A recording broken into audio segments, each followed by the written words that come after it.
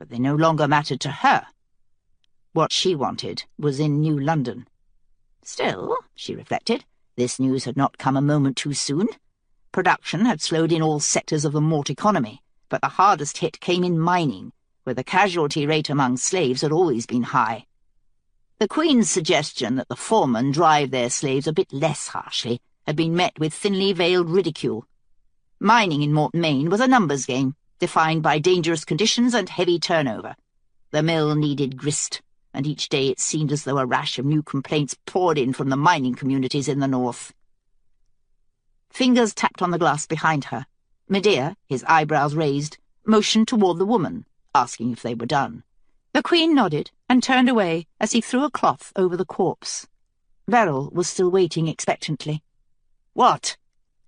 "Also a message from Lieutenant Martin in the north. 3 more attacks in Cité Marche. His intelligence suggests that rebels are planning to move on to other cities, including Domaine." "Nothing about the man Levieux?" "Nothing in the note, Majesty." "Wonderful." The Queen wondered if she truly had made a tactical error in removing Ducat to the front. Surely he would have produced some results by now. But it was too late. Ducat was nearly halfway across the Almont, and he would not take kindly to being yanked back and forth. "What do I have tonight?" Beryl closed his eyes, consulting memory. He was over 90 years old, had fallen victim to multiple frailties, but his mind remained strong and regimented. "You have dinner with the Bells, but they won't be here until 6. You have plenty of time." "I need a nap." "You take too many naps, Majesty," Beryl murmured in a tone of heavy disapproval. "There's nothing else to do. I don't sleep at night any more." This was true.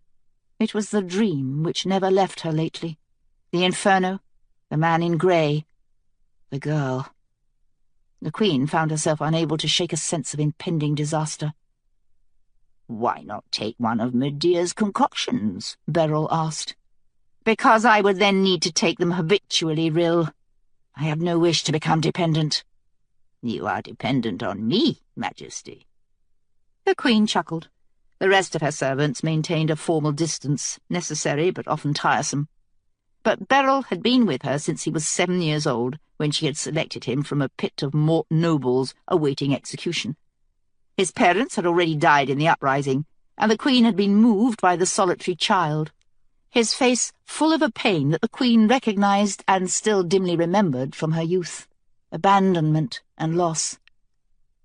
"I do depend on you, Rill. It's been a long lifetime, you and me. I would not have traded it for the wide world, lady."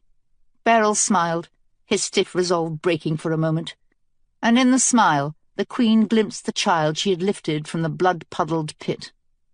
She reached down and extended a hand, and the boy had grasped it. The memory hurt. Time seemed to stretch over such an unbridgeable distance lately. The Queen cast around for something to lighten the mood. "At any rate, Medea isn't half the pharmacist he thinks he is. I've heard some ugly rumours about side effects, rashes and spots." "It makes the pages uneasy, Majesty, knowing that you don't sleep. Their anxiety then passes further down the chain." "When we take the Tearling, I'll sleep fine." "As you say, Majesty," he replied, in a tone that stopped just short of disbelief. Beryl left her when they reached the top of the stairs, heading off toward the throne room, and the Queen continued slowly on her way, perusing the 2 messages that Beryl had handed her. Ducat's note was like the man himself, brief and to the point. The invasion was proceeding as it should, the bulk of the Mort army moving steadily across the Almont plain. But Martin's words had been written hastily, the tone bordering on panic. 3 of his interrogators had been snatched off the street and found hanged from the city walls 4 days later. 2 crown armories had burned to the ground. Valet had taken an arrow in the knee from a sniper. Martin's anxiety would not help matters. As soon as Ducat reached New London and got his fill of whatever he wanted there, she would put him back on this rebellion. Her mind shied away from the word, but after a moment's thought she was forced to acknowledge its essential truth. She had a rebellion on her hands, and none of her people were equal to quelling it. In the wide, high-ceilinged corridor that led to her chambers, the Queen found 5 pages in a cluster, talking in low voices. "Surely there's something else you could be doing with your time," she remarked acidly, and was pleased to see them jump at her voice. "Go and make yourselves useful." They left, with quietly murmured apologies that the Queen did not acknowledge. Her pages behaved respectfully, but all of them occasionally betrayed the impudence of youth, impatience at having to wait on a woman they considered old. The Queen paused before entering her chamber, examining herself in one of the floor-length mirrors that stood beside the door. She was not young, no, not like these girls with their wrinkle-free eyes and upright breasts, but neither was she old. She was a grown woman, a woman who knew what she was about. "I am changeless," the Queen thought proudly, still vulnerable to weapons and wounds, certainly. But age, that relentless double-edged blade of decay and disease, would never touch her again. The Queen sobered, frowning. She would never grow old, but all the same, time had been growing on her lately. A sense of time as power, as a force that exerted incredible pressure. Her life had been long, but much of it had flown past unexamined. Only recently had the Queen begun to feel the passing years on her shoulders. Nothing so simple as mere time. Now it was history. She went on into her chambers, closing the door behind her. Beryl would bring her some hot chocolate, and that would put her to sleep for an hour or so at least. The room was nice and warm, perfect for napping. She would— The Queen nearly tripped as her feet connected with a dull, lifeless heap on the ground. She looked down, and found Mina, one of her pages, sprawled on the floor, her neck wrung so neatly that her head faced backward. The Queen spun around and stared at the fireplace. A roaring blaze was going, a pillar of flame so strong that she could feel its heat all the way across the room. "No," she began, and then a hand clamped around her throat. "You are faithless, Mort Queen," the voice hissed in her ear. She tried to scream, but the dark thing's hand had already begun to squeeze, forcing her windpipe closed. She summoned everything she had and forced it away, shoving it across the room, where it landed on a table in the far corner, breaking the wood with a dull crunch. The Queen darted behind the sofa, trying to force breath down her abraded throat, her eyes never moving from the dark mass that was just beginning to uncoil itself in the corner. Suddenly, it whipped to its feet, in a strange, unnatural motion like that of a slingshot, and the Queen shrieked. A painted clown leered at her from the shadows, pale face and lips twisted in a grin. Its eyes were a bright, burning crimson. The Queen struck again, pushing it back toward the ground. But she could strike no more than a glancing blow. The thing's flesh was strange, shifting. She couldn't grasp its outline, could not find limbs or organs or tissue. There was nothing for her mind to lay hold of. A bright jet erupted from the fire, coming straight toward her. She dove to the ground, rolling away toward the wall, and felt a rush of warm air as the sofa burst into flames behind her. The room suddenly stank of scorching fabric. The Queen tried to scramble to her feet, but a hand grabbed her arm and flung her across the room into the wall. Something crunched deep within her shoulder, and the Queen screamed, a loud, hoarse cry. She sank to her knees, and found that she could not push herself back up. Heat baked her face, the enormous carpet in front of her hearth had now caught fire as well. Her shoulder was a thicket of agony. Fists thudded against the door, and the Queen heard a babble of voices outside, but she could not wait for them, nor could they help. She found it again, coming for her now, moving silently through the smoke. It grabbed her by the hair and yanked her to her feet, and the Queen hissed as strands ripped from her head. The dark thing pulled her up and dangled her on her tiptoes. "We had a bargain, Mort whore." "The girl!" she gasped. "I can still get the girl." "The girl is mine already. She was an even easier mark than you." It smiled wide, shaking her back and forth. She screamed again. Her shoulder felt as though it was tearing in half. "She belongs to me, and I have no further use for you, Evelyn Raleigh. None at all." The chamber door burst open, the lock flying across the room. The dark thing's attention was diverted only for a moment, but in that moment the Queen suddenly saw it clearly, a shining silver shape in her mind, bones limned in red light. She found its rib cage, grabbed hold, and squeezed, catching its entire midsection in the vice of her mind. The dark thing snarled, but the Queen bore down tighter and tighter until it released her hair and dropped her back down to her feet. Its red eyes were only an inch from hers now, and the Queen shuddered at the disdain she saw there. Disdain not just for herself, but for everyone, all of humanity, whatever might get in its way. "You cannot kill me, Mort Queen," it whispered, its deep red lips parting in a grimace.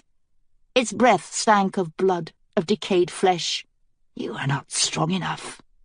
The girl will set me free, and I will not need fire to find you." The Queen sensed her guards bounding through the doorway now, vague shapes against the smoke. Beryl, too. She could feel him, loyalty and anxiety rolled up into one, all the way across the room. The dark thing squirmed within her grasp, a terrible feeling as though worms were writhing together in her mind. She tried to crush it, but she simply didn't have the force. "Get the fire out!" she screamed at her guards. "All of the fire! Put it out!" Her guards obeyed instinctively, rushing over to the bed to grab the linens. The dark thing tried to break free, but she tightened her hold again. Its outline was extraordinarily clear in her mind, but the edges were painful, a current like lightning moving beneath her hands. Power, the Queen thought dizzily. How did it acquire so much? The dark thing giggled, a lunatic chortle that almost made her lose her grip. "You will never have what you seek, Mort Queen. You will never be immortal." "I will," she panted. She thought she felt something weakening in its ribs, but couldn't be sure. The sizzling sensation beneath her hands made everything difficult to judge. "I will." "I have seen your flight, you know, pursued by a man in grey, the girl at your side. I have seen the cataclysm behind you." The Queen closed her eyes, but she could not shut the words out. "The immortal need not flee, Mort Queen. But you will flee and die, and all the accoutrements of hell will await you. Believe me, Mort Queen, for I have been there." The Queen bared her teeth as she felt something give inside its body, some small fault cracking open. The dark thing emitted a high screech, and the Queen howled in triumph. Blood trickled from her nose, but she barely noticed. She had hurt it. Only a bit, but that was enough. The dark thing was not immortal either. Perhaps she didn't have enough power to kill it. But it could be killed. Dimly she sensed her guards bringing the fire under control. But they were ignoring the hearth. "All of the fire, damn you! The fireplace as well!" Over the dark thing's shoulder a shadow loomed, a shadow that turned into Beryl coming toward them with a wooden chair grasped in his hands like a club. He swung it at the dark thing's head, and the Queen felt the impact ricochet all through her, the dark thing's outline shuddering inside her mind. It hissed, turned its head, and found Beryl. "No!" the Queen shrieked. But it was too late. Her concentration had broken. The dark thing pulled free of her, grabbed Beryl by the throat, and snapped the old man's neck with one quick twist of its hands. Beryl went down without a sound, and at that moment the fire went out, plunging the room into darkness. The bright shape in the Queen's mind flickered, faded, and finally disappeared. She sank to the floor, panting, clutching her dislocated shoulder. "Majesty!" her guard captain shouted. "Where are you?" "I'm fine, Ghislaine. Light a candle, only a candle, mind." Confusion and stumbling followed her words. The Queen crawled sideways, leaning on her good shoulder, and groping with the bad, until she reached Beryl's limp, still warm body beside the wall. As the thin glow of candlelight began to illuminate the room, she found his wide eyes staring up at her. Beryl had lived a long life, yes, and he was an old man, but the Queen could only see the child she had pulled from the pit, a tall, skinny child with intelligent eyes and a ready smile. Something contracted inside her, and she wanted to cry, but that was unthinkable. She had not shed a tear in over 100 years. The Queen looked up and found her guards circled around her, waiting, clearly frightened. They thought they would be blamed for this disaster. Blame needed to be taken for certain, and after a moment's thought, the Queen realized where the culpability lay. "My pages, get them in here." When the 5 women were all lined up before her, the Queen looked them over, wondering where the treachery lived. Juliet, who came from one of the domain's best families, and clearly intended to be queen here one day. Bree, who had once taken a whip for ruining one of the Queen's dresses. Or perhaps Genevieve, who liked to make rebellious comments in order to win the approval of the others. The Queen had never felt her own age so heavily as when she saw the 5 of them in front of her, a solid wall of unrelenting youth. "Which of you lit the fire?" She saw many emotions flit across their faces: surprise, thoughtfulness, indignation. All of them eventually settled into exaggerated expressions of innocence. The Queen frowned. "Mina is dead, but it wasn't Mina. She's never been able to light a decent fire to save her life. You know me, ladies. I am not fair. If no one admits guilt, you will all face punishment. Who defied my express command by lighting a fire?" No one answered. The Queen felt as though they stood united against her. She looked down at Beryl's body and suddenly realized the truth of things. There was no loyalty any more. Beryl, Lirian, her own people were all dead now, and she was surrounded by grasping young strangers. The bubble of anger inside her head abruptly deflated, lapsing into sorrow and exhaustion, a strange sense of futility. She could punish them all, yes, but what would that prove? "Dismissed, all of you. Get out." The guards went, but the 5 pages merely stood there, their eyes wide and confused. Blonde, redhead, brunette, even a dark, exotic Cadarese named Marina. What on earth had possessed the Queen to choose these women? She should have had men all along. Men came at you directly with raised fists. They didn't sneak up on your back with a knife. "We're dismissed, Majesty," Juliet ventured in a tone of disbelief. "Go. Find me a replacement for Mina." "What of the corpses?" "Get out!" the Queen screamed. She felt her own control slipping inch by inch, but there was no way to rein it in. "Get out of here!" Her pages fled. The Queen shuffled over to her desk, her movements strangely hunched as she tried to protect her shoulder. It was badly dislocated. Probing beneath her skin, the Queen sensed the outlines of the problem, a contortion of the musculature. Setting it straight would hurt like a bastard, but the Queen had bigger problems. The dark thing's face hovered in front of her, eyes bright and gleeful. It thought it had the girl now, and the girl was all it wanted. Worse, it had called the Queen by name. How could it know? She raged inwardly. No one could know. She had covered her tracks too well. Evelyn Raleigh was dead, but still the dark thing had called her by name. "Evie!" The voice echoed in a corner of her mind, her mother's voice, always a trifle impatient, always exasperated at what was lacking in her daughter. "Evie, where did you get to?" The Queen sat down at her desk. Moving carefully to spare her dislocated shoulder, she opened a drawer and took out a small portrait in a sanded wood frame. The portrait was the only tangible thing left to remind the Queen of her early life, and sometimes she toyed with the idea of throwing it away, but it had been too important to a young and desperate girl, and it had taken on the quality of a talisman. For a brief time the Queen believed the portrait had even kept her alive. Whenever she tried to discard it, something always held her back. The woman in the portrait was not the Queen's mother, but when the Queen was young, she would have given the world to make it so. The subject was a brunette, heavily pregnant, her skin browned from long hours spent in the sun. This portrait was old. The woman wore clothing too shapeless to be from anything but the landing era, and a primitive bow was strung across her back. Her face was beautiful, but it was not the easy, careless beauty of any Raleigh queen. This woman had suffered. There were scars on her collarbone and neck, and her face was lined with long-healed pain. But there was no bitterness there. She was laughing, and her eyes radiated kindness. Flowers were woven in her hair. When the Queen was young, she would spend hours staring at this picture, her guts knotted in jealousy. Not of the woman, but of the child in her belly. She wished she knew the woman's name, but even in the keep gallery the picture had never been labelled. "Evie, why'd you make me wait?" "Shut up," the Queen whispered. "You're dead." Thinking of the past was a mistake. She tossed the picture back in the drawer and slammed it shut. If the dark thing had no use for her any more, then she held no leverage. She could not prohibit fires forever. Sooner or later, what had happened today would happen again.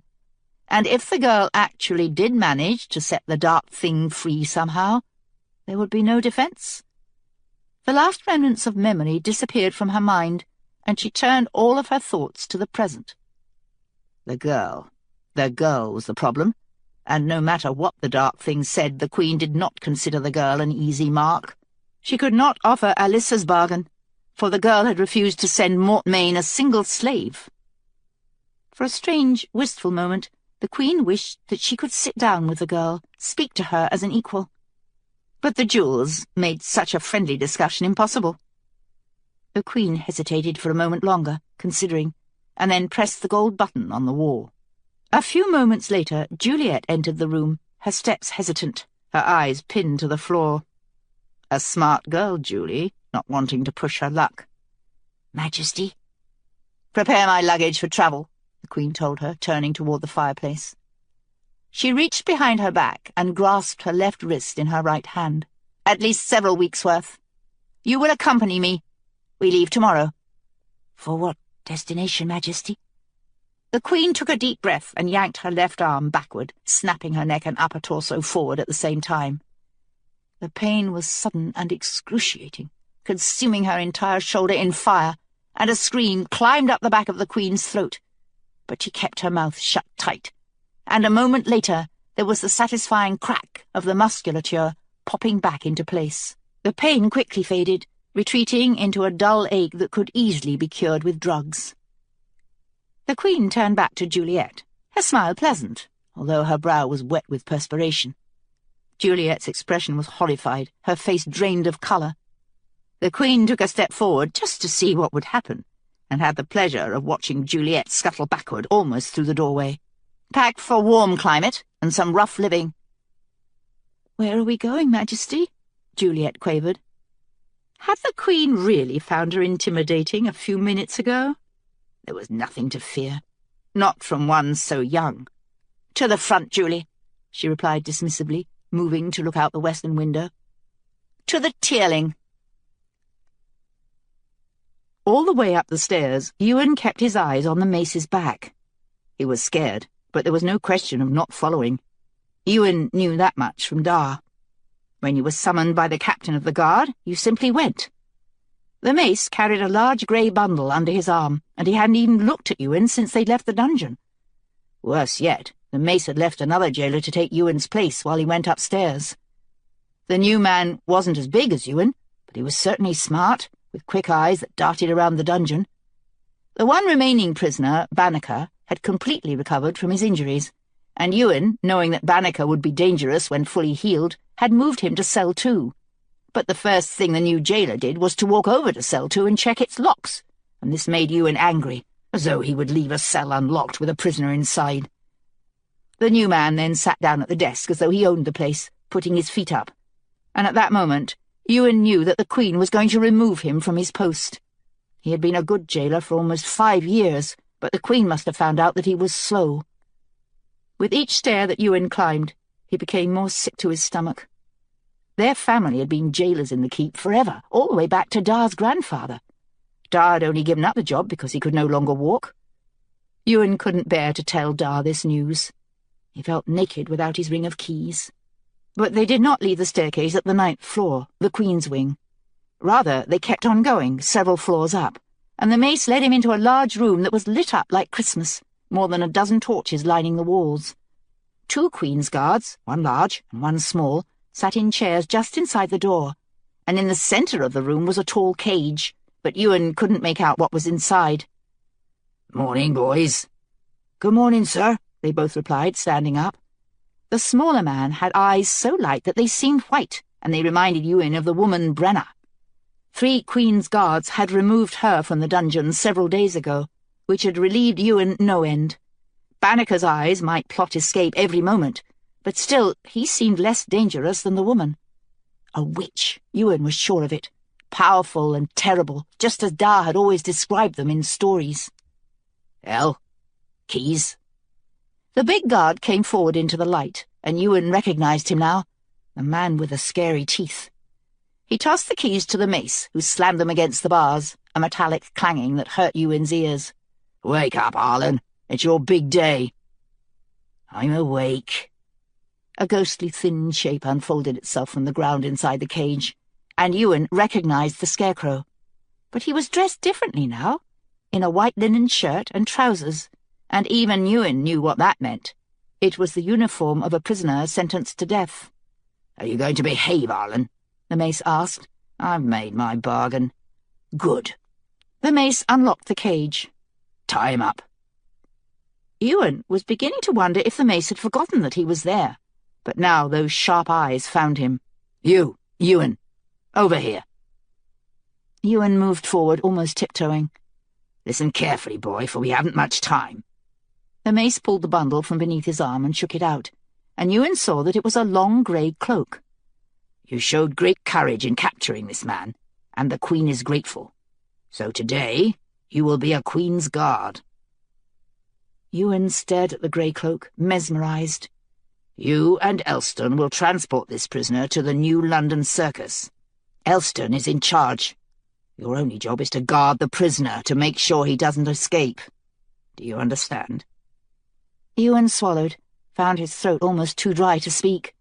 "Yes, sir." "Good. Here." Mace held out the cloak. "Put it on, and come help us." The deep grey fabric was soft, softer than any clothing Ewan had ever owned. He fastened the cloak around his shoulders, trying to puzzle out what was happening. He knew that he couldn't be a Queen's Guard. He wasn't smart enough. But they were waiting for him beside the cage, so he hurried over and stood at attention. The short guard had already tied the prisoner's wrists. "We're taking him out the gate." "Christ, they'll slaughter him before she can execute him." "Maybe, but she wants to give him a show." Together, the 3 of them marched the prisoner between them, out the door and down the stairs. Here, at least, was something that Ewan understood, lessons learned from years in the dungeon. He kept his eyes on the Scarecrow's back, looking for the smallest twitch, the slightest sign that his prisoner meant to bolt. When the prisoner coughed, Ewan put a quick hand on his arm. As they descended the staircase, Ewan checked the position of his knife, and found it right where it should be, tucked into his belt. "One job," Da had always said, "and one job only, you. Make sure they don't run. The rest is for someone else." At the bottom of the stairs, they came around the corner toward the keep gate, and Ewan saw a group of people on horses. The Queen was there, sitting atop a brown horse dressed in a long black dress that draped over the horse's flank.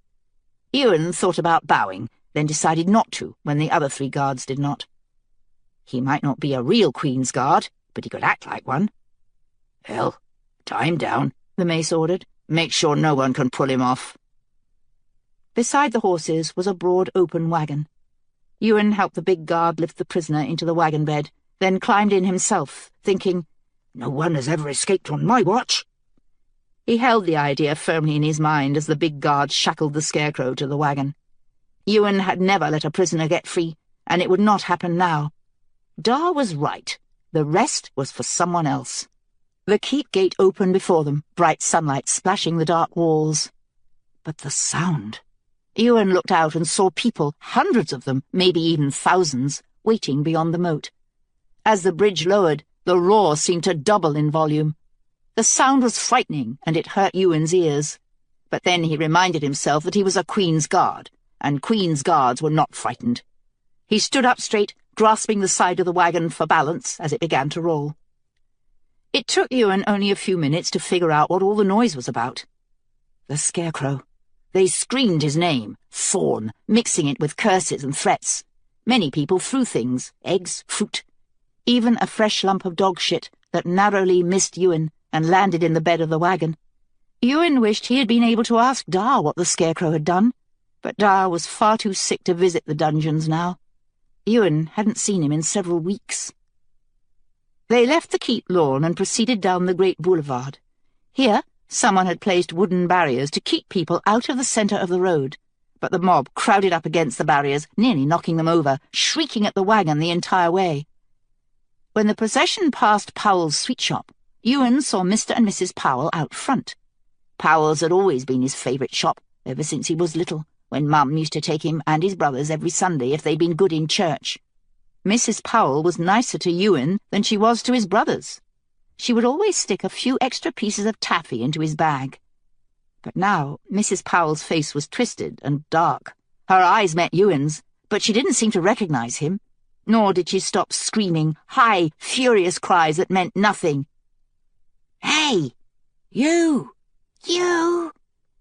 Ewan looked around and saw his brother Peter clinging to the top of a lamp-post with one hand, waving wildly with the other. Peter pointed beneath him, and Ewan saw that they were all there, Arthur and David, his two younger brothers, and Dar. Even from this vantage, Ewan could see that Dar was leaning heavily on Arthur's arm, that he would have fallen over without help. Ewan longed to wave at Dar, but he could not. He was a Queen's Guard, and he sensed the mace watching him, looking for him to make a mistake. Dar didn't wave. He was too weak, but his old eyes were gleaming, and he smiled as Ewan went by. As they left the boulevard and entered the twisting labyrinth of streets that led to the circus, Ewan finally turned his attention back to the wagon. The crowd followed, screaming blood and murder behind them. But Ewan no longer heard them. He had never imagined that one single moment of life could be so important. He was a Queen's Guard, and Dar had seen, and Dar was proud. For the first few minutes, Kelsey had been able to convince herself that the crowd was merely expressing healthy anger. 17 years of the lottery required some outlet, and Thorn was the perfect target, for he stood nonchalantly in the wagon, smiling, as though he had not a care in the world, as though he were going to a Sunday picnic rather than his own death. The crowd hurled objects at Thorn, howling like animals, and by the time the procession reached the circus, Kelsey could no longer deceive herself about what was going on here. This was not a crowd, but a mob, and it was only winding itself up as the procession continued. The circus was New London's unofficial plaza, a wide oval of broken paving stones at the centre of the city. It was a convenient place for meetings, for it stood at the intersection of 5 streets, and its perimeter was dotted with pubs. But today, the plaza was dominated by a high wooden structure, a scaffold, built by contractors in the past week. The platform was taller than Kelsey had expected, perhaps 10 feet high, and the scaffold itself seemed to loom over the crowd below. 3 long, twisted ropes, ending in nooses, dangled from the crossbar. 2 of them were already occupied, tightened around the necks of Liam Banneker and brother Matthew. Kelsey had expected some pushback from the Arvath. Technically, only the Holy Father could sentence one of his people to death, but there had been nothing from the Holy Father for days. No complaints or demands. He was waiting for something, Mace had said. But if Mace knew what the something was, he kept it to himself. Kelsey had hoped that the sight of the rope would touch Thorn, even a little, but he continued to smile broadly, and the crowd screamed louder, and their fury fed his smile, and his smile fed their fury, until it sounded as though the world was ending. Everywhere she looked, Kelsey saw clean hate, eyes and faces and mouths burning with it. Even the evacuees, men and women in the thick patched trousers and loose shirts of the Border Hills and Eastern Almont, had come into the city to see Thorn hang. But Thorn seemed not to care. There must be something, Kelsey thought, her eyes pinned on him, something that would break him. She turned to Mace, but he was keeping a careful eye on the boy, Ewan, watching to see that he did not get distracted. Mace thought all of this energy expended on Ewan was a waste of time, but there were some things that you could never explain to Mace. For perhaps the 1000th time, Kelsey wondered what had happened to him to make him so immune to kindness. In this respect, at least, Thorn had won the chess match. Kelsey never really stopped wondering about Mace anymore, about the strange childhood where Mace and Thorn and Brenner had somehow intersected. But if she asked Mace, he wouldn't tell, and if she ordered him, she would be a tyrant, and he wouldn't tell anyway. Thorn had refused to speak another word, even to the last, But Kelsey had kept her end of the bargain. Brenner was now installed in the keep proper, 5 floors below the Queen's wing, to Kelsey's relief, and each day one unfortunate guard had to go down, bring her food, and guard her chamber for the day. Mace had begun to treat the duty as a punishment for small infractions by the guard, and according to him, it had been surprisingly effective. Kelsey could ask Brenner about Mace's origins, perhaps, but she couldn't imagine that the albino would be willing to tell her anything. She had considered bringing Brenner down here today, but in the end decided that such a move would be too cruel. Now she wished she had done it, just to see the look on Thorne's face. Maddening to have so many questions to which the answers were hidden by a single pitiless mind. Kelsey was pleased to see that Ewan's size, at least, was an advantage here. After they stopped the wagon, Ewan held Thorne's arms tightly, while Elston dealt with the knots. Normally it would have been Kib with Elston, as always, but Mace was still testing Kib, trying to analyse what had changed since his illness. Kib was different. Even Kelsey could see it. He sang less, laughed less, seemed more introspective. From time to time, Kelsey would catch him staring at her, puzzled, as though trying to decipher some code that only the two of them understood. At the foot of the scaffold, Kelsey dismounted and headed up the stairs to the platform, surrounded by her guard. The crowd howled around her, a sound for nightmares, but she no longer minded, for the cacophony fit her mood. After months spent hunting for Thorne, this should have been her day of triumph. But somehow everything had gone wrong.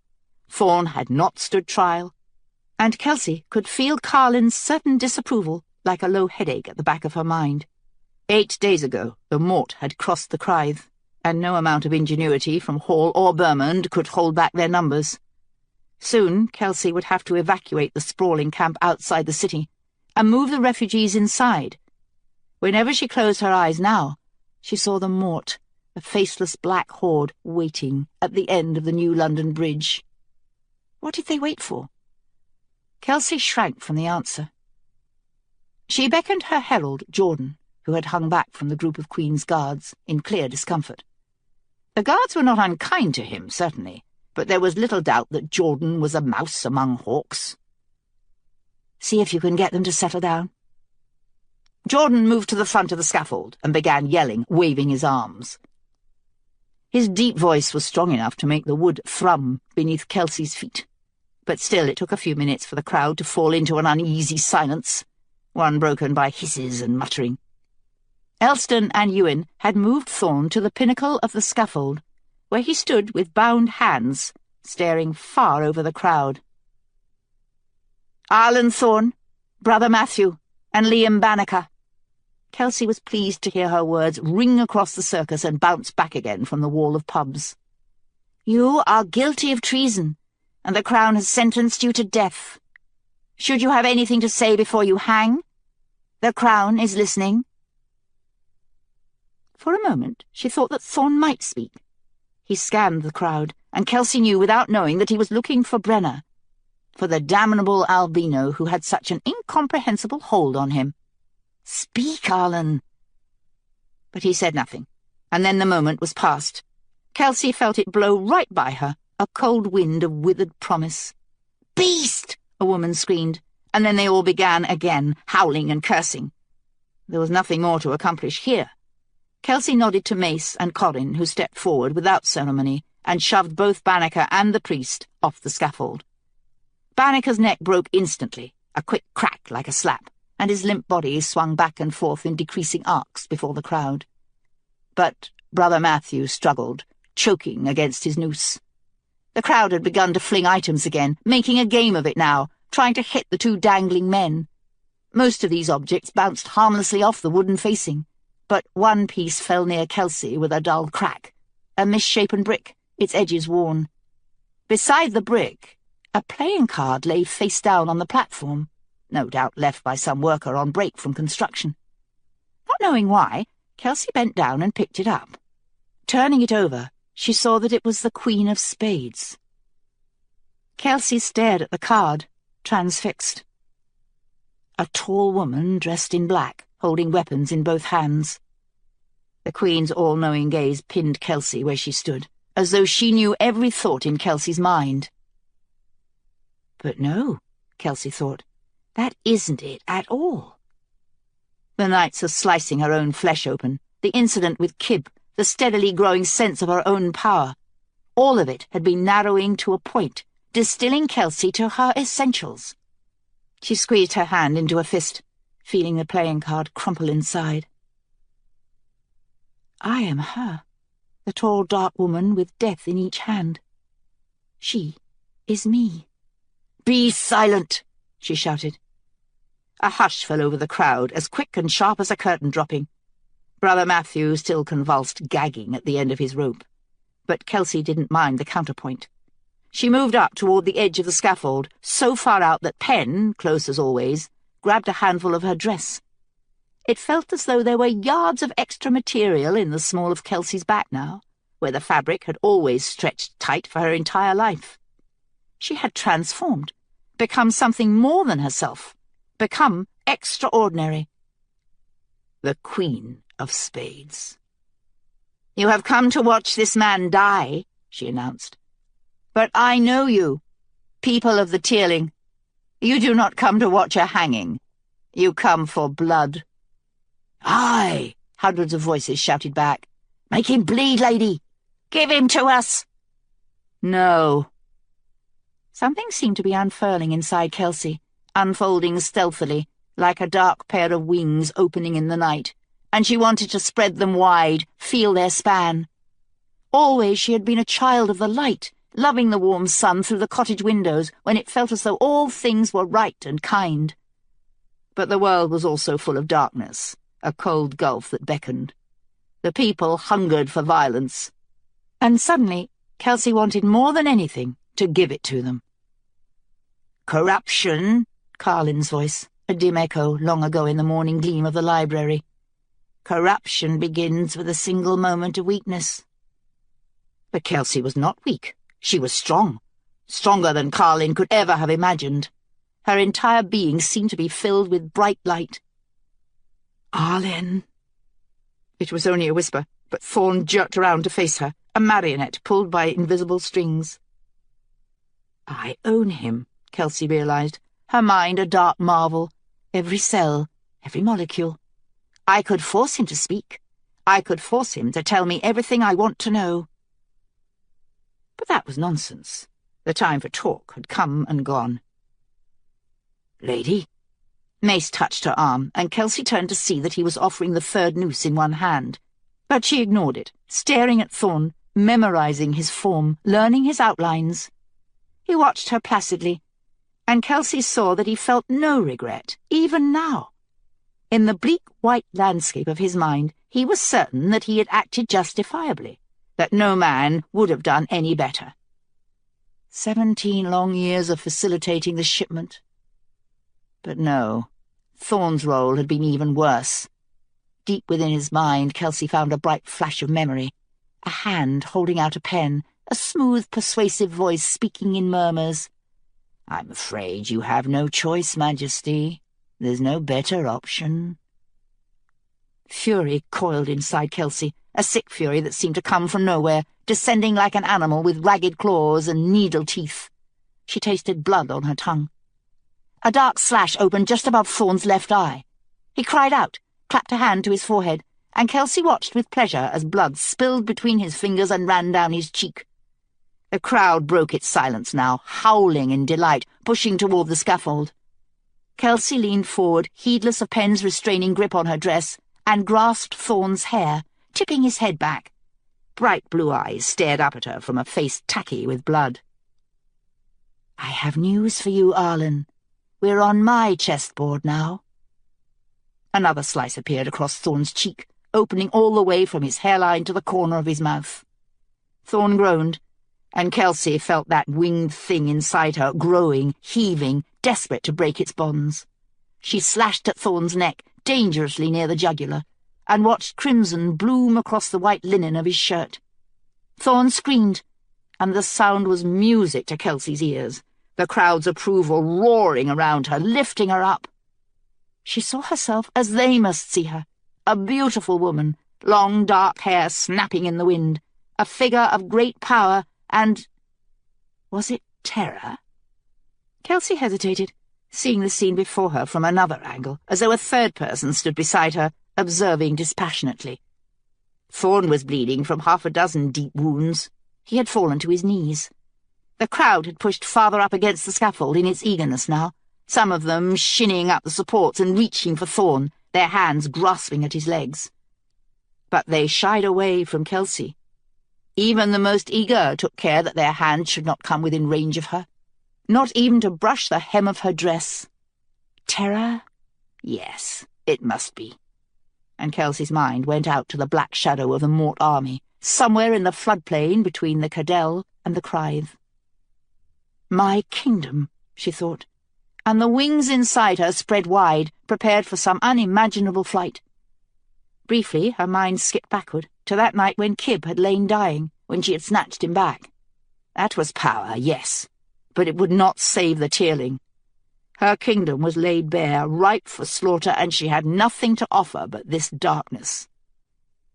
The black wings folded, enclosing Kelsey in their embrace, and she nearly sighed at the relief she found there, a bottomless fathom where no light ever shone, where all choices were easy, because all choices were one. She returned to Thorn, pushing past his skin, seeking the meat beneath. Her mind had sharpened into a killing blade, and she'd launched into the creature in front of her, slashing everything within her reach, feeling a sweeping excitement as tissue shredded away from bone. Thorn howled, his body becoming misshapen as the inner upheaval played out across his skin. Blood gouted from his nose, spattering the hem of Kelsey's dress, but she barely noticed. She was already digging into the meat of his chest, looking for his lungs. She found one, constricted it, and felt it pop with sickening ease.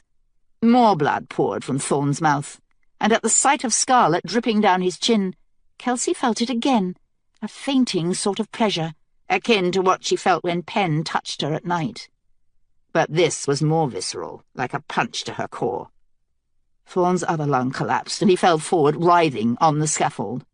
The crowd screamed with delight, and the sound lifted Kelsey up. Her entire body felt charged, electric.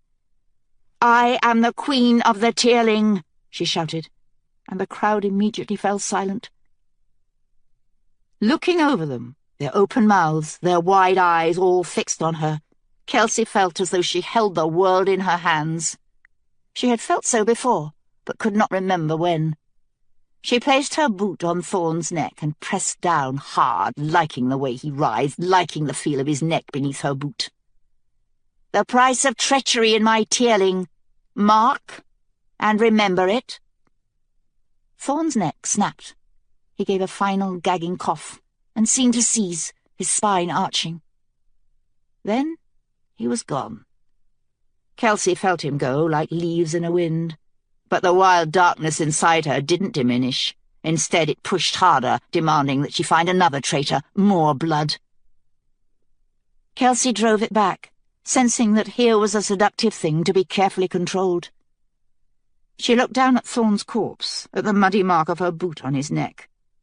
The darkness in her mind faded to white, then disappeared. "To the Queen!" a woman's voice shouted. "To the Queen!" Kelsey looked up and saw cups upraised all across the crowd. They had come prepared to celebrate when the deed was done. She had given the crowd what they wanted, what they needed, but still Kelsey hesitated, a trickle of anxiety fermenting in her belly now. Who did those things? The Queen of Spades? Or me? Mace placed a cup in her hand, and Kelsey suddenly understood that the drinking was a ritual. She raised the cup to the crowd, wondering if there were any specific words she was supposed to say. No, she was the Queen. She could make up her own words, her own ritual, and they would trump everything that had come before. "The health of my people," she shouted. "The health of the Tearling." The crowd roared the final words back to her, and then drank.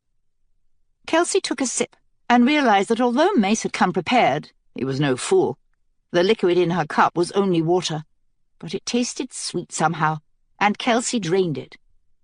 When she turned to give the cup back, she found Mace still holding the noose in his other hand. Although his face was blank, Kelsey sensed disapproval beneath. "Well, Lazarus?" "You've changed, lady. I never thought to see you bow to the will of the mob." Kelsey flushed. The realization that Mace could still do that, make her feel ashamed with a single cutting remark, was unwelcome. "I bow to no one." "That I can well believe." Mace turned away, and Kelsey grabbed his arm, desperate to make him understand. "I haven't changed, Lazarus. I've grown older, that's all. I'm still me." "No, lady," Mace sighed, and the sigh seemed to pass through Kelsey, a breath of doom on cold wings. "Tell yourself whatever pleasing stories you want, but you're not the girl we took from the cottage. You've become someone else."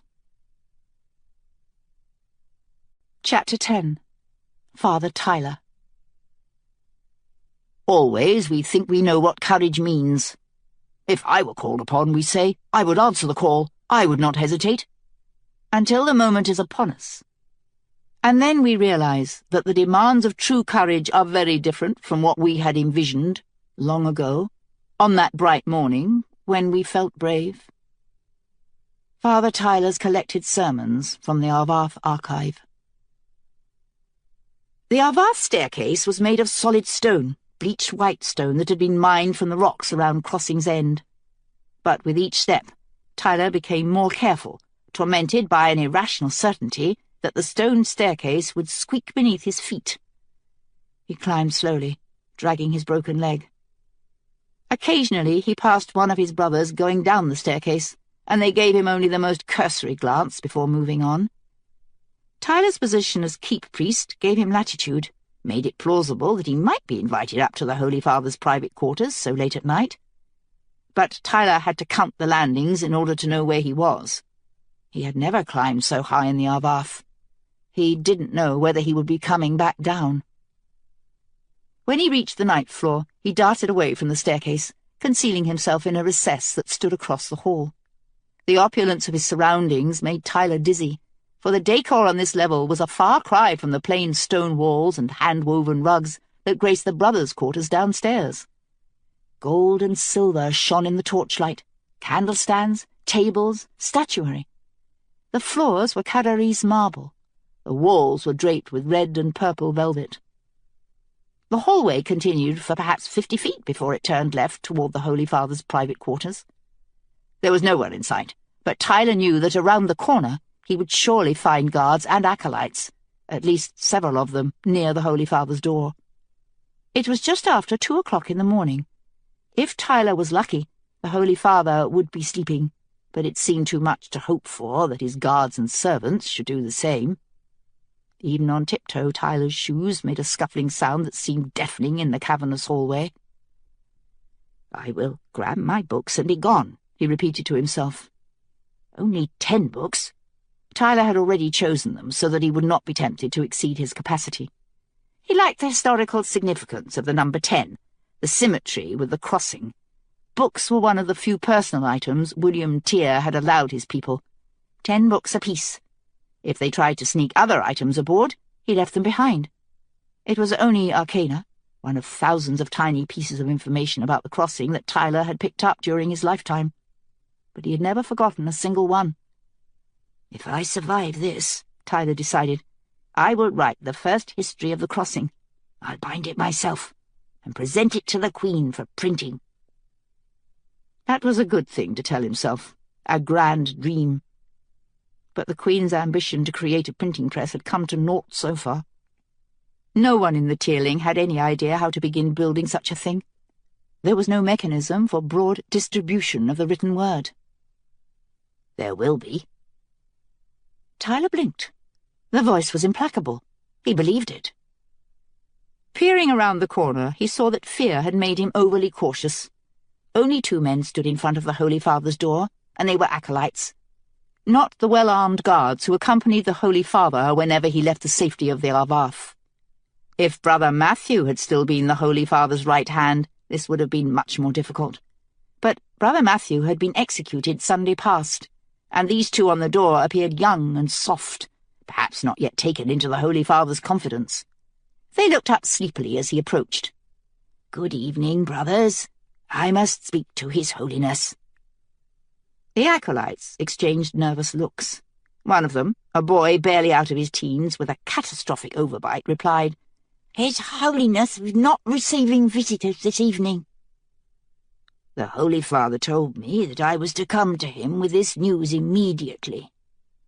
They shot each other another uncertain glance. Indecisive, these two, and poorly trained.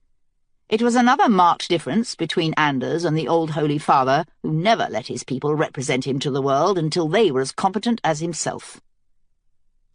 "Surely it can wait until morning?" the second youth asked. He was even younger than the first, still young enough for pimples to dot his face in small clusters. "It cannot," Tyler answered firmly. "This is news of the most vital importance." They turned away from him and held a huddled conference. Despite his anxiety, Tyler was amused to hear the two of them begin a game of rock, paper, and scissors to decide who would go in. After 3 tries, the young man with the overbite lost, and slipped white-faced through the great double doors. The other acolyte did his best to appear professional while they waited, but he yawned continually, ruining the illusion. Tyler could only pity him, this boy growing up directly under Anders' eye and tutelage. He could not imagine how the boy would conceive of his church, his God. "I should check your bag," the boy ventured after a few moments. Tyler held out his satchel, and the acolyte peered inside. But all he saw was Tyler's old Bible, a heavy hardcover given to him by Father Allen on his 8th birthday. The acolyte handed the satchel back, and Tyler replaced the strap over his head, settling the bag across his body. Sometime in the last few minutes, his fear had begun to ebb, leaving something electric in its wake. His heart seemed too big for his chest. The other acolyte's head appeared from the doorway, and Tyler could not mistake the look of relief on his face. Tyler was wanted. "Please, come in." He opened the door wide, and Tyler followed him into what was clearly a common room of some sort, an enormous chamber with high ceilings and thick rugs. Oil painting covered the walls, and velvet sofas were scattered throughout the room. The acolyte did not look at any of these things, keeping his gaze straight ahead. But Tyler, who glanced around the room in curiosity, let out a startled gasp. To his right, a woman lay sprawled on a low sofa, completely naked, her limbs thrown every which way to conceal nothing. It was the first time in his life that Tyler had seen a woman's bare breasts, and he turned away quickly, embarrassed both for her and for himself. But the woman seemed entirely oblivious of their presence, her eyes wide and unfocused. "Please, wait here," the acolyte told him, and Tyler halted abruptly as the boy continued onward toward a large arched doorway at the far end of the room. Left alone, Tyler was unable to stop staring at the woman on the sofa, at her breasts and the dark triangle between her thighs. Although he felt no lust, his age had moved him past that particular indignity. The sight of these things was fascinating. The woman had long dark hair that fell in ribbons over the edge of the sofa, and she returned his gaze without shame. As Tyler's eyes adjusted to the dim candlelight, he spied a syringe within the crease of her elbow, the head of a needle still buried deep in her arm. Having seen this, he could not help seeing other things. A vial of white powder still uncapped on the low table between them, a spoon bent and twisted through long misuse, deep bruising that went halfway up the woman's other arm. She was not young, this woman, but her body was still lithe. And to Tyler's eye, the needle in her arm seemed a ruinous thing, a perversion of potential. "Who are you?" she asked Tyler, her voice wet and slurred. "Never seen you before." "Tyler, you a priest?" "Yes."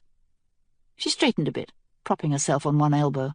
Her gaze had sharpened slightly. "Never seen a naked woman before, eh?" "No," Tyler replied, dropping his gaze to stare at the ground. "I'm sorry." "Don't be sorry. I don't mind if they look." "Who's they?" "Oh." The woman looked off into the corner, her eyes turning vague again. "All of them. Other priests. The ones who visit. They never stop at looking." Something turned over in Tyler's stomach. "You won't touch, will you?" "No." "Want a hit?" "No, thank you." Tyler pulled the ancient Bible from his bag, fingering the edges of the cover, touching the pages. It felt very solid in his hand. "What's your name?" "Maya." "Tyler, what brings you to me so late at night?" But the Holy Father already knew. His face radiated good humour. He wore a hastily tied robe of black silk, and his hair was mussed, but he made no attempt to repair his appearance. And Tyler remembered suddenly that there was a second woman here, that the Holy Father kept too. He had forgotten to include the women in his calculations, and their presence would make his enterprise more dangerous. For a moment, Tyler considered begging off, lying to the Holy Father, and then simply leaving the Arvath under the cover of night. But then, thinking of his books, he screwed up his courage, set his face in grim lines, and announced, "It's done, Your Holiness." "The Queen took the substance?" "Yes." "So late?" "The Queen sleeps little these days, Your Holiness." This at least was true. Tyler, who had spent several recent nights on his favourite sofa in the Queen's library, had been awakened more than once by the Queen herself, touring her bookshelves, touching each book in turn. She wandered the wing, trailed doggedly by Pen Alcott, but always she came back to her library for solace. She and Tyler were alike that way, but whatever the Queen was looking for, she did not find it. Except for the times when she fell into her strange catatonic states, and thank God the Holy Father knew nothing of those, she seemed to sleep very little. "She took it in tea, perhaps an hour ago." "Well, this is splendid news, Tyler." The Holy Father clapped him on the back, and Tyler had to fight not to shrink away. Maya was staring at the two of them now, her eyes narrow and sharp. "My books, Your Holiness." "Well, I think we'll wait and make sure the deed is done, Tyler. You understand?" The Holy Father grinned, a predator's grin that consumed his whole face. Tyler's hands tightened on his Bible, but he nodded. "May I not even have a glimpse of my books, Your Holiness? I have missed them." The Holy Father stared at him, a moment that seemed very long. "Certainly, Tyler. Come with me. They're in my bedchamber." From the corner of his eye, Tyler saw Maya's mouth drop open in dismay. Her presence could wreck everything, but there was no turning back now. The moment the Holy Father turned away, Tyler swung the Bible with all of his strength, the way a woodsman would swing an axe. The heavy book connected solidly with the Holy Father's head and knocked him sprawling, but the blow had not been enough. The Holy Father pushed himself to his hands and knees, drawing deep breath, preparing to shout. "Please, God," Tyler breathed. He limped forward and raised the Bible and brought it straight down on the back of the Holy Father's head. The Holy Father dropped soundlessly to the rug, and this time he lay still. Tyler looked up and found Maya staring at him with wide eyes. He tucked the Bible back into his bag, raising his hands to show that he meant her no harm. "My books. He was lying, wasn't he? They're not here." "They took them out a week ago, down to the basement." This, more than anything else, told Tyler that the promise of a reward had been a lie. If he'd done the deed, the Holy Father would have, what, killed him? Tyler considered the man on the ground for a moment. He was breathing, Tyler noticed gratefully, before he saw the clear path, the smart move. The Holy Father would have handed him over to the mace. "Thank you, God," Tyler breathed, "that I did not do it." "You're the Queen's priest," said Maya. "Yes." Tyler edged toward the door, listening, but there was no noise from outside. Still, he should leave now, before the Holy Father regained consciousness, before the woman raised the alarm. He grasped the handle, but her voice stopped him. "Is the Queen good?" Tyler turned and saw that Maya's eyes had filled with alarming need. He had seen similar desperation long ago, out in the countryside, when dying parishioners would ask a still unordained Tyler to take their final confessions. For some strange reason of her own, Maya needed him to answer yes. "Yes, she's good. She wants to make things better." "Better for who?" "For everyone." Maya stared at him for a moment longer, then scrambled up from the sofa. Tyler was no longer embarrassed by her nakedness. In fact, for a few moments he'd forgotten all about it. Maya hurried over to the Holy Father's prone body, reached beneath him, and pulled a chain over his head. On the chain was a small silver key. "I need to leave," Tyler told her. He did not want to abandon her here, she was so terribly troubled, but he could not take her with him, even if she wished to flee. Adrenaline had departed, and was rapidly being replaced by the full realization of what he had done. His leg was even worse than he'd thought. Going up the stairs had strained it badly. The journey downward would be terrible. "My mum was a pro, priest." "What? A pro? A prostitute?" Maya crossed the room and crouched down in front of a glossy oak cabinet, her movements sure. Tyler barely recognized the languid addict of a few moments before. "Mum used to talk to us about the things she would do someday, the one important thing that would wipe out all the years before. You only got one moment, Mum said, and when it came, you had to jump, no matter the cost. I really need to. He tells us about the invasion. Soon the mort will be at the walls, and there are too many to hold back. It will take a miracle." The lock clicked, and Maya opened the cabinet, then looked up at him, her face suddenly shrewd. "But they say the Queen is full of miracles."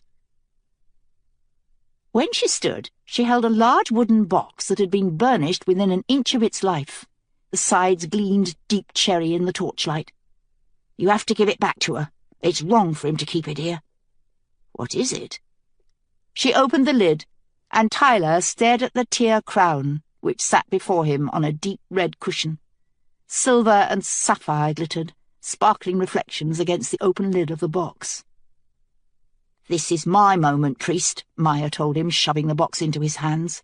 "Take it, and go!" Tyler considered her for a moment, thinking again of the farmers he had known in his youth, dying in their huts, desperate to confess, and he wished that he could suspend time, even for an hour, to sit and talk to this woman who had never had anyone to listen. Her dark eyes were entirely clear now, and Tyler saw that they were beautiful, despite the lines that shrouded them like hoods.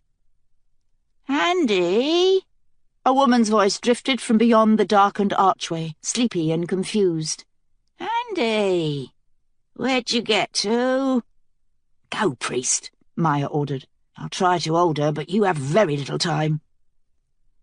Tyler hesitated a moment longer, then took the box and tucked it alongside the Bible in his satchel. For a moment, grief over his books threatened to overtake him, but he would not give it space, was ashamed to even feel it now. He had lost his library, but the woman before him was risking her life. "Go," she told him again, and Tyler limped for the doors, opening one of them just wide enough to let himself through. His last glimpse of Maya was fleeting, a quick flash of her staring at the vial on the table before he shut the door behind him. The two acolytes leaned against the wall on either side, so casually that Tyler wondered if they'd been eavesdropping. Overbite eyed him narrowly, then asked, "Does the Holy Father want us?" "No, I think he means to retire for the rest of the night." Tyler turned and started down the hall, but he only made a few steps before a hand fell on his shoulder. "What's in the bag?" Overbite asked. "My Bible." "And what else?" "My new robes," Tyler replied, amazed at how easily the lie came to him. "The Holy Father has granted me a bishopric." Both of them drew back, trading anxious glances. In the hierarchy of the Avath, the Holy Father's personal aides, even the acolytes, carried more weight than any priest. But a bishop was another matter. Even the least powerful of the bishop's college was no one to argue with. As if by mutual consent, the two acolytes bowed and backed away. "Good night, Your Eminence." Tyler turned and limped down the hallway. He guessed he had 2 minutes at most before they realized that his story was absurd. The Holy Father didn't keep spare sets of bishop's robes around to hand out like candy, and the other woman might raise the alarm at any time. Tyler paused at the top of the staircase, looking down at its concentric squares as one would face a mortal enemy. His leg was already throbbing, bright flashes of pain that travelled like a current from hip to toe. He wished he could take the lift, which ran a limited service at night to serve the Holy Father's level.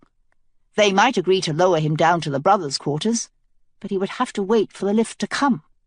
The lift was stowed on the lowest floor of the Arvath at night, and if the alarm was raised while he was still on it, he would be stuck, held between floors until Anders' guards came to take him. No, it would have to be the stairs, and considering the way Tyler's leg felt at the moment, he wouldn't get far before he had to hop. Tyler grimaced, clenched his tongue between his teeth, and started downward, leaning heavily on the handrail. His satchel bounced against his hip with each step, rhythmic drumming that did nothing to help his arthritis. 1 floor down, he clutched the bag, trying to keep it still, and felt the sharp contours of the wooden box inside. I am part of God's great work. This thought had not crossed his mind in a long time. He thought of the woman, Maya, and felt a wave of sick guilt crash through him. He had left her there, in front of a table full of morphia, to endure whatever punishment Anders might mete out. 2 floors down. Now Tyler was hopping in earnest, holding his bad foot suspended in mid-air and clutching the handrail for dear life, using a tiny leap to propel himself down each step. His good leg was beginning to ache as well now, long unused muscles threatening to cramp. He didn't know what would happen if the leg seized before he finished the staircase. 3 floors down.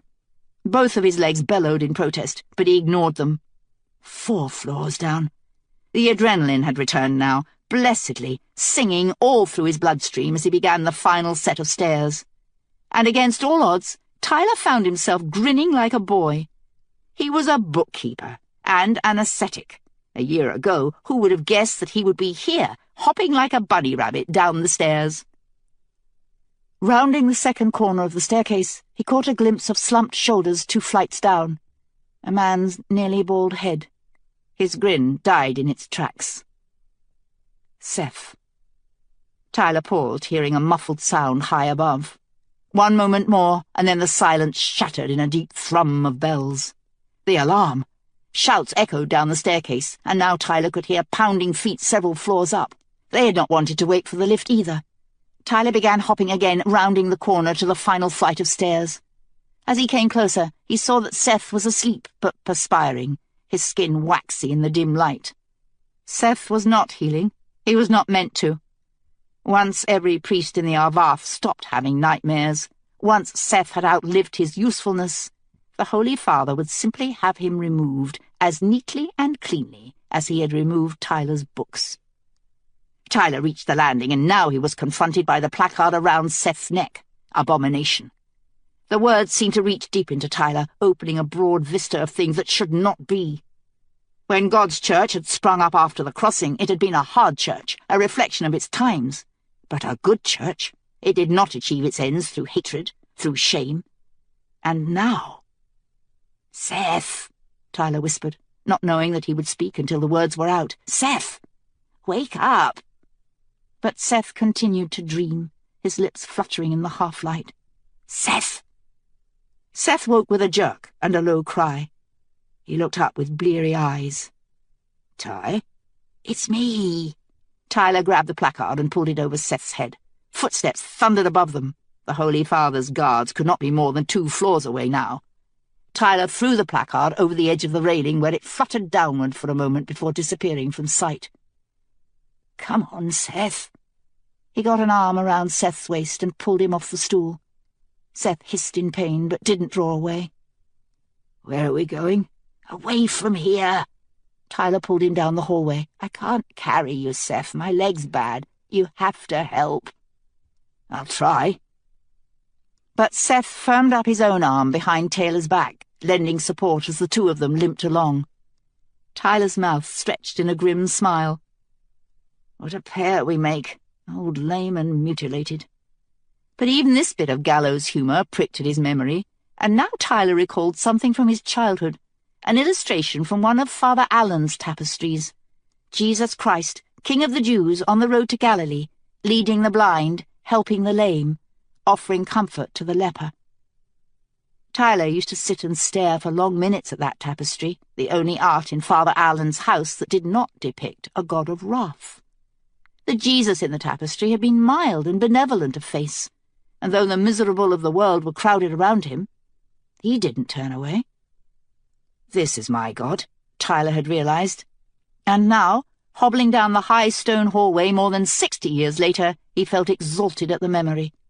His broken leg buckled beneath him, and he thought he would pitch forward, bringing Seth down with him, both of them tumbling over the flagstones until they fetched up against the wall. But then Tyler felt them, invisible hands gripping his legs, bolstering his knee, helping him to run. "Seth!" he gasped. "Seth! He's with us!"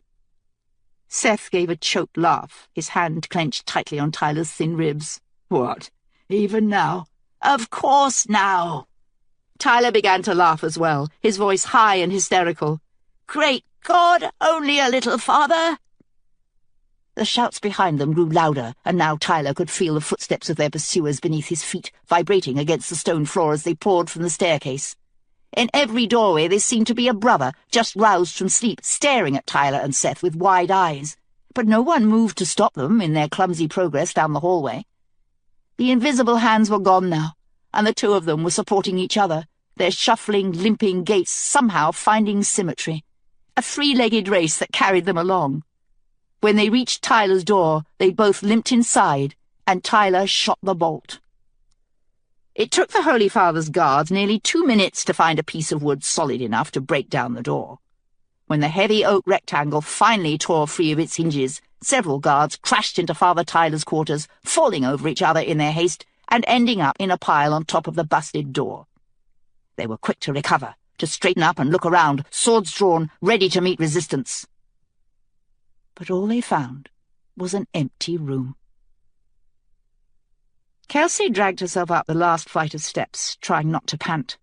She was carrying less weight, but the miraculous change to her exterior had not gotten her into good condition. Mace was beside her. Penn had gone on leave for the weekend. Kelsey had no opportunity to speak privately to him before he left, but she couldn't help wondering whether he would go to see the other woman. It was none of her business, Kelsey told herself, and yet 5 minutes later she would find herself thinking about it again. She had wanted this thing to mean nothing to either of them, but was quickly discovering that it didn't quite work that way. She reached the top of the stairs and found herself gazing over the high wall that bordered New London's eastern side. From here she could look out across the Cadell and over the Almont, now mottled green and brown in the late summer. Beneath the city's walls, just on the far side of the Cadell, lay the refugee camp, more than a mile of tents and hastily built shelters spread across the banks of the river. From this distance the people in the camp were ant-like, but there were more than 500,000 of them down there. The Cadell provided plenty of water, but sewage was becoming a problem, and despite the huge stores that Mace had brought in, the camp would soon run out of food. It was the height of harvest season, but no one was farming the Almont. Even if the Tearling somehow made it through the invasion, fruit and vegetable stores would be decimated for years. Some families in the north, near the Fairwich, had elected to remain and take their chances, and so had a few isolated villages on the Cadarees border. But most of the Tearling was now crammed in and around New London, and Kelsey sensed the kingdom before her as a vast wasteland under a grey sky. Nothing but deserted villages and empty fields. Haunted. Perhaps 10 miles distant, sprawled near the horizon, was the Tier Army, a cluster of tents that had faded from long use. The army was massed on the banks of the Cadell, at the point where the river suddenly bent to begin its twisting journey around New London. Her army appeared unimposing, even to Kelsey, and it was not helped by comparison with what lay on the horizon. A vast dark cloud, the subtle haze reflected from many miles of black tents, black banners, and the innumerable hawks that now soared over the Mort camp at all times. Hall had caught the Mort napping beside Lake Karchmar, but that would never happen again, for now the Mort had come up with some sort of sentinel species to overfly their camp. Unlike most Mort hawks, which would not cry out, these birds emitted an ungodly shriek whenever any of Berman's soldiers tried to approach. Several scouts had been caught in this manner, and now Berman was forced to keep an eye on the Mort from a distance. But not for long. They were coming, and they were coming fast. Hall's missives came without judgment, but Berman's were a constant stream of reprimands, and Kelsey knew that he was right. She had made a great mistake, one that her entire kingdom would suffer for, and although she was not certain that all other options would not have been greater mistakes, this one seemed to demand punishment.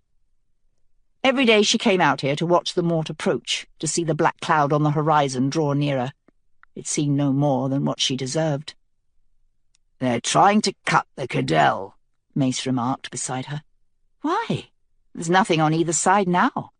"If they come up the bank and try to cross the river in front of the city, they would lose considerable numbers to our archers. But if they hold both banks, they can come with defences ready, be impervious to arrows. Then they can simply focus on scaling the walls and taking the bridge." Even Mace was a pessimist now. There was no hope anywhere unless Kelsey could make it herself. The thought sickened her. When she looked in the mirror this morning, a beautiful brunette stared back at her. But not just any brunette. Lily's hair, Lily's face, Lily's mouth. The two of them were not identical, not by any means, but individual pieces were beginning to match. Kelsey and Lily were sharing a life. Now, it seemed, they would share a face as well. But Kelsey's eyes had never changed. They were still Raleigh eyes. Her mother's eyes, twin spots of deep green carelessness that had brought down an entire kingdom. "Glory to the Queen!" The shout came from below, from the bottom of the inner wall, where several members of her guard had blocked the stairwell. Kelsey peered over the edge and found a crowd of people gathered at the foot of the stairs. They waved furiously, a sea of upturned faces. "I think I can save them." Kelsey dug up a confident smile and waved back, then returned her attention to the Almont.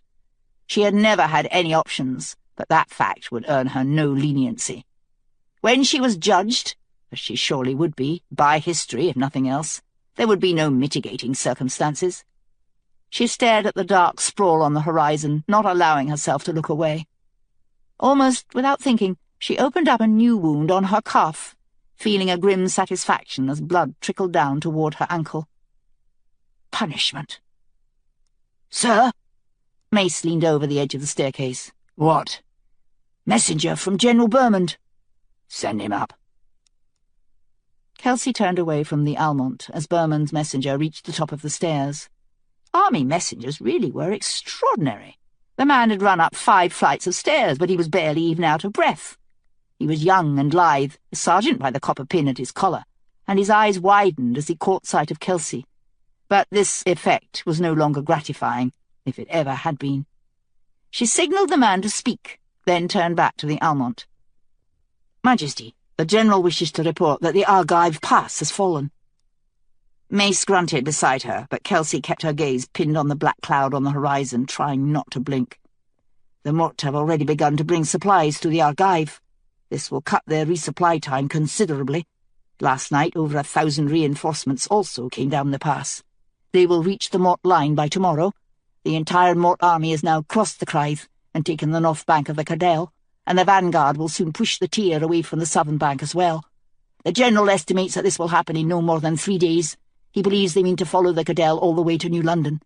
The messenger paused, and Kelsey heard the gulp of his Adam's apple bobbing up and down. "Continue." "General Bermond wishes me to report that the Tear army has now lost over 2,000 men, more than 1/3 of its forces." Kelsey's eyes refused to stay open any longer, and she blinked, momentarily blotting out the horizon. But when she opened her eyes, the cloud was still there. "What else?" "This is all I have to report, Majesty." No good news, of course not. "Lazarus, how long until the Mort reach the walls?" "My guess, less than a week. Don't let the distance deceive you, lady. Even with Bermond doing all he can, the Mort are capable of advancing 2 or 3 miles a day. They'll be here by the end of the month, no later." Kelsey looked down at the refugee camp, that sprawling mess of hardship, inadequate shelter, the beginnings of starvation. That responsibility lay at her feet as well. She turned back to the messenger. "Advise Bermond that we'll move the refugees inside the city. It will take at least 5 days. Bermond is to hold the Mort off the camp until evacuation is complete. Then retreat and hold the bridge." The messenger nodded. "Well done. Dismissed." He scampered down the stairs and out of sight. Kelsey turned back to the Almont. Arlish should be in charge of evacuating the camp. His people know names and faces down there. Lady, I assure you. Did you really think I wouldn't find out, Lazarus? His little minions are all over that camp, dealing narcotics like there's no tomorrow. There is no tomorrow for these people, lady. Ah, I knew it. Kelsey turned to face him, feeling her temper grind into terrible life. But beneath was something even worse than anger. Shame. She craved Mace's approval, always had, in the same way she had always longed for accolades from Barty. But Barty had approved of her without reservation. Mace made his approval more valuable, forcing Kelsey to earn it, and the knowledge that she had failed cut very deep. I knew that sooner or later you would tell me that I fucked it all up. Done is done, lady. This was worse. Not only did Mace not approve, he didn't even want to discuss it. Kelsey's eyes watered, but she forced the tears back, furious. I suppose you think I'm just like her? You spend too much time dwelling on your mother, lady. That's always been a weakness of yours. Of course it has, Kelsey shouted, mindless of the guards nearby. She overshadows everything I try to do here. I can't make a move without being hampered by her mistakes. Perhaps, lady, but don't deceive yourself. You make your own mistakes as well. Is this about Thorn? His gaze slid away from hers, and Kelsey narrowed her eyes. You cannot be serious. Listen to me, lady. Listen very carefully. Mace's face had paled, and Kelsey suddenly realized that the granite expression she had mistaken for resignation was actually anger, a deep, quiet anger that was somehow worse than the blustering rages she had seen from Mace once or twice before. You have done many things that I would not have done. You are reckless. You do not consider all consequences, nor do you take advice from people who are more informed than you. And yet I have never condemned any of your actions until now. Why? She hissed. What makes Thorn so important? It's not Thorn, Mace roared, and Kelsey shrank back. Stop being a child for once. It's you, lady. You have changed. This? Kelsey ran a hand down her face and neck. This is what concerns you? I wouldn't care if you transformed into the beautiful queen herself. But your new face is not the issue, lady. You are different. Less naive? No, more brutal. Kelsey's jaw clenched. And what of that? Think it over, lady. There are worse things than becoming your mother. Kelsey's temper snapped, and for several seconds she hovered within inches of picking Mace up and heaving him over the wall. She could do it, she knew. Thorn's execution had awakened something inside her, some creature that stalked through her daily life, looking for any excuse to spring. This creature was predatory, implacable, and it did not want to go back to sleep. Mace stepped forward, reaching out to take her shoulder. Mace never touched her, unless there was a security issue, and Kelsey was so surprised that she stilled immediately, feeling her anger retreat. Take your jewels off, lady, Mace pleaded. Let them go. For all the good they've done, it's not worth what's happening to you. I'll hide them away. No one will ever find them. Build your throne, your legacy, on something else. For a moment, Kelsey wondered whether he was right, whether the jewels were the real problem. The dreams, the voices, Lily's inexorable invasion. Some part of Kelsey's own life seemed to have gotten lost en route. The way her guards eyed her now when they thought she wasn't looking.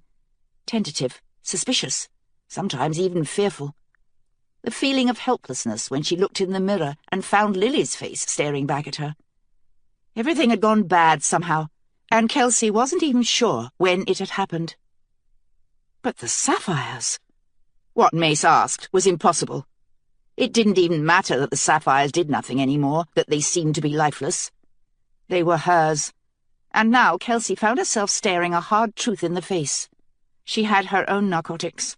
They merely took a different form. "No," she finally replied. "You can't ask me for that." She felt his eyes on her, their weight nearly physical.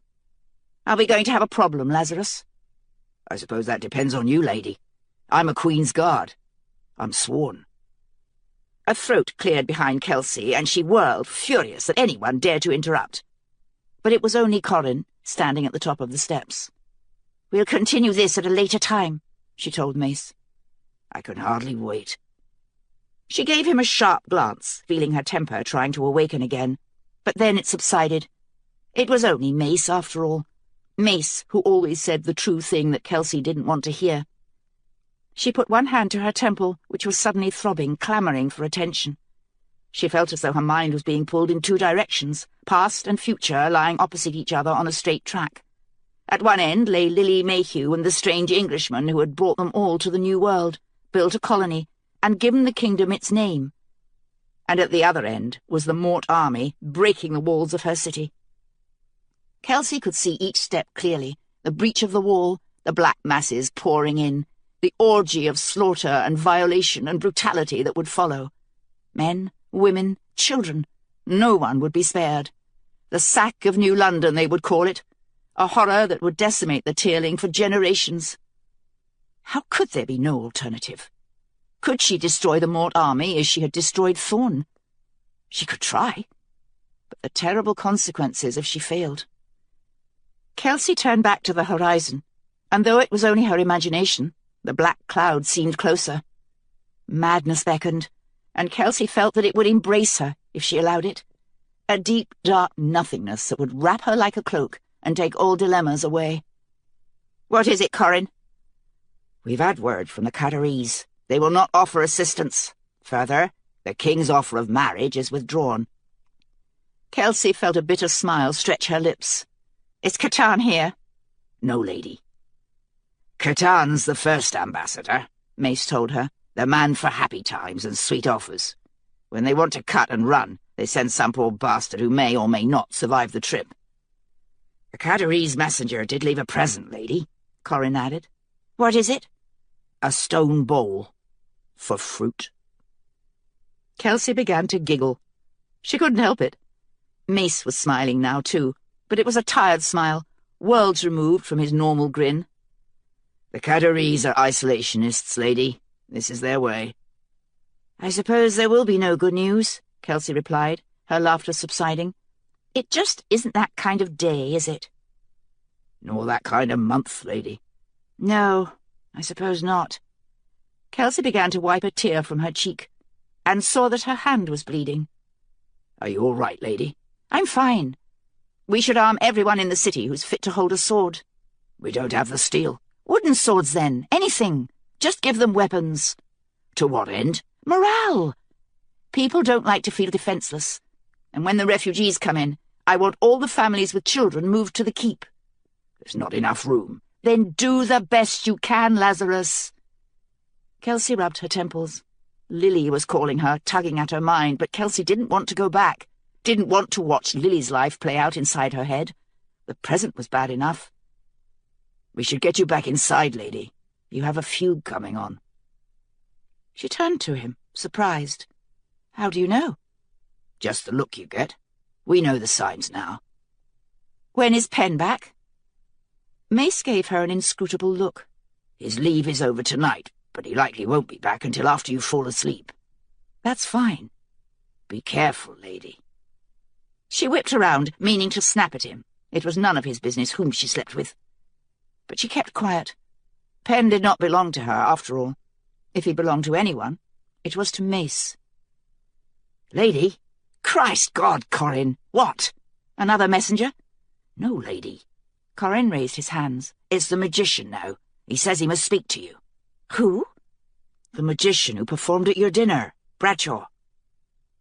But the man who emerged from the staircase was not the impeccably neat performer Kelsey had seen at dinner that night. Bradshaw had been badly beaten. Both of his eyes were puffed with dark bruising, and there were red scrapes across his cheeks. "Majesty," he panted, "I must beg you for asylum." "What?" "The Holy Father has placed a price on my head." "You're joking." "I swear to you, Majesty." £100. "I've been on the run for days." "I have no love for the Holy Father, Bradshaw, but it seems unlikely that he would place an open bounty on a man's head."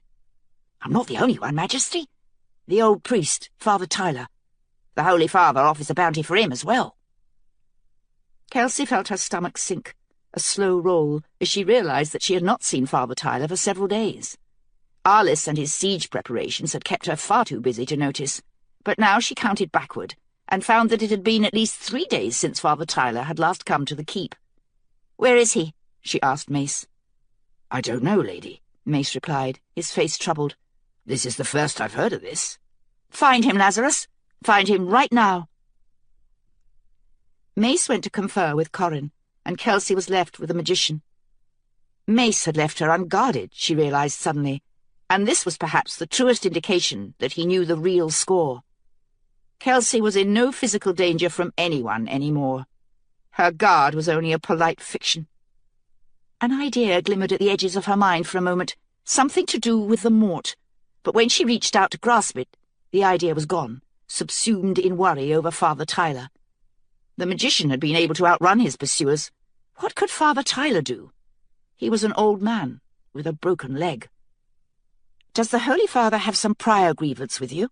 she asked the magician. "No, Majesty, I swear to you. I never saw him before that night at the keep. Word in the gut is that the Holy Father has excommunicated all performers of my trade, but I'm the only one for whom he offers a bounty." So this was not about Bradshaw. The Holy Father might hate magicians, but the bounty was a slap aimed directly at Kelsey. "How much danger are you really in?" "Less than another might be without my gift of vanishing, but I can't outrun them forever, Majesty. I'm too well known in the city. I swear to you, I will be of use to you." Kelsey laughed and gestured over the wall. "Look out there, Bradshaw. I have no need of an in-house performer now." "I understand, Majesty." The magician stared at the ground for a long moment, then squared his shoulders and spoke quietly. "I'm no performer." "What does that mean?" Bradshaw leaned closer. If Mace had been nearby, he would never have allowed it. But he was still deep in conference with Corin, and so Bradshaw was able to hunch over Kelsey, hiding her from the rest of the guard. "Look." Bradshaw raised his right palm and held it perfectly still. After a moment, the air above his palm began to shimmer, as cobblestones did in high heat. The shimmer solidified into a knife, a silver knife, with an old and intricate handle. "Try it, Majesty." Kelsey grasped the knife, found it solid in her hand. "They say you have magic, Majesty, in your jewels. But there is other magic in the Tear. My family is full of such gifts." Kelsey snuck another quick look at Mace. He would not like it, she knew. He distrusted magicians, all of their ilk. And yet the man had meant no harm that night. Kelsey had hired him to perform. There were larger considerations here, too. The Holy Father might have paid off the nobles of New London, but the truly devout would never tolerate something as prosaic as a bounty from the Arvath. "I will take you in," she told the magician, "but the Queen's wing won't be a safe haven for very long. When the mort come, you may wish you had simply disappeared for good." "Thank you, Majesty. I will take no more of your time." Bradshaw whirled with his unnatural acrobat's grace and was off toward Mace before Kelsey could tell him that she was not busy. Far from it. That she had nothing better to do than stare out at the horizon and watch a ghastly destruction play out over and over in her mind. That cloud on the horizon belonged to her. She was the one who had brought it here. She shivered, sensing again the tickling fingers of Lily's mind, nearly a physical thing, worming its way inside her own. Lily's life was hurtling towards some calamity, and she needed something from Kelsey, something Kelsey could not see yet. And now Kelsey saw that there was no difference which vision she lived in.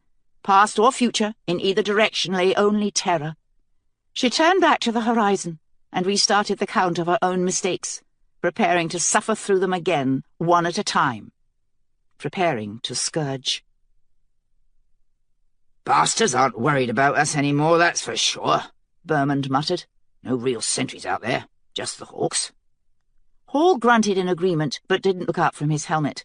A sword had grazed his chin 2 days before, slicing the helmet's clasp clear off. Hall had rigged a substitute by sewing on an extra piece of leather, but now the fit was imperfect. The helmet kept threatening to slide off his head. Still, it could have been worse. He would have a scar, but his winter beard would easily cover it. The stupid clasp had probably saved his teeth, if not his life. The clasp seemed like something Hall should have kept, a good luck charm to carry in his pockets. But it was lost now, perhaps 3 miles up the Cadell. "Stop fucking with that thing, Ryan, and have a look." With a sigh, Hall dropped his helmet and pulled out his spyglass. He hadn't slept in 3 days. The last 2 weeks had been a blur of pitched battles and retreat as the Mort army pushed them inexorably southwest across the Clythe and back toward the lower Almont. Sometimes Hall couldn't tell whether he was asleep or awake anymore, whether the war he fought was real or merely taking place inside his own head. The Mort had taken both banks of the Cadell several days ago, and now the river was crossed with several portable footbridges, ingenious mechanisms that Hall could not help admiring, even while he schemed ways to bring them down. The footbridges allowed the Mort to hold not only both sides of the river, but the water itself, to move straight up the riverbed without effectively dividing their forces. The bridges appeared to be made of solid oak reinforced with steel in the centre to keep them from snapping under the army's weight, but they disassembled quickly for transport. Someone in Mortmain was a hell of an engineer, and Hall wished he could speak to him for just a few minutes, even now while the world came down around their ears. Hall's spyglass caught and held on a flag on the south side of the Cadell. Most of the Mort camp was either black or a deep storm cloud grey, but this flag was bright scarlet. Hall stood up from his crouch, disregarding the threat of Mort archers, and focused the lens. The red flag was planted on top of a deep crimson tent. "Sir, 10 o'clock on the south side of the river." "What?" "Oh, hell, look at that." Berman set down his spyglass and rubbed his temples. He hadn't slept in days either. Even the blue plume on his helmet, a sign of rank to which Berman was ridiculously attached, hung limply in the hazy sunlight. "All we need now. Maybe it's not really her, only a ruse by the Mort." "You think it's a ruse?" "No," Hall replied, after a moment's thought. "She's here, come to finish what she's started. Morale's hanging by a thread already. This might snap it." Hall turned his spyglass west toward New London. The Queen's refugee camp sprawled in front of the city, a vast acreage of tents and tarps, and now it was a frenzy of activity as census people evacuated the last occupants into New London. Stone walls ringed the city, a perimeter set just off the edge of the Cadell, some 10 feet high. But these walls had been hastily constructed on soft riverbank ground. They would not stand up to assault. Everything was a holding action. 1 more day to finish the evacuation, and then Bermond would pull the army back to New London, and they would all settle in for siege. A thick cloud of smoke hung over the city. They were slaughtering and roasting all of the animals, curing the meat for the long haul. The army had also been hoarding water, knowing that once the Mort reached the walls, the Cadell would be cut off. Good preparations, but still a holding action. There was only one way for a siege to end. "Still, Mort morale might be weak as well," Bermond mused hopefully. "The Mort like their plunder, lad, and we've given them none. I hate to admit it, but the Queen had a good idea with her evacuation. There must be some grumbling going on in their camp by now." "Not enough," Hall replied, and gestured toward the crimson tent. "If they were grumbling, she'd put a stop to it." He didn't want to mention the Red Queen by name, an old superstition from his childhood on the border, where every child knew that if you spoke of the Red Queen, she might appear. Names made a thing real, far more real than that distant spot of scarlet. And yet, once his men spotted the tent, Hall knew that the fear would sweep through the remainder of the Tear army like an evil wind. Bermond sighed. "How do we keep them off for 1 more day?" "Pull back, mass at the entrance to the bridge and build a barricade." "They have siege towers." "Let them try. We have oil and torches." "You're in fine form today. What did you do? Sneak off to Whore's Alley last night?" "No." "Then what?" "I had a dream." "A dream?" Bermond repeated, chuckling. "About what?" "About the Queen," Hall replied simply. "I dreamed that she lit a great fire that wiped the land clean. The Mort, the Red Queen, the wicked. All of the Tear's enemies were swept away." "Never knew you to be a man for portents, Ryan." "I'm not. But all the same, it put me in a good mood. You place far too much faith in a naive child." Hall did not reply. Vermund would never see the Queen as anything but an upstart. But Hall saw something else, something he could not quantify. "They're coming again," Vermund muttered. "Put your helmet on. See if you can push them down toward the muddy part of the bank. Their footwork isn't nearly as fearsome as their steel, and they'll have trouble on soft ground." Hall signalled to the men behind him to get ready.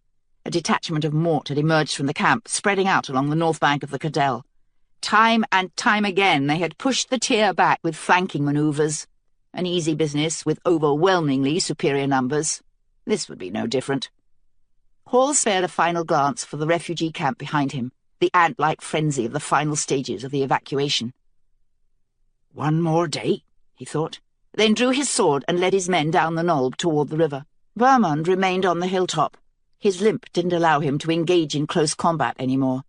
Hall's men caught him up as he ran, surrounding him on both sides. Blazer right beside him. Blazer had taken a nasty wound to the collarbone on the shores of the Crythe, but the medics had stitched it up, and now Blazer was bellowing as they reached the bottom of the hill and ran into the Mort line. Hall felt the impact of an iron sword against his, all the way down his arm, but the pain was muted, as it always was in dreams. He regarded the assailant across from him, slightly bewildered, wondering for a moment what they were actually fighting about. But muscle memory was a powerful thing. Hall heaved the soldier away and sliced downward, finding the join between wrist and glove. The man shrieked as his hand was nearly severed. "Hawks! Hawks!" The shout had gone up behind Hall on the knoll.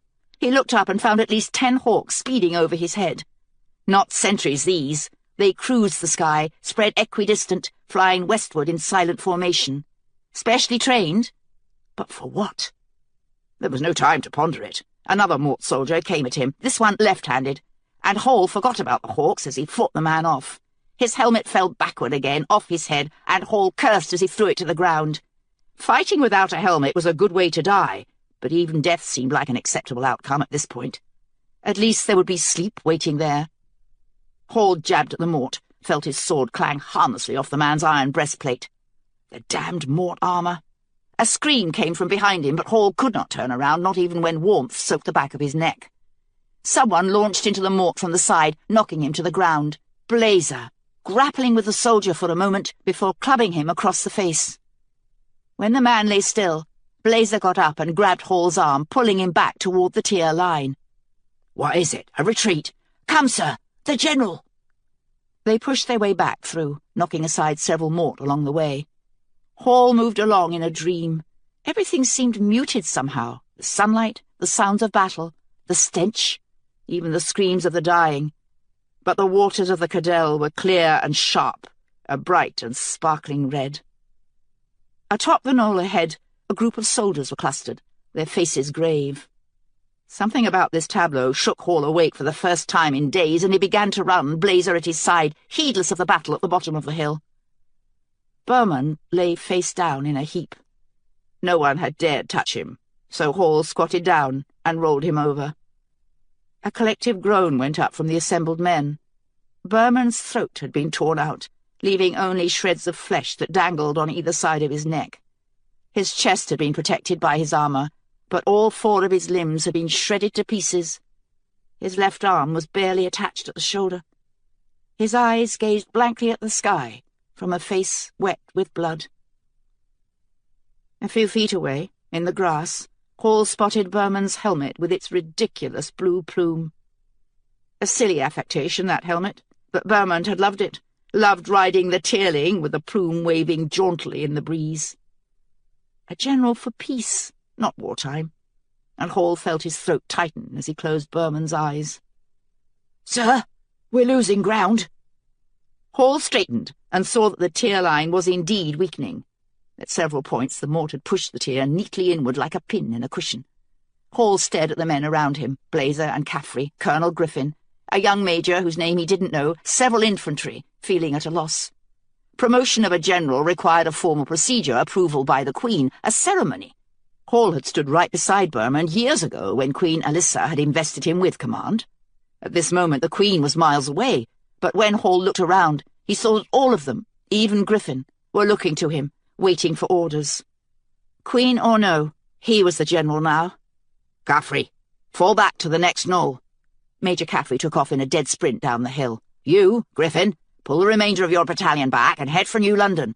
Take the leftover material from the deserted areas of the refugee camp and barricade the bridge.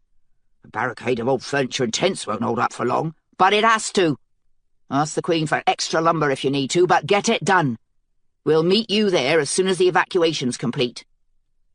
Griffin turned and strode away. Hall returned his attention to the battlefield and saw that the tier had already begun to retreat, inching up the gentle slope at the bottom of the knoll. He looked down at Berman's corpse and felt sorrow and exhaustion heave up inside him, but there was no time for either.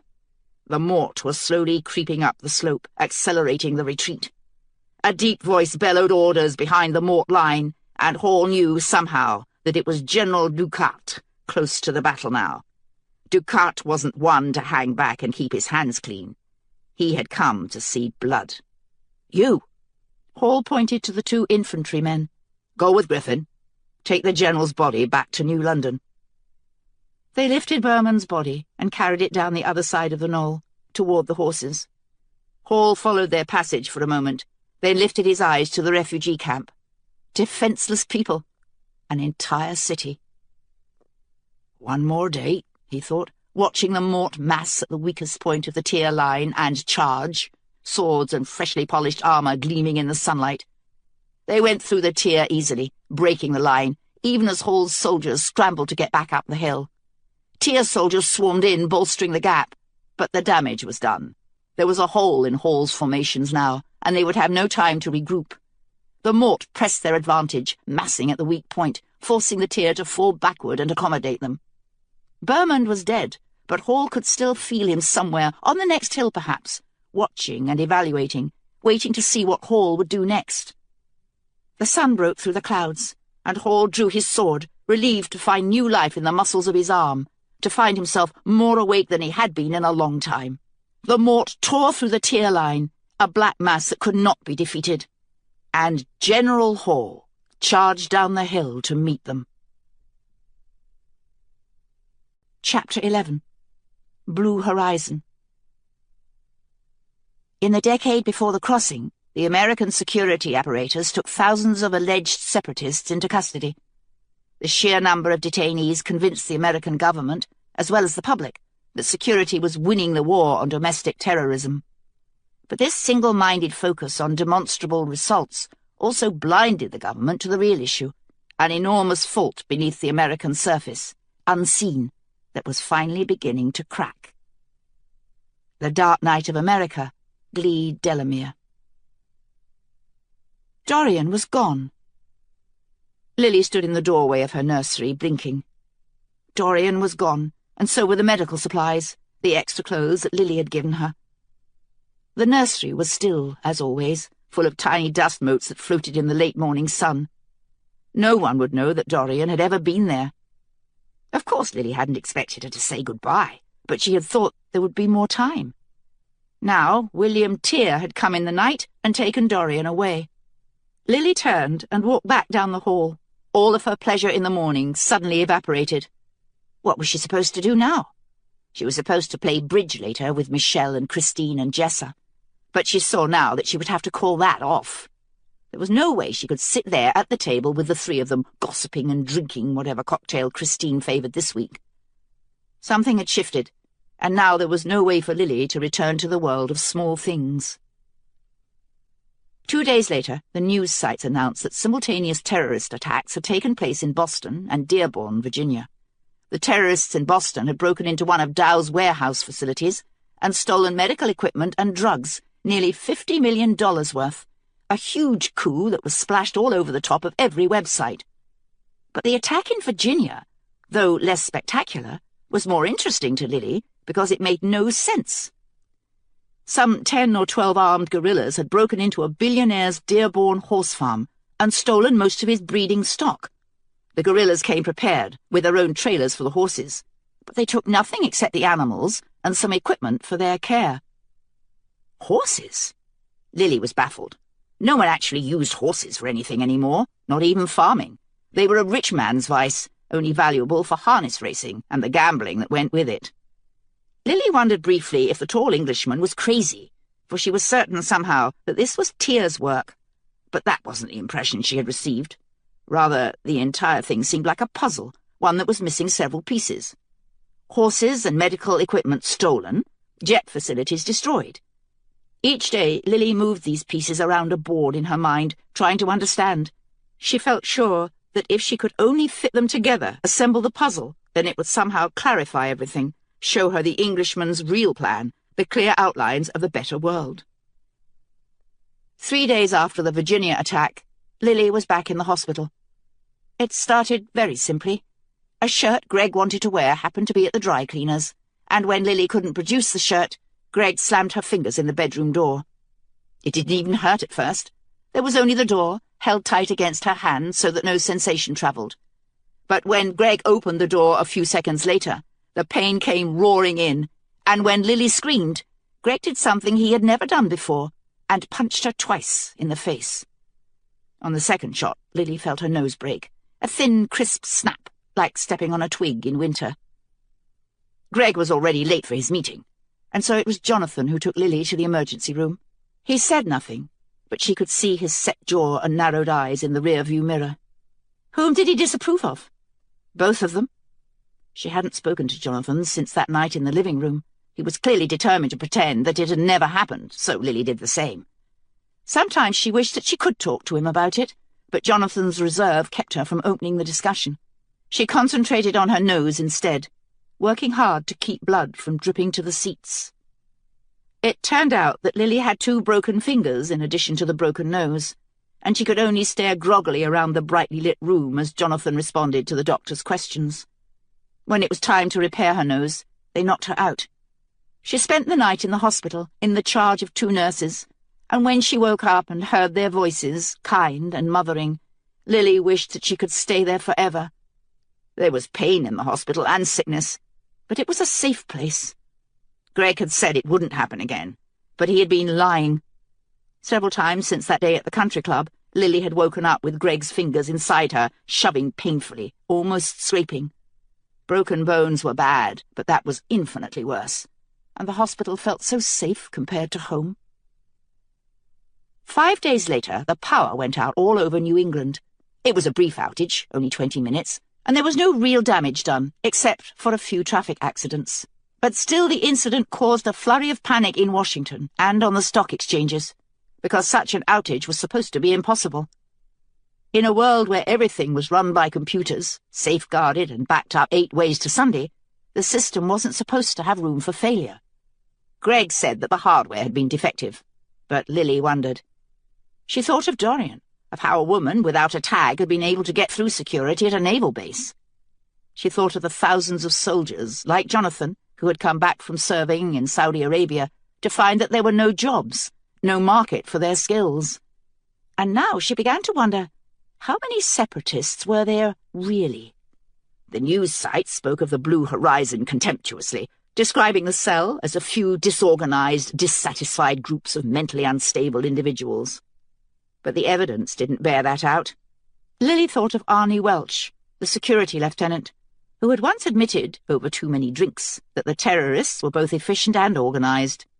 William Tear had said that there were ways through every barrier, and the question swirled in Lily's head, maddening. Just how big was the Blue Horizon? Did they all answer to Tear? What was the better world? The next weekend, Greg had Arnie Welch over to dinner, along with 2 of Arnie's underlings. Greg always invited Arnie on the rare occasions when he was in town. They'd been fraternity brothers at Yale. Greg said it was useful to be friends with a security lieutenant, and even Lily saw the sense in that. But this time, when Arnie walked through the door, Lily didn't see Greg's parking tickets or a quick travel visa for vacations, or even the security helicopters that Arnie would sometimes loan as a favour when business was slow. Instead, she saw Maddie being hustled out the school doors, the last flash of her blonde pigtails, a picture so clear that Lily swayed momentarily on the threshold, and when Arnie tried to put an arm around her shoulders, she ducked away toward the kitchen. For once, Arnie didn't drink during dinner, and he glared at his 2 flunkies when they showed signs of reaching for the whiskey. Greg heckled him about it, but Arnie merely shrugged, saying, I can't afford a hangover tomorrow." Lily was just as happy to have Arnie stay sober. He got pretty handsy when he drank. Once he'd actually tried to worm his hand between her legs at the table. Lily could never tell whether Greg noticed these advances. As possessive as he had become, he seemed to have achieved a level of deliberate blindness when someone was in a position to be useful to him. But Lily had seated Arnie on the far side of the table, just in case. Although her nose was almost back to normal, Lily still had noticeable bruising under her right eye, but she wasn't surprised when Arnie didn't ask about it. She found that she could barely eat. Her healing fingers, both of them still encased in temporary splints, made it hard to manipulate the knife and fork.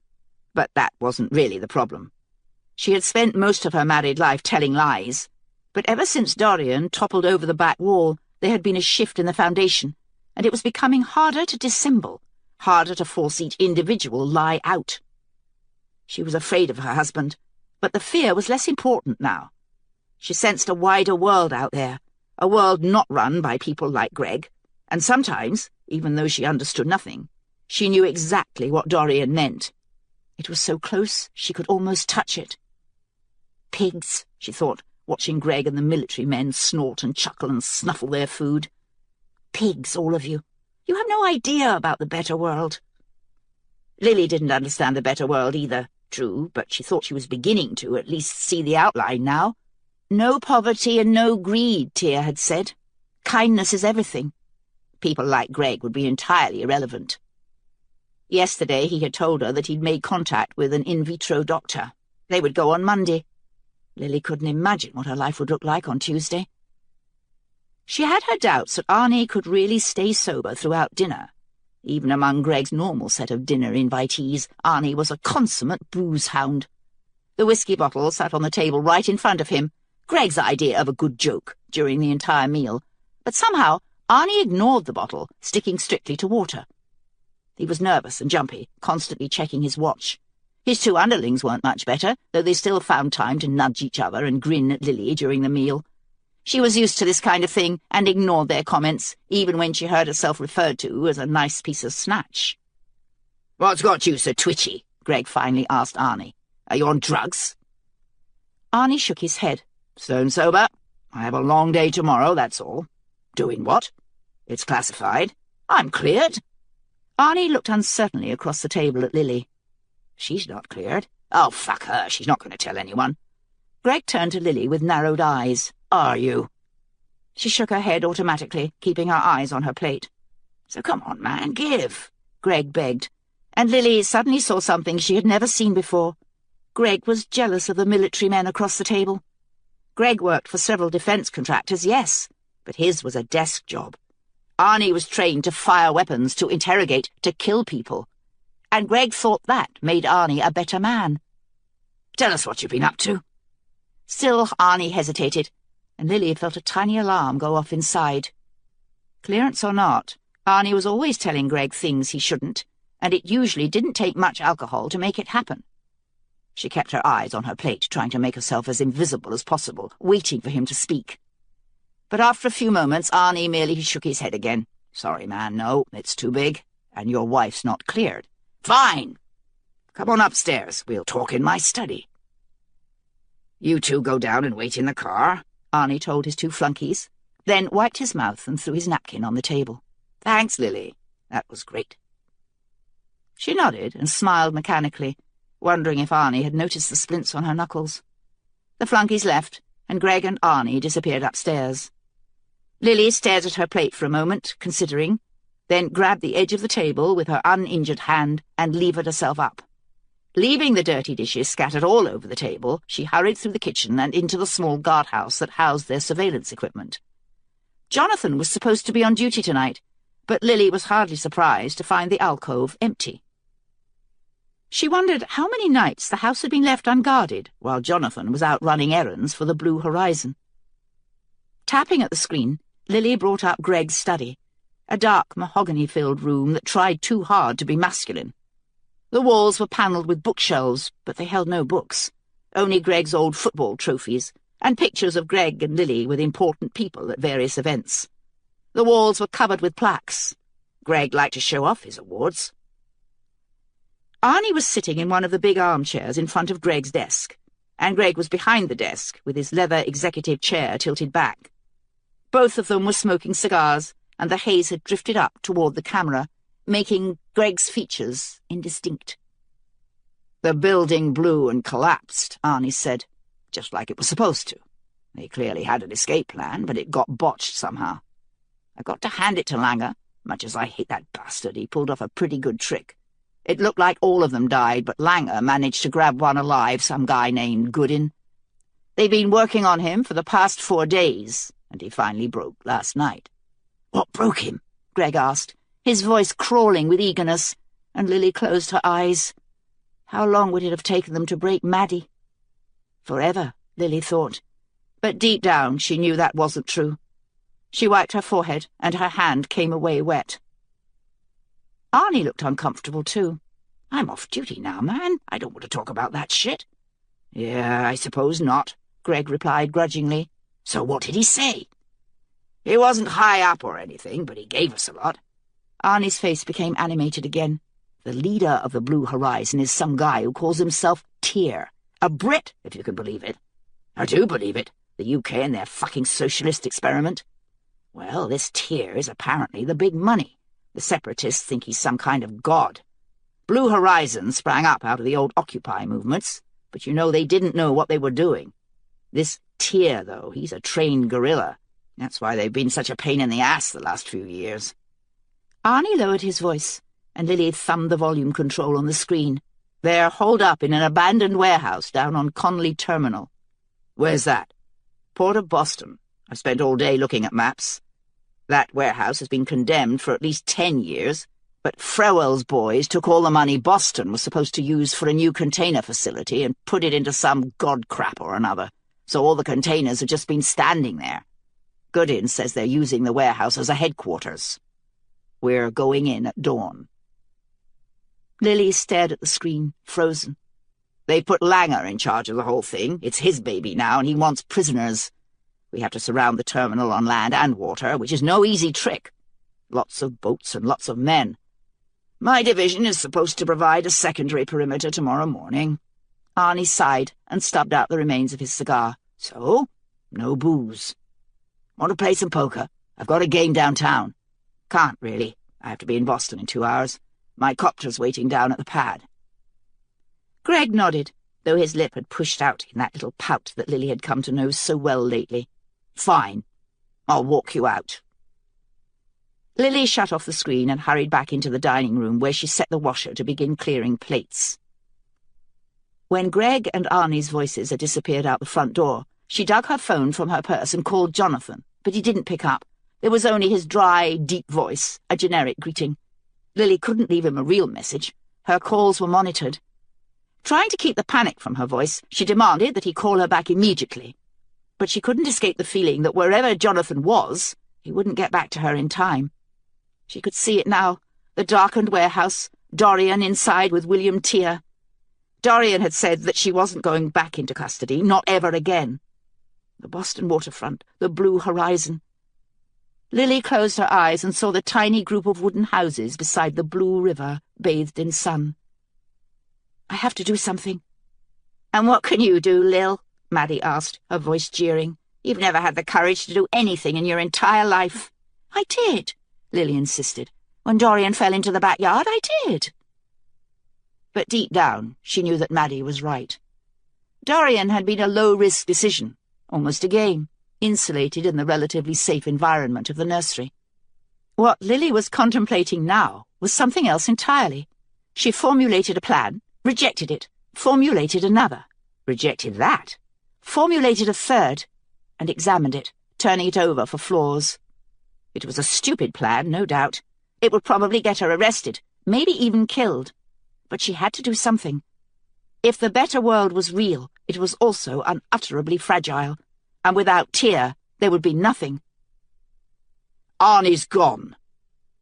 Lily focused on the window again and found Greg reflected behind her, though she could not read his expression in the glass.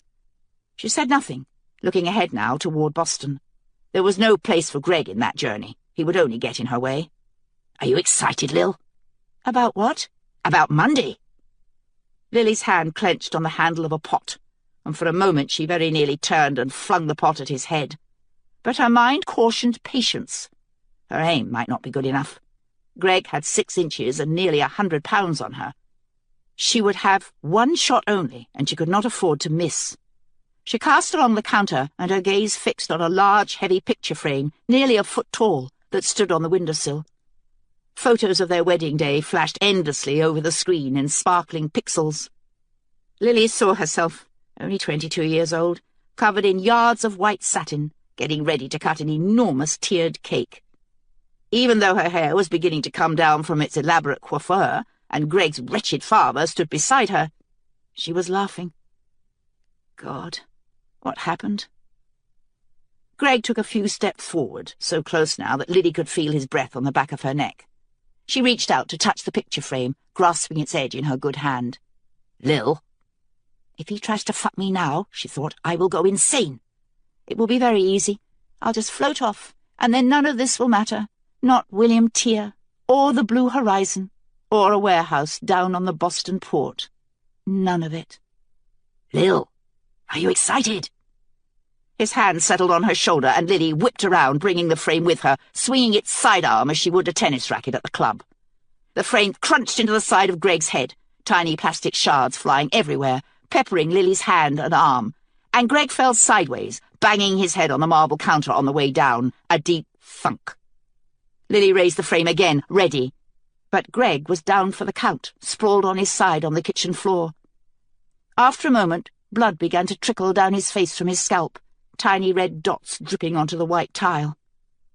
Well, that's done, Lily whispered, unsure who she was talking to. She thought about checking Greg's pulse, but couldn't bring herself to touch him. Moving slowly, as if in a dream, she went upstairs to their bedroom. She pulled out her oldest jeans, the ones she never wore when Greg was around, and a faded black T-shirt. These clothes were still nicer than anything poor people would wear outside the wall, but they were better than nothing, and might offer some camouflage. She covered them with a beaten leather jacket she'd had since she was 15, a remnant of better times that Lily refused to give away. The Mercedes was an automatic. After a moment's thought, Lily removed her splints and left them on the dresser. She tapped at the wall screen, examining maps of the port of Boston while she dressed. Connolly Terminal was a big container facility down near Castle Island, tucked into one of the 1,000 inlets that seemed to make up the Massachusetts coastline. Public roads it would have to be, Highway 84 to the Mass Turnpike. The private roads would be full of security checkpoints, particularly at night, and when they scanned her chip and found out that she had left her husband behind, it would raise more questions. Lily would have a better chance on public roads, if she even managed to get outside the New Canaan Wall at all. After a bit more searching, she found that condemned property was the province of the Department of the Interior. There were 2 condemned buildings located on Connolly Terminal. Only one looked like a warehouse, but Lily mapped each location carefully and sent the maps onto the Mercedes. Belatedly, she realized that these searches were probably going to trip an alarm somewhere at security, and she had a quick moment of panic before she realized how small a problem that really was, with her husband lying bleeding on the kitchen floor. Even if Greg wasn't dead, women had been executed for less. Lily went downstairs and grabbed the small code key with the Mercedes emblem off the hook on the wall. The Mercedes was their 3rd car, the fancy one for emergencies or important visitors. When she held the key up to the light, she found that her hands were shaking. Her driver's license was still valid, but she hadn't driven a car since she was 18. Like riding a bike, she whispered. Just like riding a bike, that's all. She spared a final glance at Greg, who still lay sprawled in the same position on the kitchen floor. Blood had begun to pool beneath his right ear now, but he was still breathing, and for a moment Lily wondered at her own coldness, until she isolated its source. It didn't really matter whether Greg lived or died, or whether she did herself, only that she got to Boston. The better world, the small village beside the river, these were the things which mattered, and they burned inside Lily's head, searing through the fear, lifting her up. She turned and headed down the hallway, toward the garage. No one had driven the Mercedes in a while, but it didn't seem any worse for disuse. Jonathan must have been taking care of it. He liked tinkering with cars, kept the BMW and Lexus in good working order.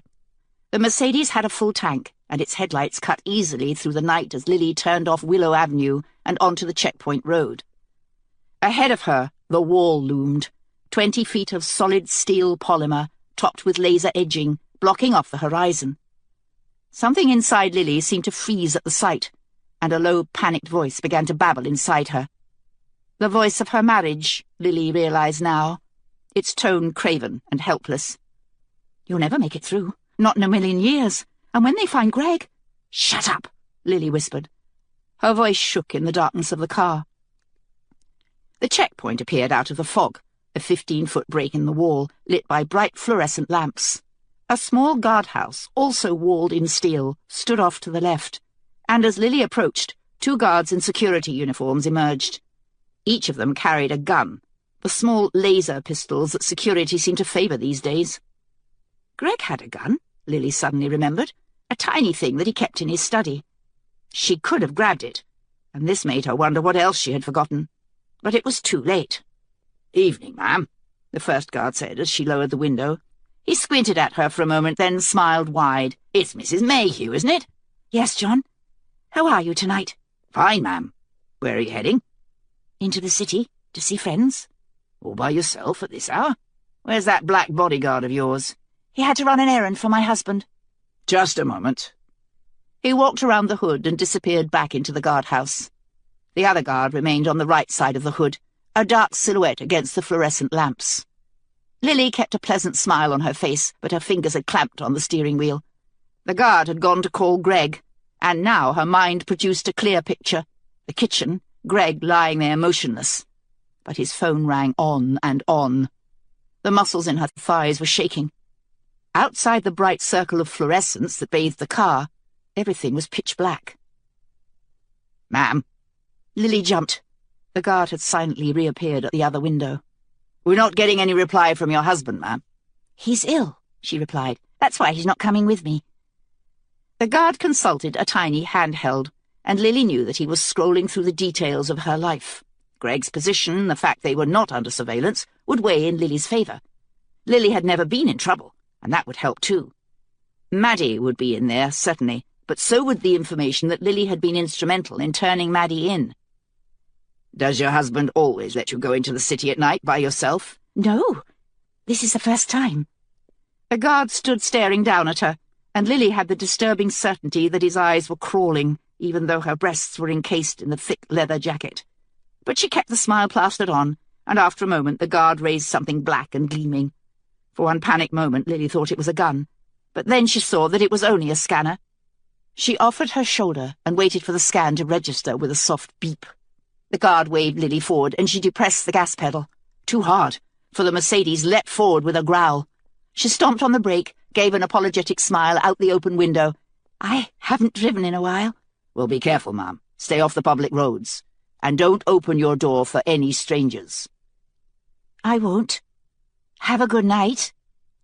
Lily pressed the gas again, gently this time, and rolled the car forward, out of the bright circle of light. When Lily was in the car, Jonathan used the private highway, but there had been a few times when the highway was down, blocked by debris dragged onto the roadway or sabotaged by explosives.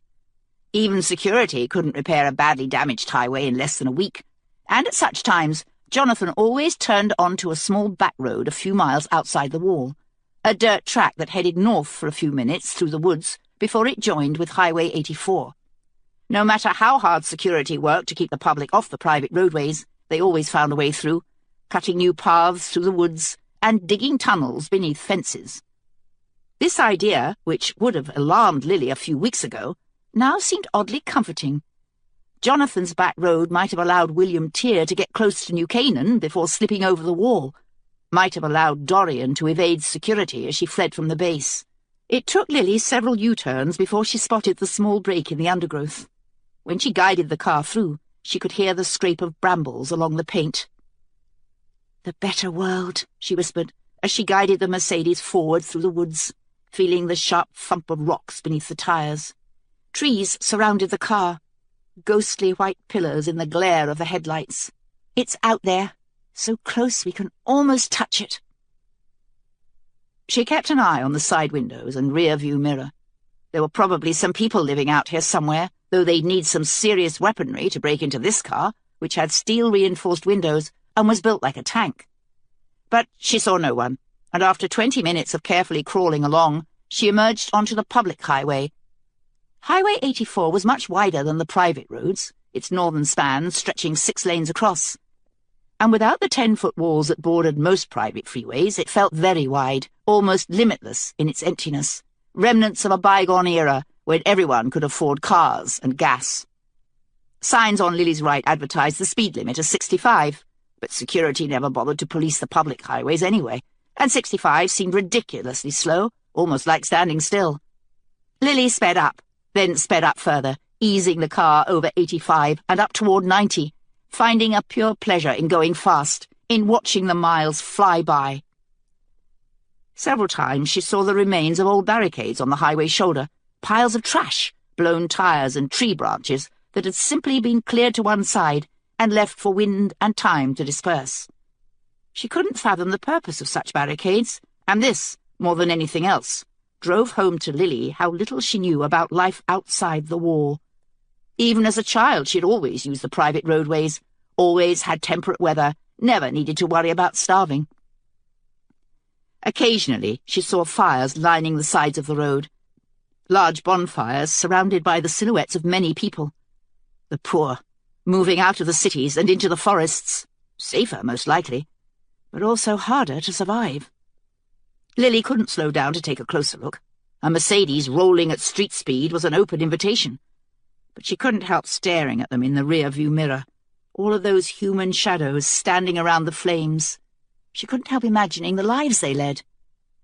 "The better world," she whispered, repeating it every time another mile ticked off the odometer and into the night at her back.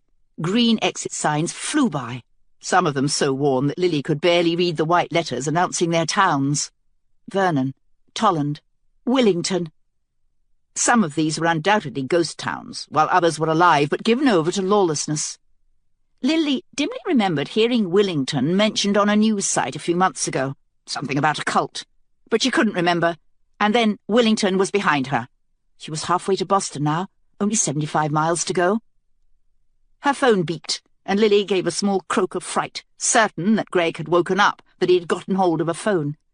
She could barely bring herself to look at the screen, but when she did, she saw the word Jonathan shining against the bright blue background. "Answer." "Jonathan?" "Where are... Mrs. M?" His voice crackled with static, dropped out. But of course cell service would be wretched outside the walls. People like Lily weren't even supposed to be here. With the advent of panic buttons in cars, no one even used a phone for emergencies anymore. "I'm on my way to Boston." "What's in Boston?" She might have been imagining it, but even under the static, Lily sensed a sudden guarded quality about Jonathan's voice. "The warehouse, the port. They're in trouble, Jonathan. Greg had Arnie Welch over for dinner." "Mrs. M? Can... Here, you. Don't..." Now the static cut in for a long moment. "Boston." "Jonathan?" The call dropped. Lily redialed, but she knew already that it was an empty gesture. She didn't even get Jonathan's voicemail this time. Only a dead and empty silence. Peering down at her phone, she saw that she had no service. Too late, she realized that the brief call had surely been recorded by security. "Fuck," she muttered. Jonathan had told her not to go to Boston, she was sure of it. But Jonathan didn't know what she did, and inertia had taken over now. She was already in trouble. There was no turning back. At Sturbridge, she switched over to the Massachusetts Turnpike. For the first 15 miles of the pike, there were no freeway lights at all, not even the old arc sodiums. The highway was completely dark, except for the faint glow of moonlight, and Lily was forced to slow down to 45, which felt like crawling after the pure open speed of 84. She navigated on intuition rather than sight, squinting for the outline of things ahead, knowing that she should have turned back long ago. She breathed a sigh of relief as she passed Auburn and spotted the thin orange glow of lights in the distance.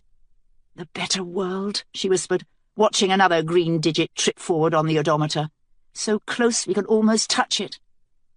She was only 40 miles away. When Lily was growing up, Boston had still been a good place to visit for a day.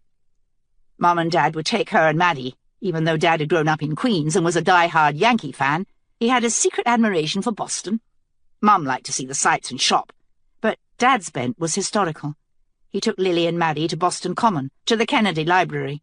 Once they'd even gone to the docks, to the site of the Boston Tea Party. And Dad had explained what had happened there. Quite a different story from the one Lily had heard in school. Maddie said that Dad's version might get him in trouble, so Lily had never repeated it. But it had been a struggle in 10th grade not to raise her hand and tell the teacher he was wrong.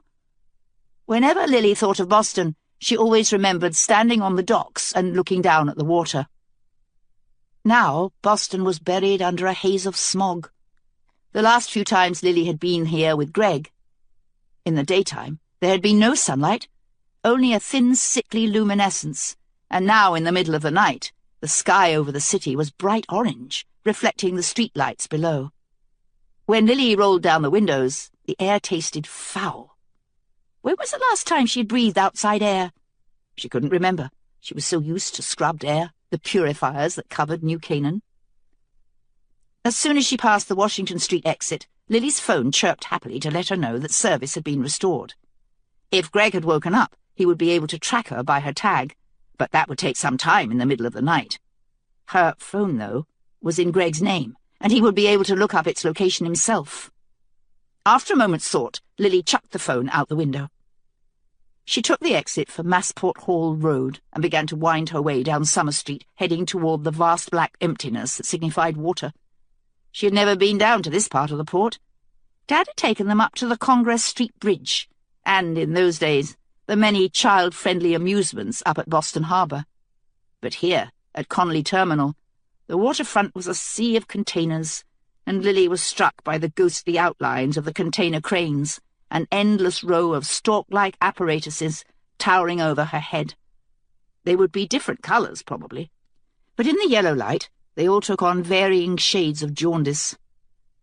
The terminal seemed empty. Lily saw no people walking across the seamed pavement, no cars or movement of machines. Security was down there, she knew, probably hidden in the shadows of buildings and containers. What if they stopped her on the way in? She parked the car on the edge of an enormous parking lot behind several dumpsters, in a lonely clump around a small outbuilding that looked as though it might once have taken tickets. For a moment, Lily simply sat there, feeling the adrenaline of the drive fade away. Her muscles felt as though she'd run a marathon. According to her map, the first condemned building was about half a mile to the north, a corrugated behemoth that looked like it was ready to collapse. The walls were covered with enormous patches of rust. Lily had brought along a plain black baseball cap, and now she gathered her hair up and tucked it inside the cap before getting out of the car. Someone might find the Mercedes and break into it while she was gone, but there was nothing to be done about that. A last look around revealed no one visible, and Lily darted across the poorly lit pavement, the stench of asphalt and chemicals burning her nose. The port had appeared deserted on the way in, but with each step Lily became more convinced that she was being watched. Several times she ran across port rats, big as kittens, and not frightened of Lily at all. Most of them merely glanced at her as she passed by, but one actually stood its ground, squeaking in outrage, and Lily was forced to go around it, watching it with a wary eye, realizing anew how far out of her depth she really was.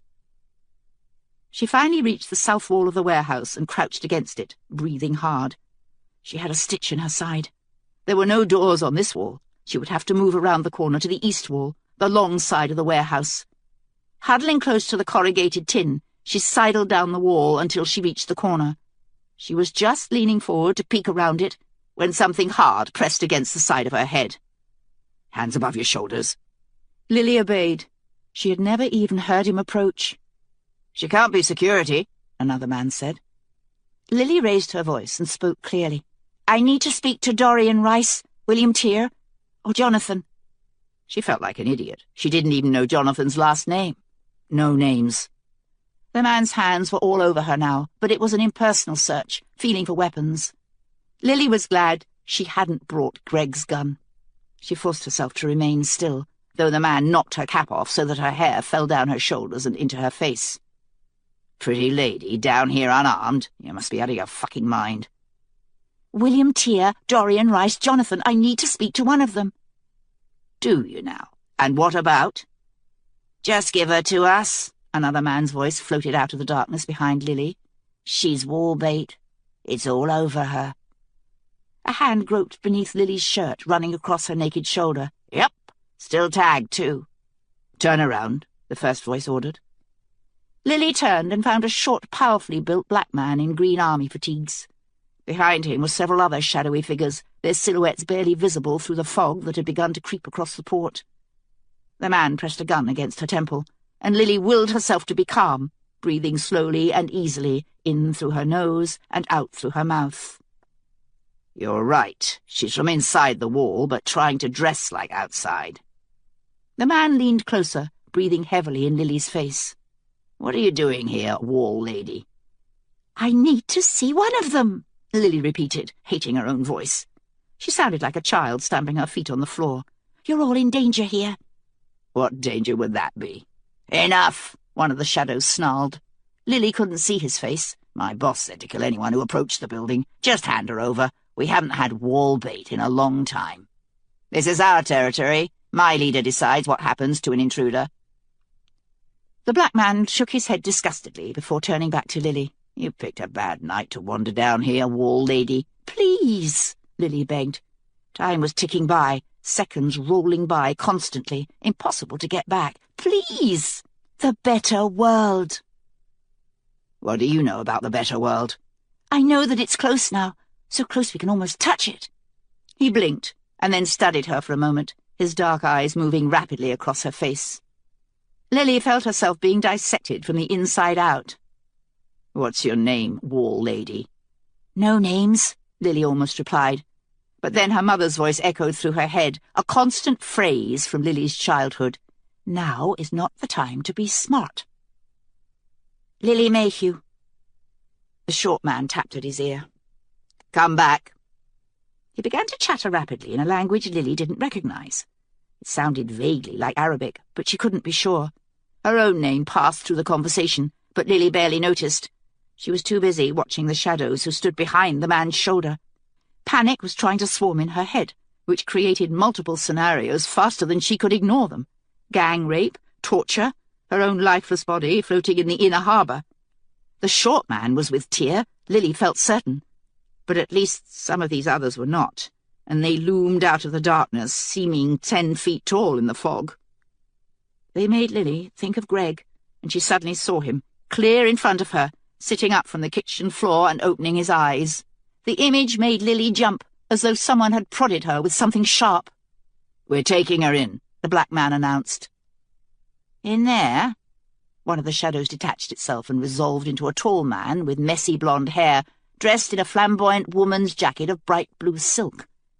The rest of his clothing was utterly destroyed, and as he drew nearer, Lily realized that she could smell him, a high stink of something rotten. She didn't like his eyes either. They had a bulging, manic look that Lily recognized from grade school, where several kids in her class had already been addicted to meth. When the man spoke, she saw that his teeth were a black, stained ruin. She's not going anywhere near my boss. She could be wired. The black man shook his head wearily. They'll scan her for IEDs. Not good enough. You're in our house. The black man produced a second gun. That means my leader's orders stand. When we come to Manhattan, you can make the decisions. He turned back to Lily. Lace your hands on the back of your head. Lily did. Walk to your right, stay close to the building, and keep walking until I tell you to stop. Try anything creative, and I won't think twice before I shoot you in the head. Lily nodded jerkily.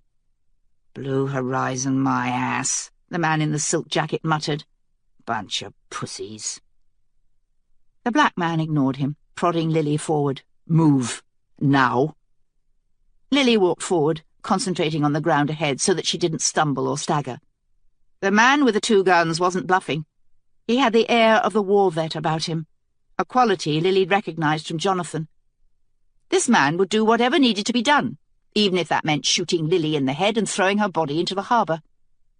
She wondered what time it was, checked the instinctive motion to look at her watch. She was halfway down the corrugated side of the warehouse when the man said, "Stop." Another group had emerged from the fog on her right. The leader was hooded, carrying some kind of assault rifle on a strap over one shoulder. But as they neared, the hood came down, and Lily recognized those blonde goth girl knots with no trouble at all. "Rich lady, you're kidding me." Lily had stopped, but now the gun prodded her forward again. "I couldn't reach Jonathan. They're coming here, at dawn." Dorian's face was marked up with black paint, but Lily still saw her brow furrow. "Who?"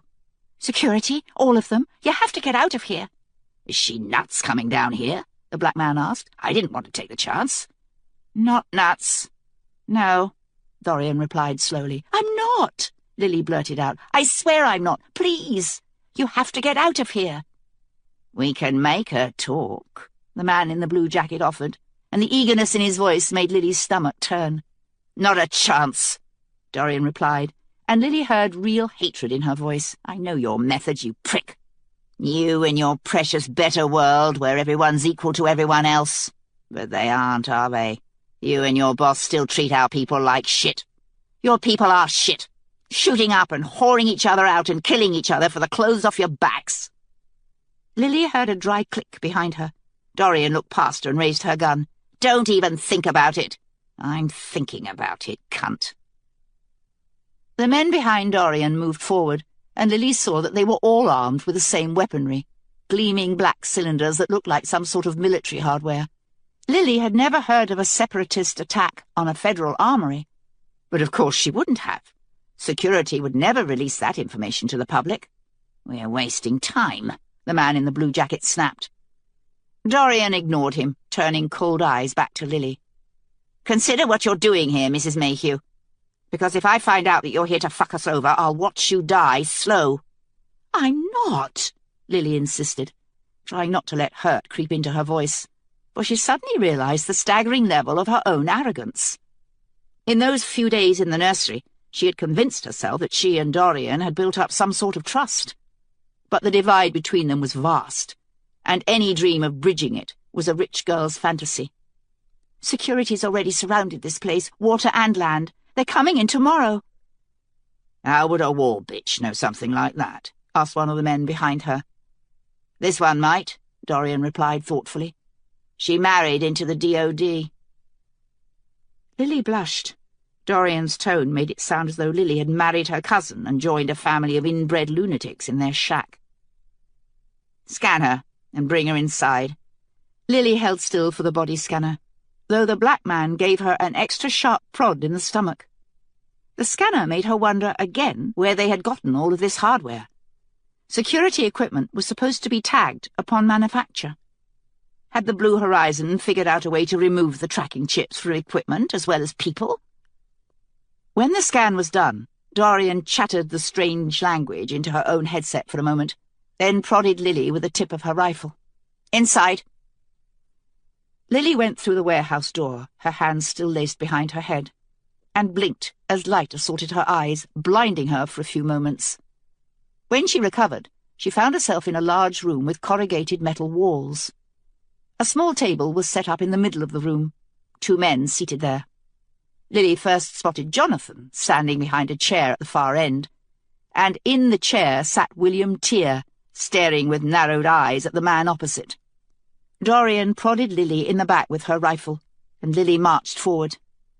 Several more guards moved to surround her now, though she was relieved to see they only had pistols. 2 of the guards were women, which surprised Lily. She had somehow assumed that Dorian was unique. Tear looked up in annoyance as they approached, but as he spotted Lily, his face changed, became unreadable, and he stood up from his chair. The man at the near end of the table turned around, and Lily fought not to recoil. He had lost most of his face to acid, or something worse. Red, angry tissue covered his cheekbones and crawled over his forehead. His teeth were just as bad as those of the man outside. "Nice, Tear," the burned man rasped. "Your people led a security agent through." "No," Tear replied coldly. "Not sure what she is, Parker, but she's not security." Look at her clothes. Whatever she is, she's war meat, and she's seen my face. Parker came toward Lily. His disfigurement made him look simultaneously ancient and rapacious, and Lily shrank back.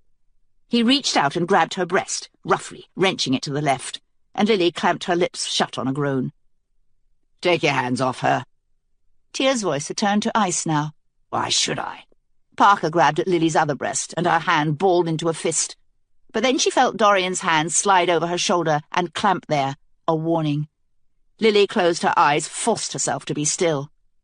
"Because if you don't, Parker, I break that hand and throw you out of here with nothing. None of my toys.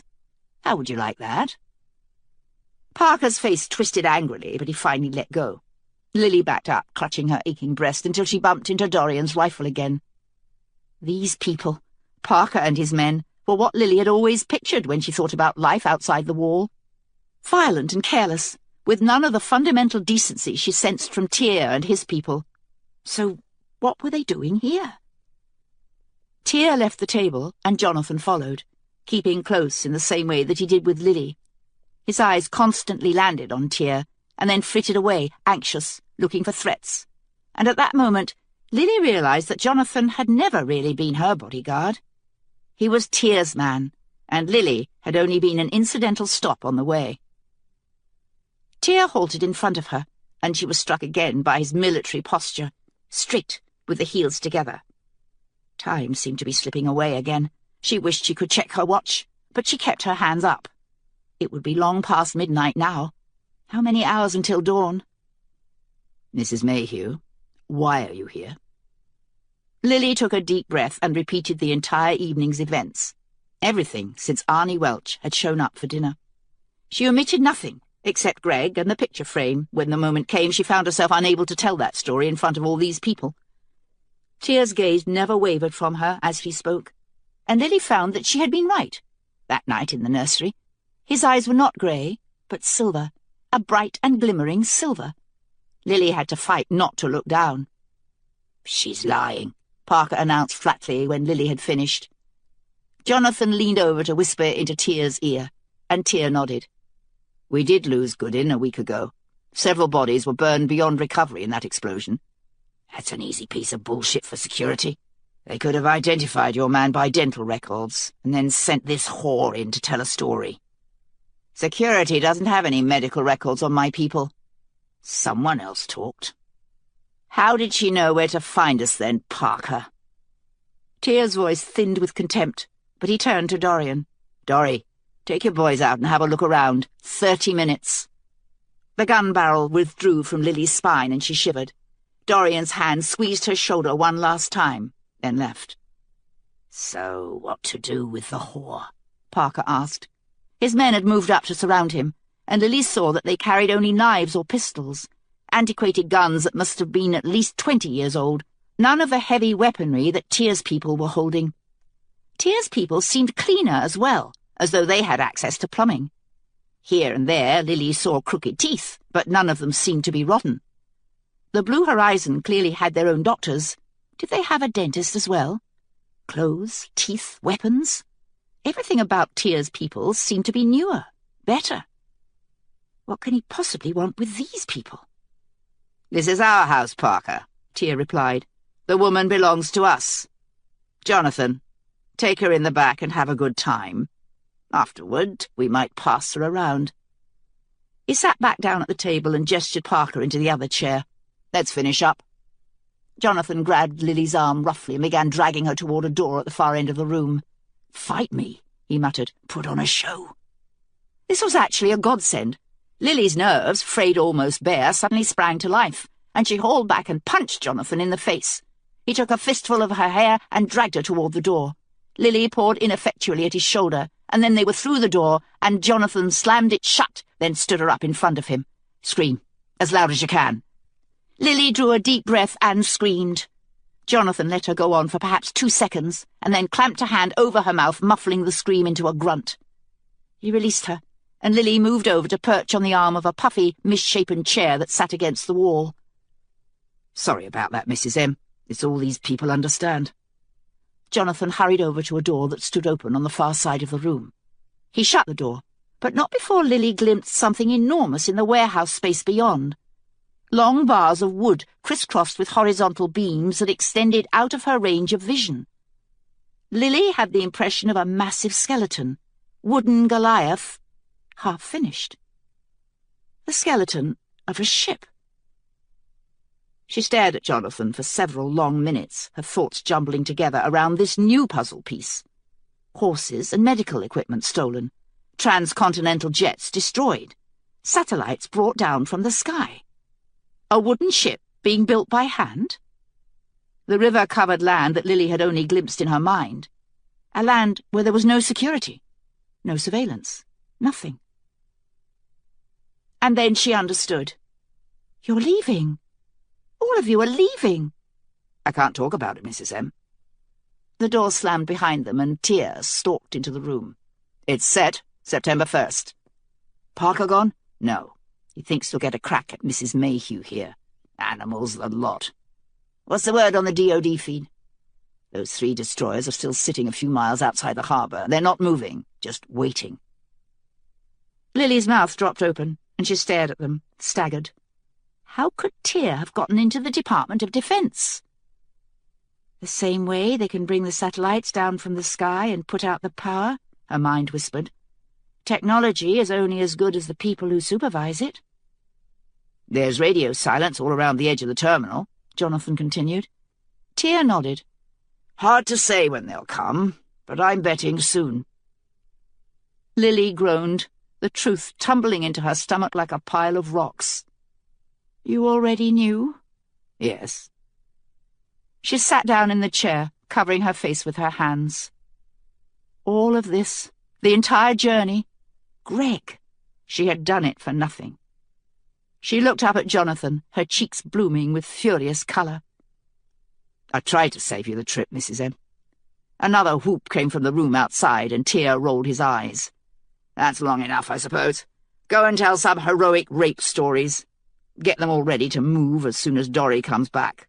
We'll send Parker and his bunch out by the surface tunnels." Jonathan left, and Tear collapsed into an armchair near the door, perching his arms on his knees. The silver eyes gleamed at Lily, even from across the room. "I'm sorry for all of this. I'd like to shoot them as dogs, but I need them." "Why?" "Because my people are valuable, Mrs. Mayhew. They're intelligent and well-trained. Brute force would be a waste of their talents." "What happens on September the 1st? "Nothing you want to know about. How did you get here?" "I drove." "Husband let you out in the middle of the night for a romp, did he?" "I think I killed him." Tear looked up sharply. "I bashed him on the head and left him there." Lily didn't want to keep talking, but it was like that night in the nursery. The words tumbled out. "He wanted me to have a baby. He wanted to take me to an in vitro doctor. It didn't matter what I wanted." Tear nodded. "It's a problem. Women are selling their eggs for the price of a small bag of meth, but the rewards on the other end are enormous." Lily considered for a moment. "I wanted to kill him." "Well, you'll be facing a world of hurt when you get home, one way or another." Lily nodded. "Leave your car here. Security's ringed the port. There's no way you got in without their notice. They've seen your car and marked it as belonging to my people. Leave it here, and Jonathan will take you home. You can claim you were carjacked and called him to come get you." "My tag will show I've been here." "That's true," he replied. And Lily saw that he'd only been trying to make her feel better.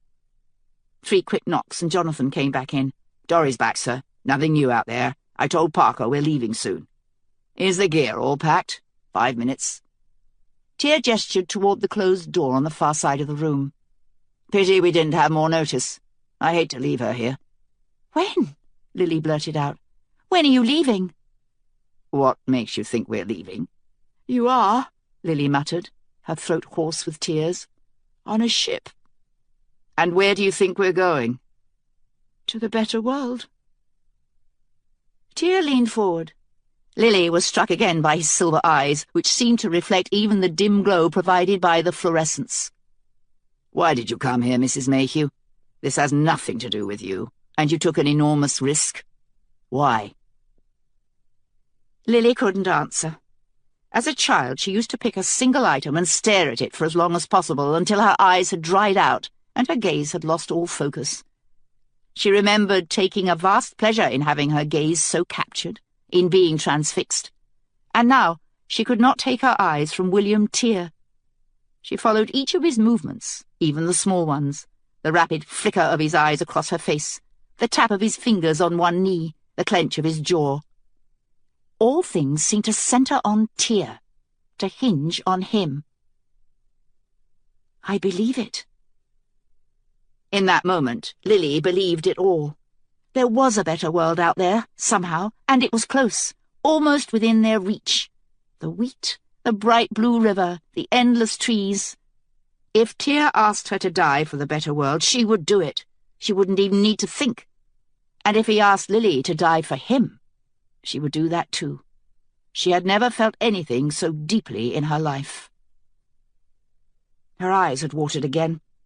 Lily tore her blurry gaze from Tear and wiped her arm across her face. When she looked up, she found Jonathan watching her, a small smile on his face.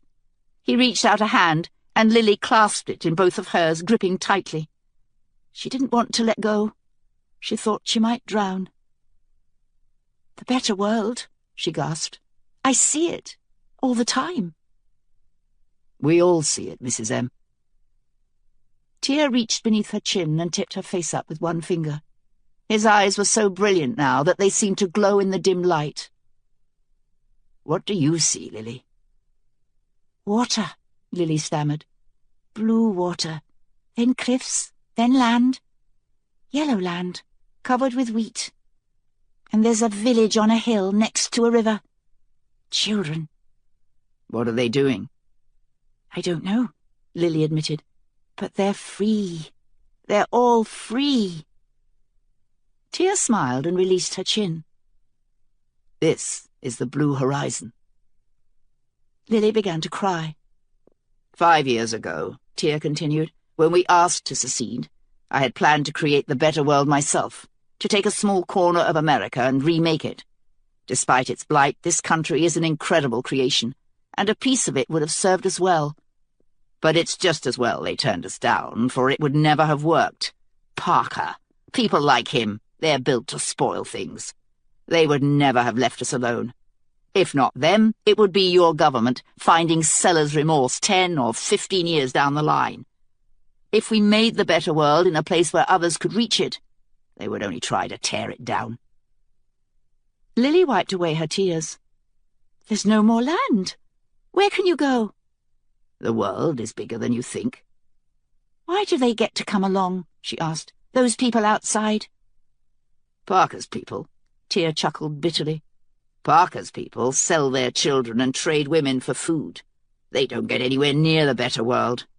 "Sir," Jonathan muttered from the door. Listening, Lily heard voices raised in argument outside, then a quick, light hum that she thought might be silenced laser fire. Tear gestured for her to stand, and she pulled herself from the chair. She didn't know how tired she was until she tried to stand up. "I apologize, Lily, but there's no way around this. Hold still and close your eyes." Lily shut her eyes. Her head rocked back as a short, sharp blow landed on the corner of her mouth. There was very little pain, but she tasted blood. Tear smeared the blood across her chin, then tore the neck of her shirt in 2 places. "Just for show." "It'll heal quickly." "Don't forget to limp." Jonathan opened the door, and Tear dragged Lily outside. Dorian was blocking the doorway, her rifle trained on Parker and his men. They reminded Lily of wolves who had treed an animal. "This bitch is out of her mind," Parker shouted. "Tell her to stand down." "Security has ringed us. We need to get out of here now." "We didn't see anyone." "Wonderful." Tear's voice was acid. "You have access to satellite imagery, do you?" "Fuck you." "Fine. Stay and wait for them." Parker's one good eye gleamed with hatred. "How do we get out?"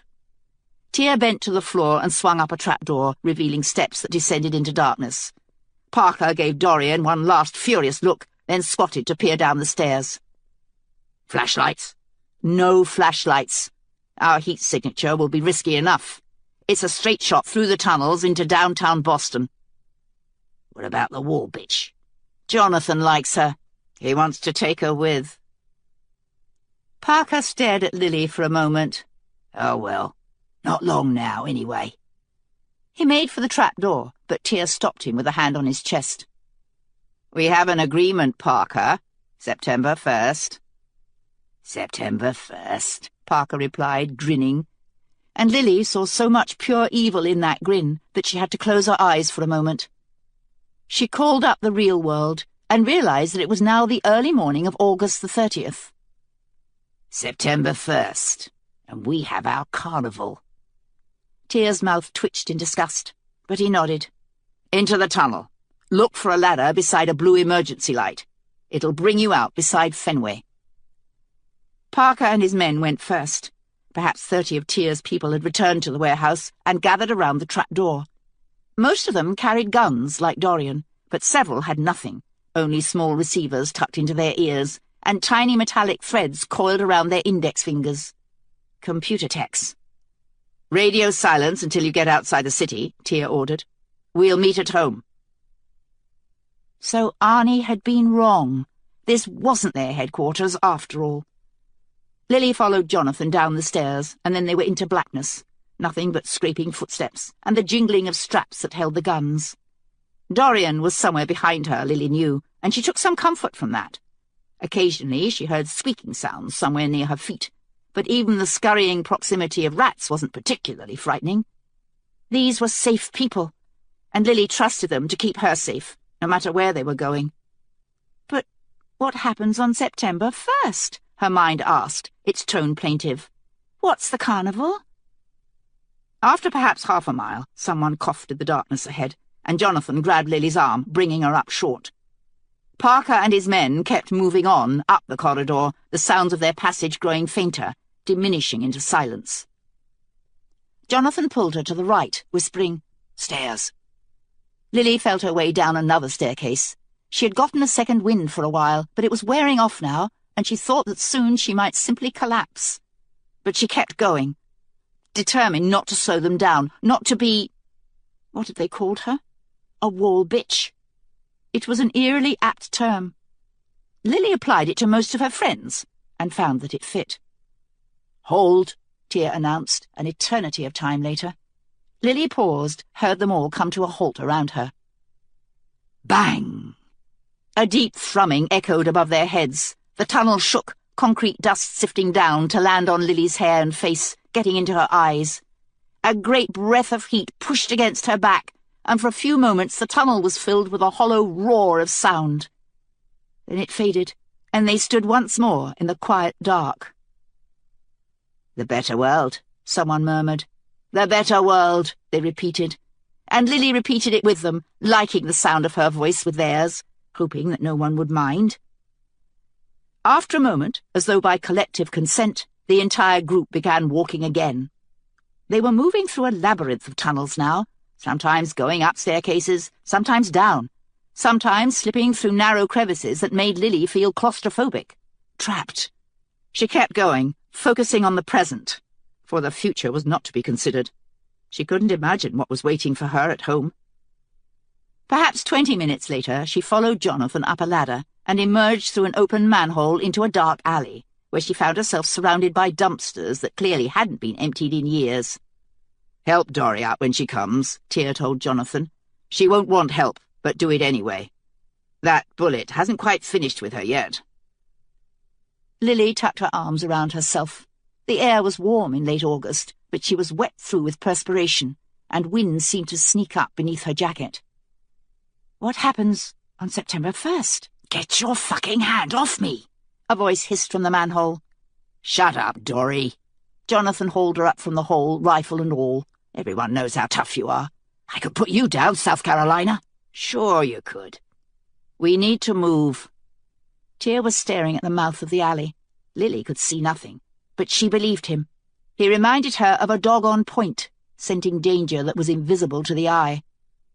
After 10 people had emerged from the manhole, Jonathan replaced the cover, and Lily remembered something Arnie had said once, that the Blue Horizon liked to split its forces to prevent losses. The rest must have moved on in the tunnel. "Come on, Mrs. M." They went one at a time from the mouth of the alley, vanishing in all directions.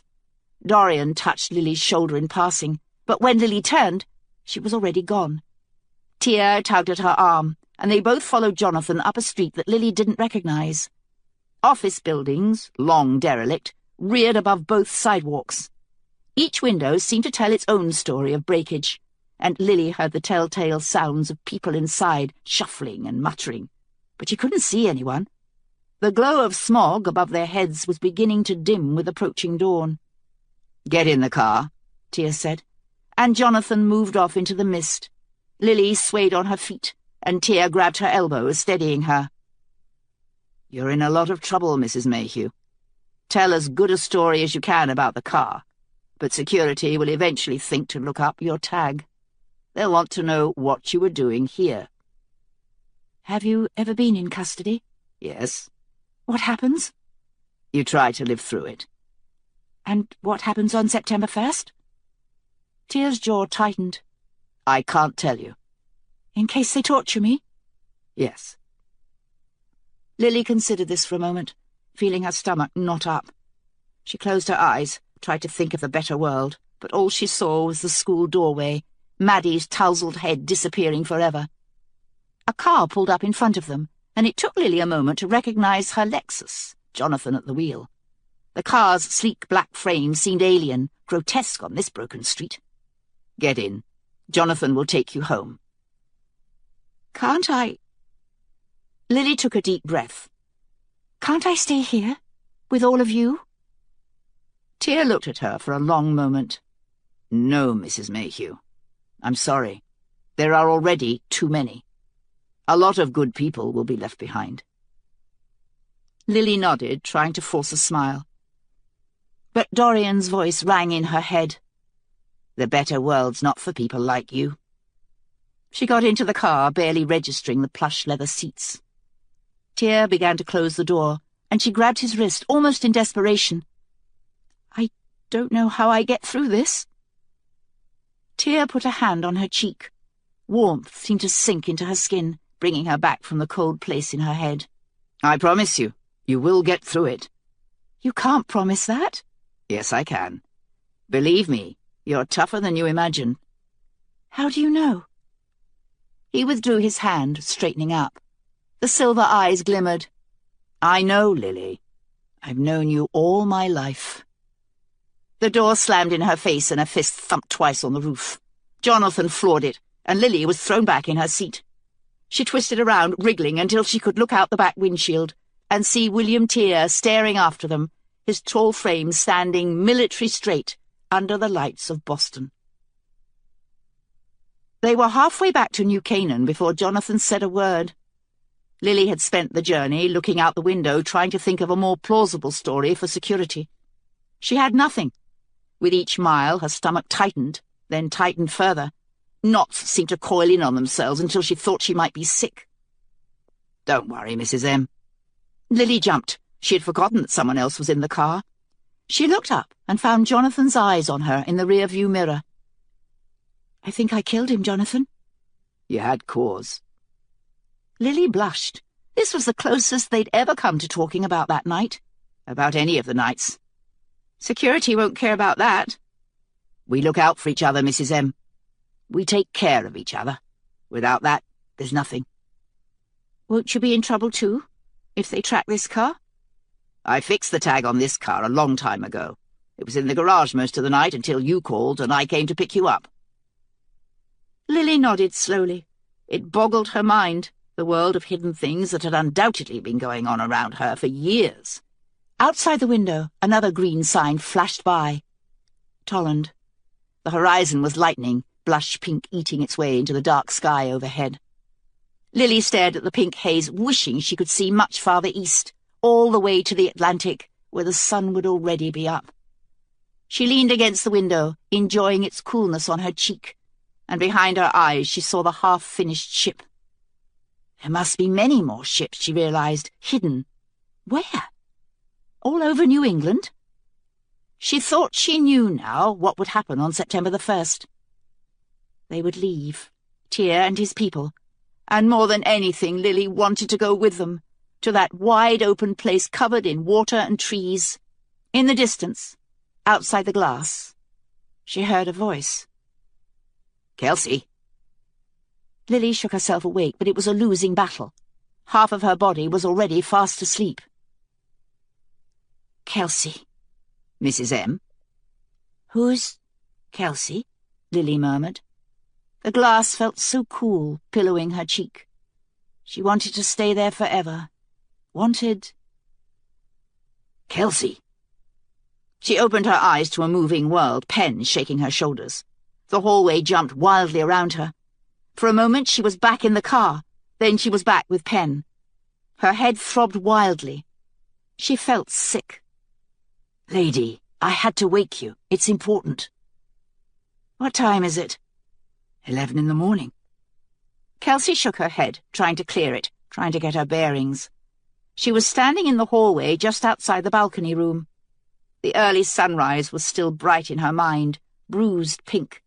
She could feel cool window glass on her cheek. Well, what couldn't wait?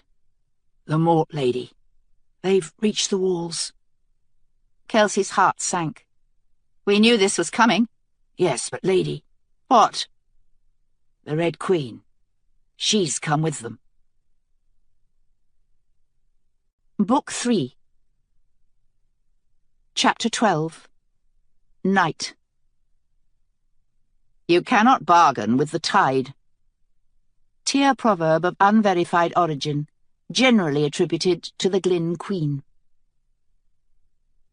The Mort army covered both sides of the Cordell, spread north and south across the Almont, and even curving around the southern edge of New London. Dusk was coming down on the city, and in the fading light the Mort camp was an impenetrable dark sea. In front of the black tents stood more than 50 neatly ordered lines of soldiers. To the naked eye, they seemed to be covered in glittering iron.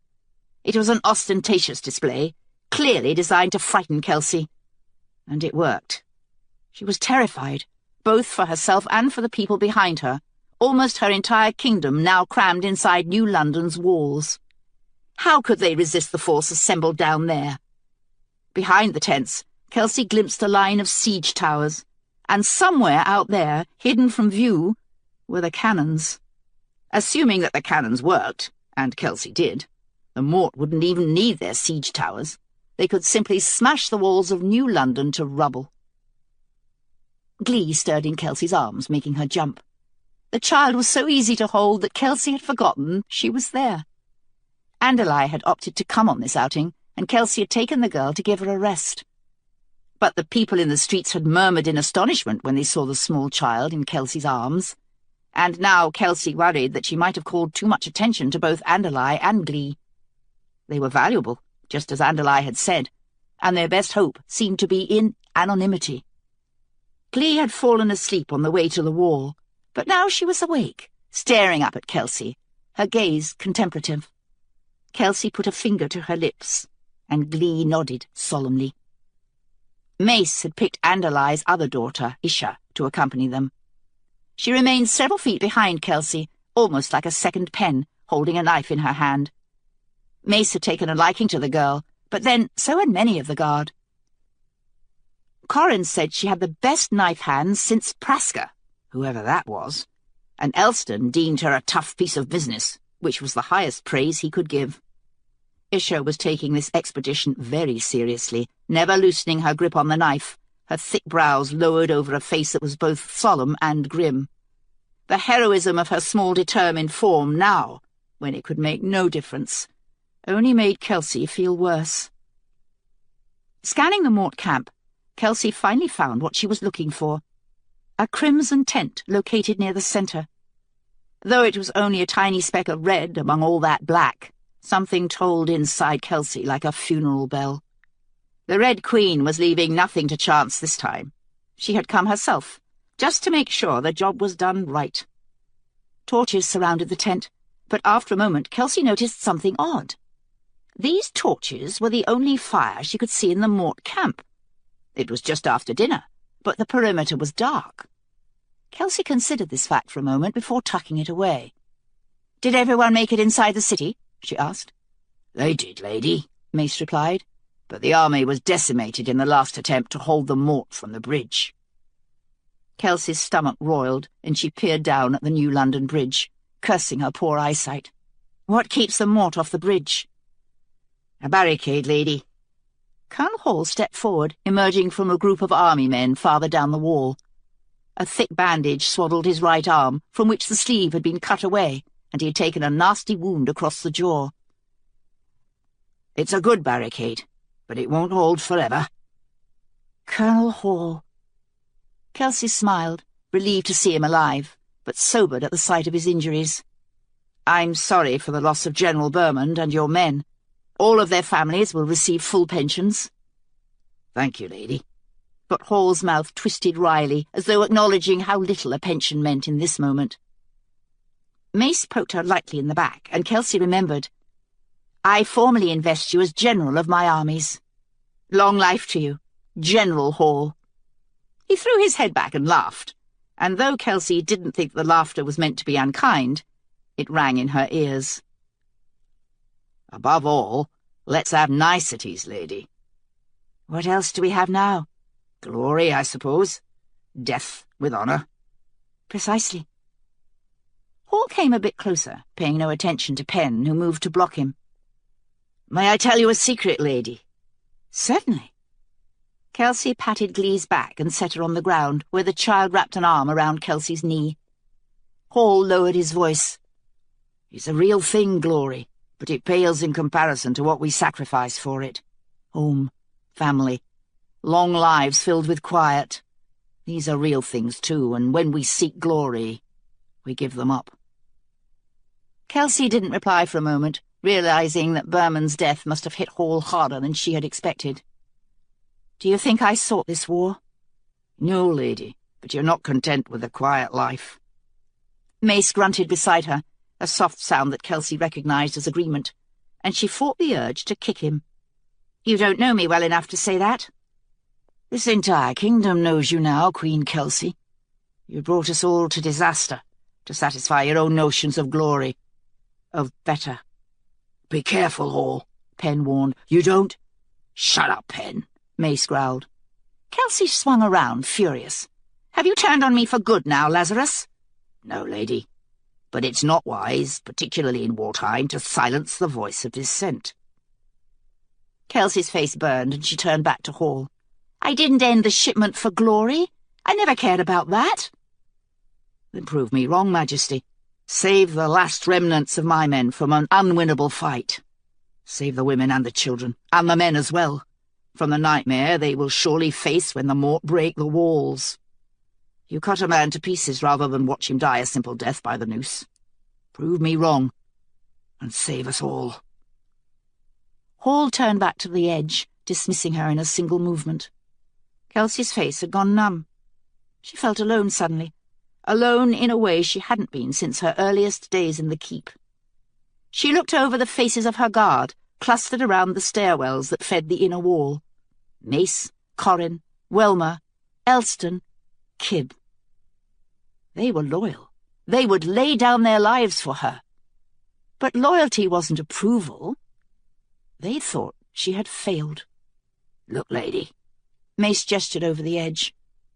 The regimented lines of Mort had not moved, but as Kelsey squinted in the dying light, she saw that there was movement down there. A clutch of figures in black cloaks darting through the lines, bearing torches, wending their way toward the front. Mace had pulled out his spyglass. "The one in the middle is the Red Queen's personal herald. I remember that little bastard." The herald was a wisp of a man, so slight that he could easily have blended into the night in his cloak. But his voice was a thick bass that echoed off the walls of the keep, and his tear was perfect, without even the slightest Mort accent. "The great Queen of all Mortmain and Calais extends greetings to the heir of the Tearling." Kelsey gritted her teeth. "My message is as follows. The great Queen assumes that you realize the futility of your situation. The great Queen's army will find it an easy matter to break the walls of your capital and take whatever it wishes. No tear will be spared. However, if the Tear heir removes the barricade to the New London Bridge and opens the gates, the great Queen promises to spare not only her, but 20 members of her entourage as well. The great Queen gives her word that these 21 will not be harmed."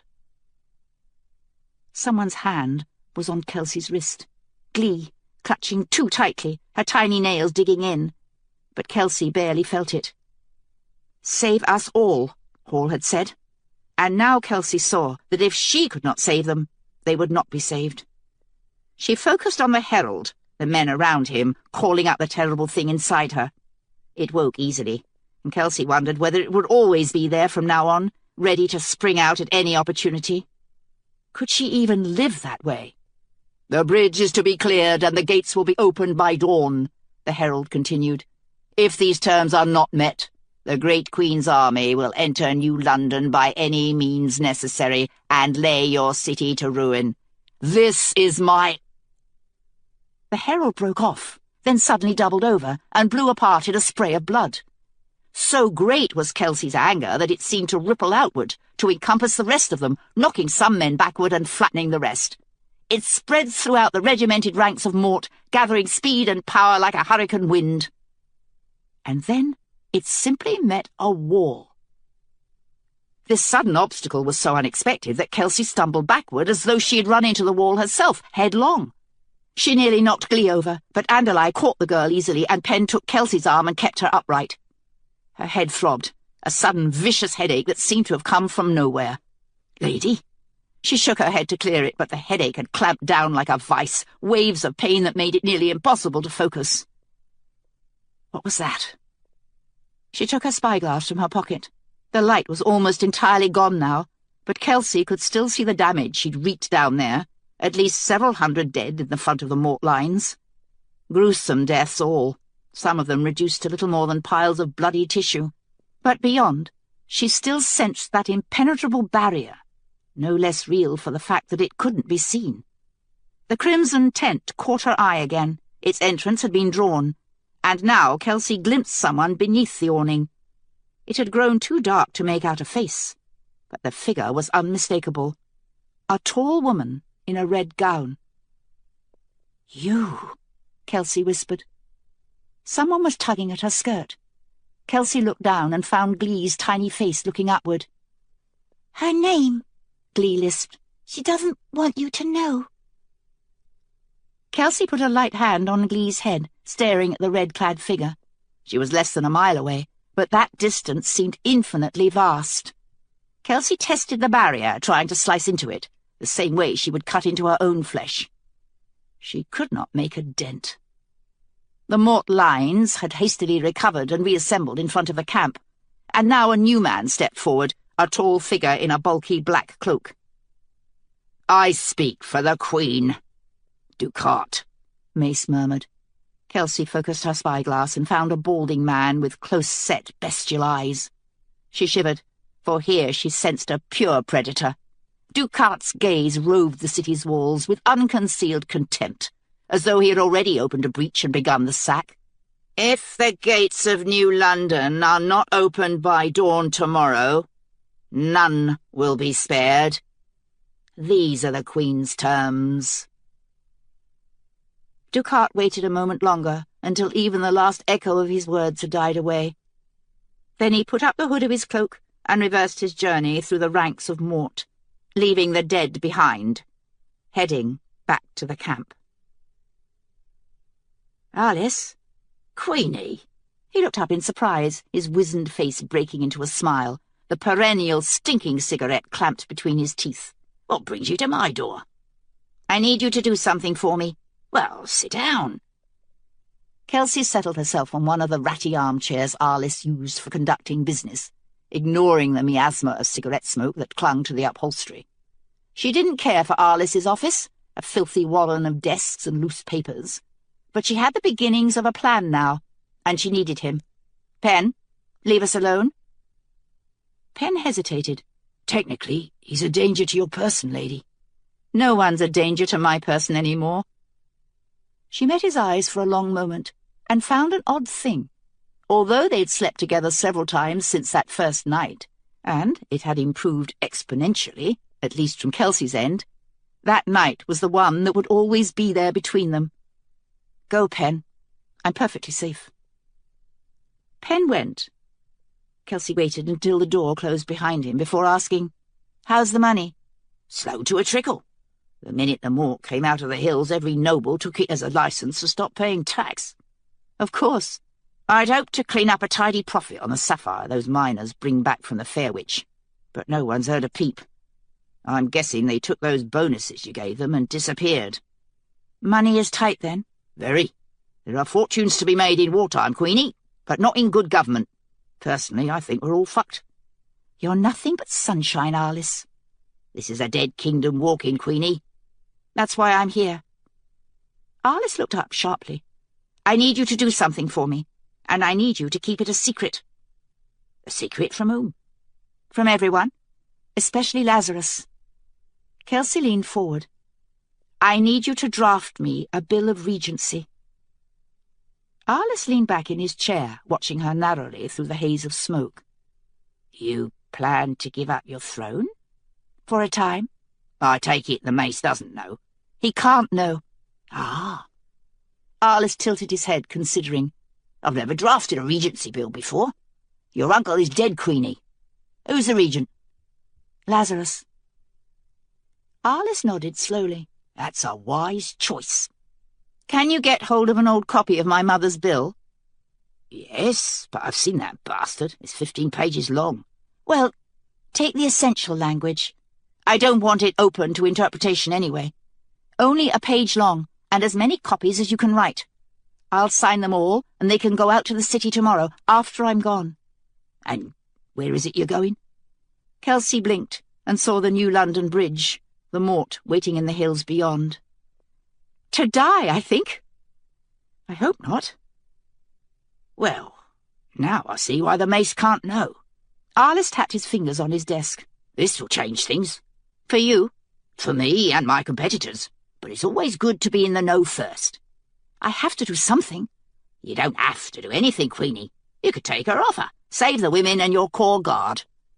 That's what my uncle would have done. But I can't. Well, that's the bitch of choice, isn't it? She glared at him. Choice has been very good to you lately, Arliss. You've been coining money from drug sales to the refugees. Did you think I wouldn't find out? Let me tell you something, Queenie. My drugs are the only reason you haven't had panic or widespread suicide down in that camp. People have to cling to something. I see. You're an altruist. Not at all. But it's foolish to blame the dealer for catering to his market. That's Thorne talking. Yep. Thorne was a little shit all his life, but he was always right about that. Kelsey looked up, suddenly forgetting the drugs and even the regency bill. You knew Thorne when he was young? Lord, yes, Queenie. He'll tell you that no one knows where he came from. He's dead. But there are a few of us, if you take the trouble to look. Where did he come from? The creche. I don't know what that is. Deep under the gut, Queenie. There's a warren of tunnels. God knows what they were built for. They're too deep to be sewers. If you want something too fucked even for the gut, and you know the right people, you go down to the creche. What was Thorne doing there? Thorne was sold to a pimp when he was barely born. Lived his entire childhood down there, such as it was. How do you know? Don't look at me like that, Queenie. I had to go down there on business once or twice, early in my career. They need a fairly steady supply of narcotics, for obvious reasons. But I got out of dealing down there a long time ago. You got out? Yes, I did. It's a bad place, the creche. Kids for sex, for... Stop! Kelsey held up her hand. I see. A bad place, Arliss repeated, shuffling the papers on his desk. But Thorne was smart and quick. He was practically a king down there by the time he was 18. Was Lazarus there too? He was, though he'll not admit it if you ask him. What was... Kelsey's voice died, and she swallowed, feeling the words slip around a dry place in her throat. What was he doing down there? The ring. Explain. Children fighting children. Boxing? Not always. Sometimes they gave them weapons. There's value in variety. Kelsey's lips felt as though they'd frozen solid. Why? Gambling, Queenie. More money changes hands over kid fighting than any other betting matter in this kingdom. And the mace was one of the greatest contenders they'd ever seen. A juggernaut. Alice's eyes gleamed with memory. He never lost, even in his early years. Lazarus isn't even his real name, you know, just a nickname his handlers came up with where no one could bring him down. The odds got so high by the time he was 11 or 12 that I nearly stopped taking bets on him at all. You took bets? I'm a bookie, Queenie. I take bets on anything where I can calculate the odds. Kelsey rubbed her eyes. Didn't anyone try to put a stop to it? Who would, lady? I saw your uncle down there several times. Your mother, too. How did they decide who won? Alice met her gaze steadily, and Kelsey shook her head, feeling ill. I see. Lazarus never told me. Of course he didn't. If some comes out, it all comes out. Meaning what? Meaning that the mace was almost an animal by the time he was done. No one could wrangle him, except maybe Carol. It was Carol who got him out of the creche for good. But the mace was still a danger to others, long after his days in the ring were over.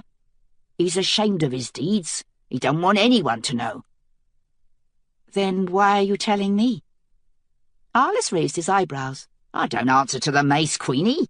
You're a fool if you think I do. I don't even answer to you. I've reached the good time of life now, the time where I've made my money, and if someone is fool enough to threaten me, I don't need to care. I do and say as I please. And it pleases you to be here, now? Why haven't you fled to Mortmain? Or Kildare? Alice grinned. Because I don't want to.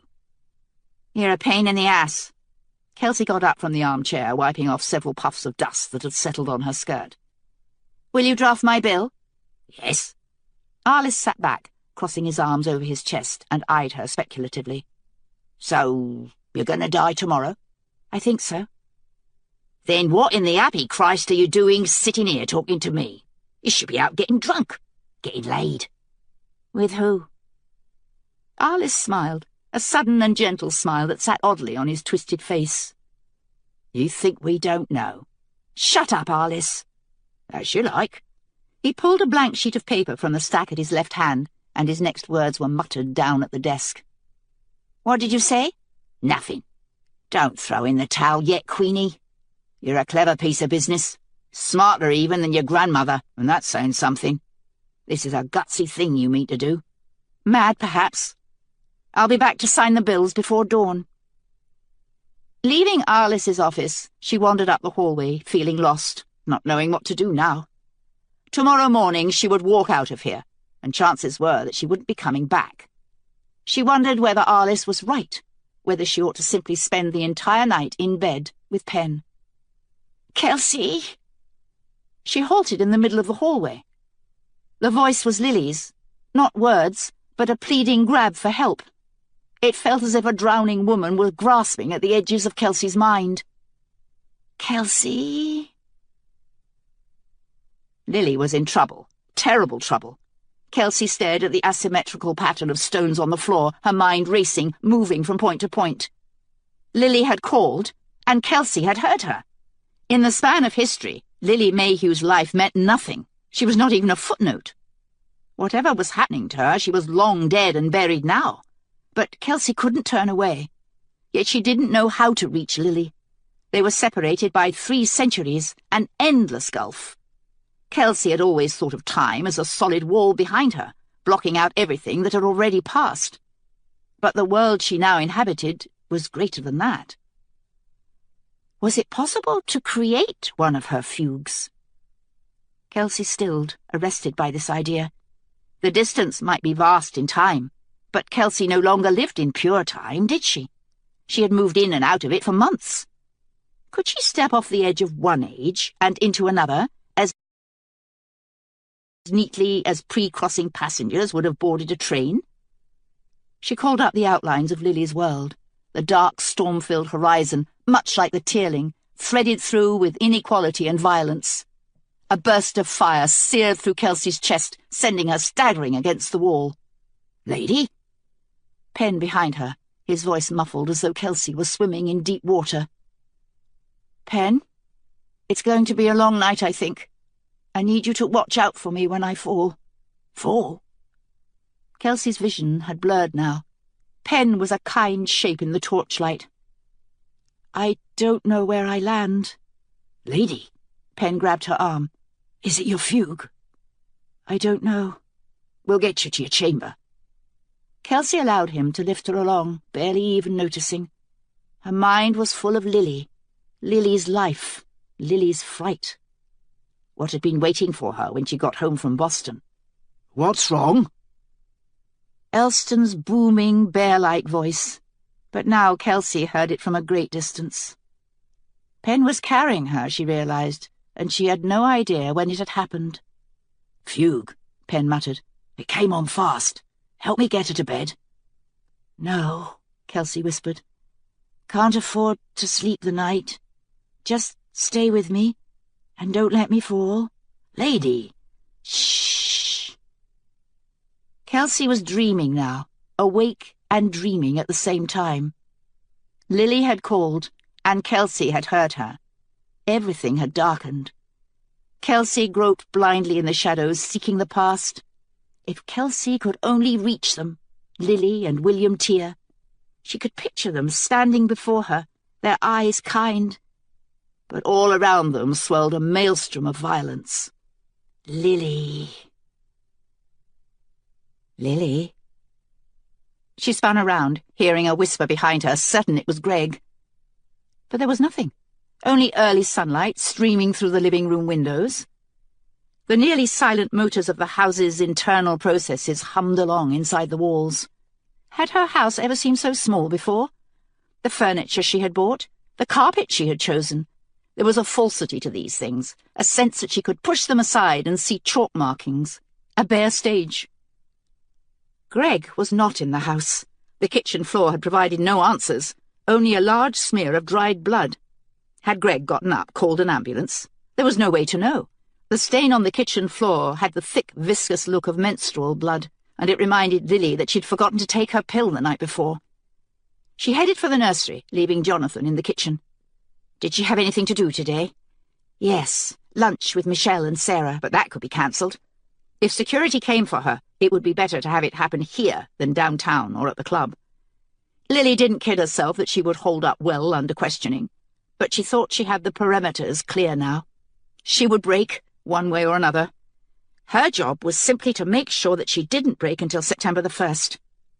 Could she do that? She closed her eyes, looking for the better world, but instead she found William Tear standing beneath the streetlights. The nursery faced eastward, a wash of light in the early sun. Lily darted over to the loose tile, suddenly aware of the sun moving, of the fact that Greg or security could show up at any time. After she took her pill, she would run upstairs and take a shower, put on a good dress and some makeup. Security would come, and when they did, the way she looked would matter. She would appear as respectable as possible, a woman who couldn't possibly be involved in midnight journeys, in separatists' plots. She would... The space beneath the tile was empty. Lily rocked back on her heels, staring in disbelief. Yesterday she'd had 10 boxes of pills in there. Cash, too. Over $2,000, her emergency stash. Lily's stomach seemed to contract in on itself as the meaning of the empty hole socked home. Her pills were gone. Lose something.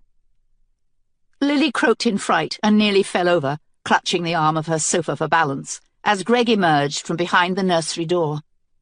The left side of his head was caked with dried blood. It had matted his hair and trickled down his neck to stain the shoulder of his white shirt. He was grinning. "Where have you been, Lily?" "Nowhere," she whispered. She wanted to speak up, to be strong, but she seemed to have no voice. When Greg wasn't around, he became diminutive in her mind, but in real life he wasn't small at all. In the light, airy space of the nursery, he seemed about 10 feet tall. "Nowhere," Greg repeated smoothly. "Just out and about. All night, outside the wall." "That's right. I got carjacked, too, in case you care." "All night, outside the wall," Greg repeated, and Lily shuddered. His eyes were wide and empty. Dark orbs seemed to reflect no light. "My dad was right, you know.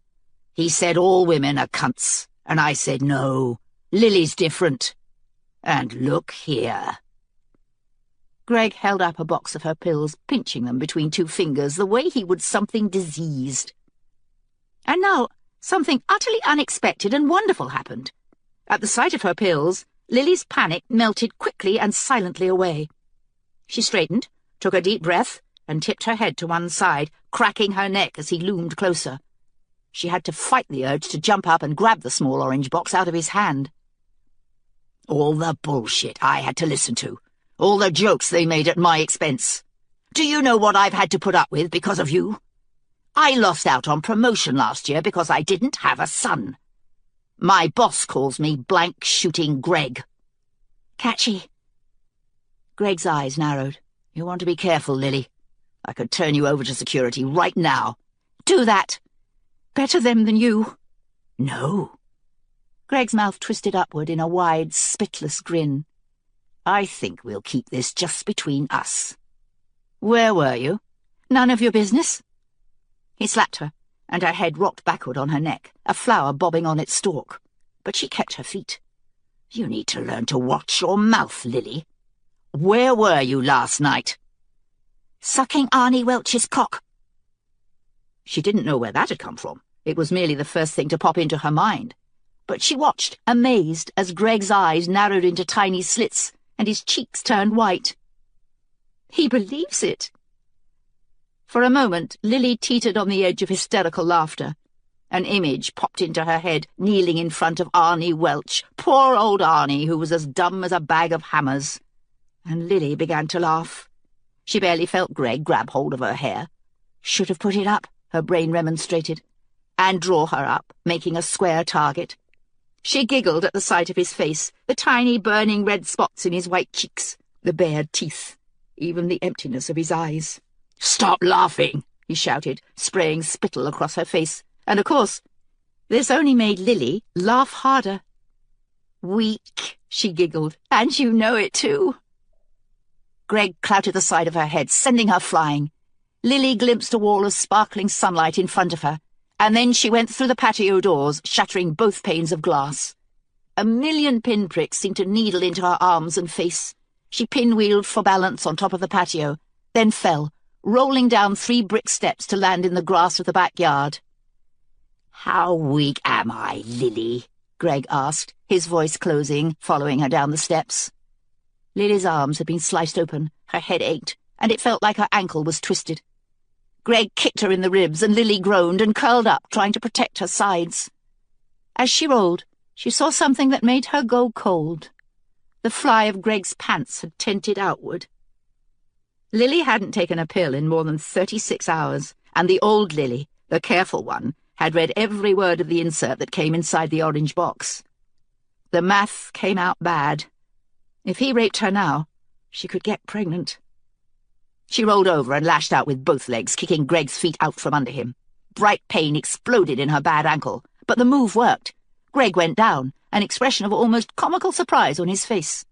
Lily tried to get up, but he had bruised her ribs, if not something worse, and her left arm wouldn't respond to commands.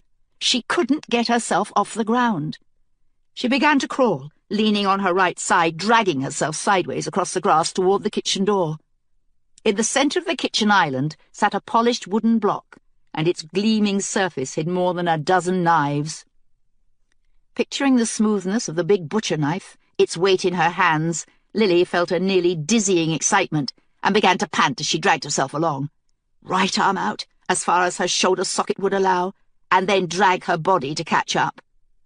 But her arm was already starting to ache. Lily had never been so conscious of her own physical weakness. She remembered Dorian doing push-ups, despite her stitches, thought longingly of the tough ripple of muscle along Dorian's arms. She tasted blood. A hand grabbed her bad ankle, making her squeal in pain. Lily peered over her shoulder and saw that Greg had hit something when he fell. Fresh blood covered his chin. But he was still grinning, even with the bright red stream slavering from his mouth. He squeezed her ankle, and Lily screamed, as if she felt something grind together in there. Muscle or bone, it didn't matter which, it was all mixed up in a bright implosion of pain. She tried to kick Greg in the face, but there was no leverage while she was lying on her side. She yanked her foot from his hand and pulled herself closer to the kitchen door, thinking only how good the handle of the big butcher knife would feel, how smooth in her hand, if she could reach it.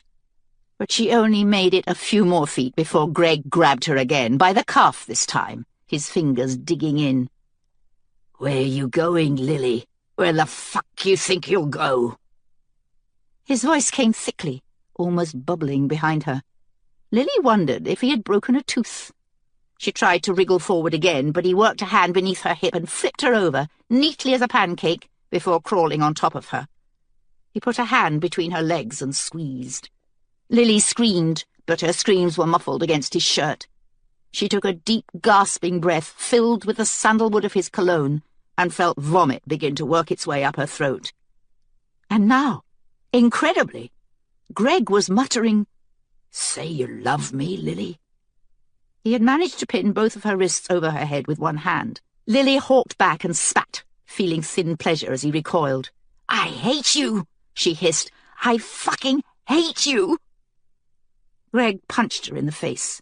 His fist missed her still healing nose, but the bridge tingled with warning pain.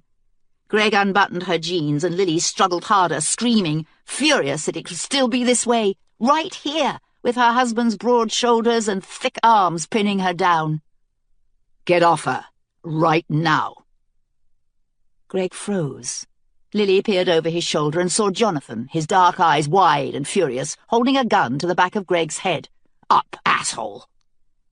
Greg eased off her, sinking back to rest on his knees, and Lily scrambled away, panting hoarsely.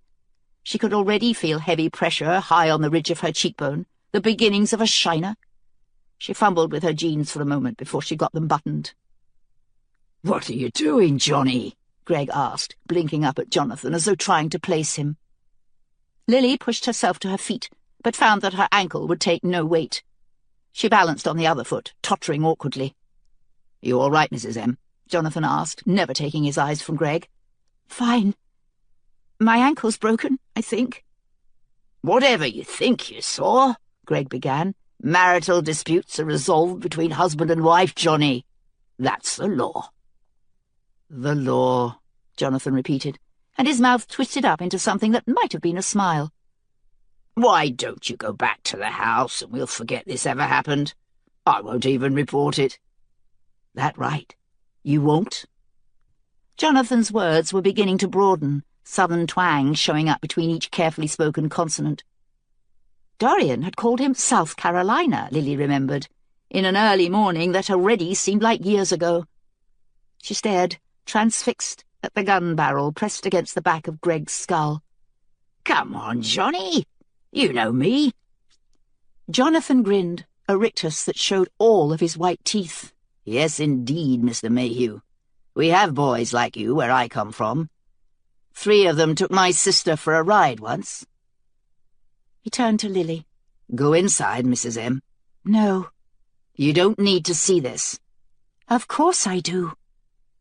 "Johnny, put the gun away. Remember who you work for." Jonathan began to laugh, but it was hollow laughter, and his dark eyes blazed. "Oh, I do. And I'll tell you a secret, Mayhew.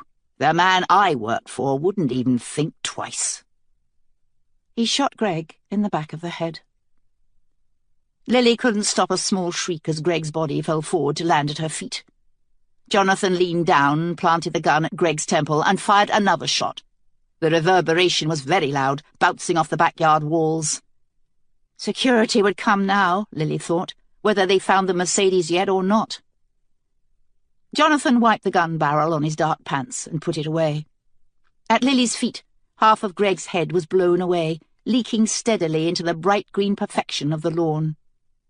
Lily looked down and found herself covered with gore, but most of the blood was hers, from the cuts on her arms. "You need a doctor," Jonathan told her. "I have bigger problems now," Lily replied, then reached out and grasped his shoulder. "Thank you." The words were not enough, but she could think of nothing better. And now she heard the first siren, still distant, somewhere downtown. Someone must have called security when Lily went through the glass doors. "They're coming." You should go. No. Jonathan's face was resigned. We take responsibility. You can't stay here. Sure I can. Jonathan, they'll never listen. Even if I told them everything, they wouldn't listen. They'll kill you. Probably. But I had to do it. Lily nodded, trying to think. Even now, at the strangest of all times, the better world was in her head, crowding out all else, every other consideration. It was the river that held her, she saw now, the river with its deep blue water. She had failed in Boston, but here was another chance. Give me the gun. What? Give me the gun and get out of here. Jonathan shook his head. Listen to me. They'll be coming for me anyway, sooner or later. I can tell the same story, and I have better evidence. Look at me. I'm a mess. You won't do any better, Mrs. M. Security is Frewell's organization, right down to its bones. They'll look at your face and arms, believe every word you say, and find you guilty all the same. He won't let me go, Jonathan. On the ship. I asked, and he said no. I'm sorry. But you have to go. Lily looked down at Greg's corpse, wishing she were as brave as the rest of them, but she knew she was not, and she needed Jonathan to leave now, before she lost her nerve. We take care of each other, yes? You did this for me. Now I want you to go. They execute wives who kill their husbands. I'm dead anyway, Lily retorted, taking a shot in the dark. On September 1st, right? Jonathan swallowed. Isn't that what's going to happen? Mrs. M. She reached out and grasped the barrel of the gun. Jonathan resisted for a moment, then let it slide bonelessly from his fingers. The sirens were louder now, leaving downtown and entering the quiet maze of streets that had made up Lily's adult life. Go. Think about him, not me. Help him. Jonathan's dark face had gone pale. They'll check your hands for powder. Fire a shot to the ground. I will. Go. He hesitated a moment longer, then headed for the wall and climbed it, in almost the exact spot where Dorian had fallen down. Even in the midst of her terror, this symmetry pleased Lily. She felt that she had now come full circle, completed the journey from the woman she had been pretending to be to the woman she really was. At the top of the wall, Jonathan turned and gave Lily a last reluctant look, but she waved him away with the gun, relieved when he dropped soundlessly into the Williamses' yard, out of sight. Lily planted herself, aiming the gun at the ground several feet away. She knew that guns recoiled, but she was still unprepared for the force of the shot, which sent her sprawling backward. The gunshot echoed around the garden, and as it faded, Lily heard the squeal of tires turning onto her street. I killed my husband. He was beating on me, and I shot him. How did you get the gun? I took it from Jonathan, the last time he drove me downtown, Tuesday. Bullshit. He would have noticed it was gone. That was true. Lily tried again. What if I tell him it was Greg's gun? The gun's tagged. They'll only need to scan it to know it was Jonathan's. She couldn't think of a response. Jonathan was right. The story was too flimsy, no matter who did the telling. Greg was dead, shot by 2 bullets from Jonathan's gun. Last night, Lily had gone outside the wall alone and come back with Jonathan. He would either think that Jonathan had killed him, or that she and Jonathan had done it together. No one would care about Lily's black eye, the cuts on her face and arms. It was all over now. She was a woman who had killed her husband. She thought of the executions that played regularly on the giant screen in the living room. Men and women turning pale as the poison hit their veins, drowning them in their own lung fluid. Their agonized gasping always seemed to go on forever before they finally succumbed. And Greg would laugh at Lily when she tried to cover her ears.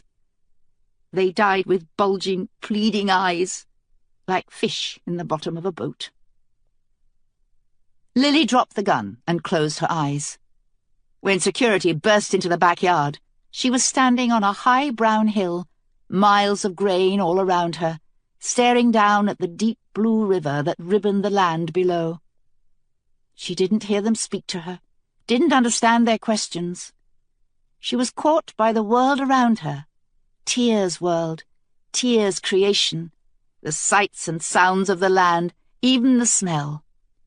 Freshly turned earth, and a tang of salt that reminded her of childhood trips to the main shore.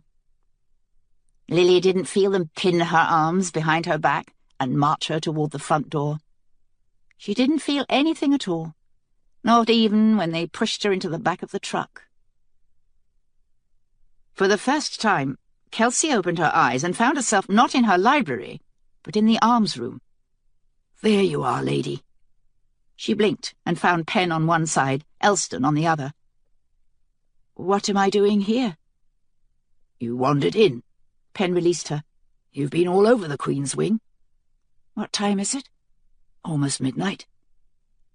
Less than 2 hours gone. Lily's life was moving faster now. Kelsey blinked and saw, as if through a thin veil, the dark tin box of the security truck, its armoured inner walls. It was night again, flashes of streetlights spilling intermittently through the small slats near the ceiling, fleeing over her hands and legs before it disappeared. Lily was right there, not centuries away, not over the borders of unconsciousness as she had once been, but right there, inside Kelsey's mind. If she wanted to, Kelsey could reach out and touch her, make Lily scratch her forearm or close her eyes.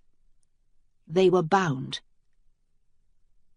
"Only crossing," Kelsey whispered, clutching her sapphires. Who had said that? She couldn't remember any more. Only crossing. "Lady?" "I'm going back, Pen." "Back where?" Elston asked crossly. "Sooner or later, lady, you'll have to sleep." "Back under, I think," Pen replied, but his voice was already distant. Dimly, Kelsey remembered something she was supposed to do, something about the Red Queen. But Lily took precedence now. Another flash intruded. Lily being pulled from the truck and marched down a long staircase, her eyes blinded by glaring fluorescent light. A wave of nausea broke over Kelsey like a wave, and she remembered that Lily had hit the double doors head first. Did she have a concussion? "You stay, Pen. Don't let me fall." "Go, El." "I'll get the captain," Elston muttered. "Christ, what a mess it all turned out to be." He said the last bit quietly, as though hoping Kelsey wouldn't hear. But if she could have found her voice, she would have agreed with him. It had all gone wrong. But where was the tipping point? Where had all of her good intentions fallen apart? Lily's feet tangled on the stairs, and Kelsey lurched forward. She grabbed for the arm-rail, found there was none, and stumbled. "Get the fuck up." "Lady?" "Get the fuck up." Lily pushed herself off the wall and regained her feet. These were not the polite guards of the New Canaan security station. 4 men surrounded Lily. 3 carried small oblong objects, some sort of electrical prod, while the 4th carried a gun. Lily needed a doctor. None of the cuts on her arms had been very deep. They were already beginning to scab. But she had taken an ugly slice on her scalp when she went through the glass doors, and blood was steadily oozing through the hair on the right side of her head. From time to time, nausea beset her. The last attack had been so bad that she nearly collapsed. But she fought it hard, because those taser-type weapons looked well used. As a child, Lily had once stuck her finger into the socket of a desk lamp that was missing its bulb, and she would never forget the brief burning agony that had taken her hand in that moment. The 4 men who surrounded her didn't seem the sort to think twice before giving her a jolt. They had kept her at the New Canaan station until early afternoon, in a dingy cell that was still years removed from the terrible conditions Lily would have imagined. There was no one else in the cell with her. It was dirty from disuse, not overuse. New Canaan's security probably never hosted prisoners. There was no petty crime there. Lily was in the cell for hours, but she never spotted so much as a single roach. She hadn't slept in more than 30 hours, and she was exhausted. Hungry, too. But the sharpness of that hunger quickly began to fade against her thirst. She didn't know if they would have given her water at the station, but she had forgotten to ask. Now her throat felt as though someone had gone at it with sandpaper. When the sun was just beginning to set, they had taken her from the cell and loaded her onto another truck. Lily didn't know how long the journey had been, only that night fell long before they came to a halt, and when they pulled her from the truck, she found herself in a wasteland of bright fluorescent and asphalt. The better world had never seemed farther away than it did in that moment. Lily, freezing cold from the long journey in only her t-shirt and jeans, blinded by the bright lights and the slow trickle of blood from her scalp. She tried to remember why she was here, but at that moment William Tear and his people seemed infinitely distant. Tracking backward through her memory, Lily realized that it was still only August 30th, that September 1st was still 2 days away. 2 days until the carnival, Parker had said. But Tear would never let a creature like Parker into his better world. So, what was the carnival? What does it matter now? But no matter how many times Lily had asked herself this question during the interminable truck ride, she remained unconvinced. Carnivals were excess and abandon, doing anything you liked. Lily was no extraordinary empathist, but it took only a few minutes for her mind to slip into Parker's, conjure an image, and spread it out before her like a mural. Parker's carnival would be the same as any other, excess and abandon, brought now into the limitless range of the monstrous troubled world they all lived in, a world of walls that separated the privileged from the deprived. And the deprived were angry. Lily's mind created the pictures faster than she could push them away, and by the time they reached the security compound, she had seen the end of the world inside her head, a bacchanal of rage and revenge. Parker's glee was easy to understand now. He might be too debased for the better world, but on the 1st of September, Tear meant to turn him loose in this one. I should tell security, Lily thought. I should warn someone.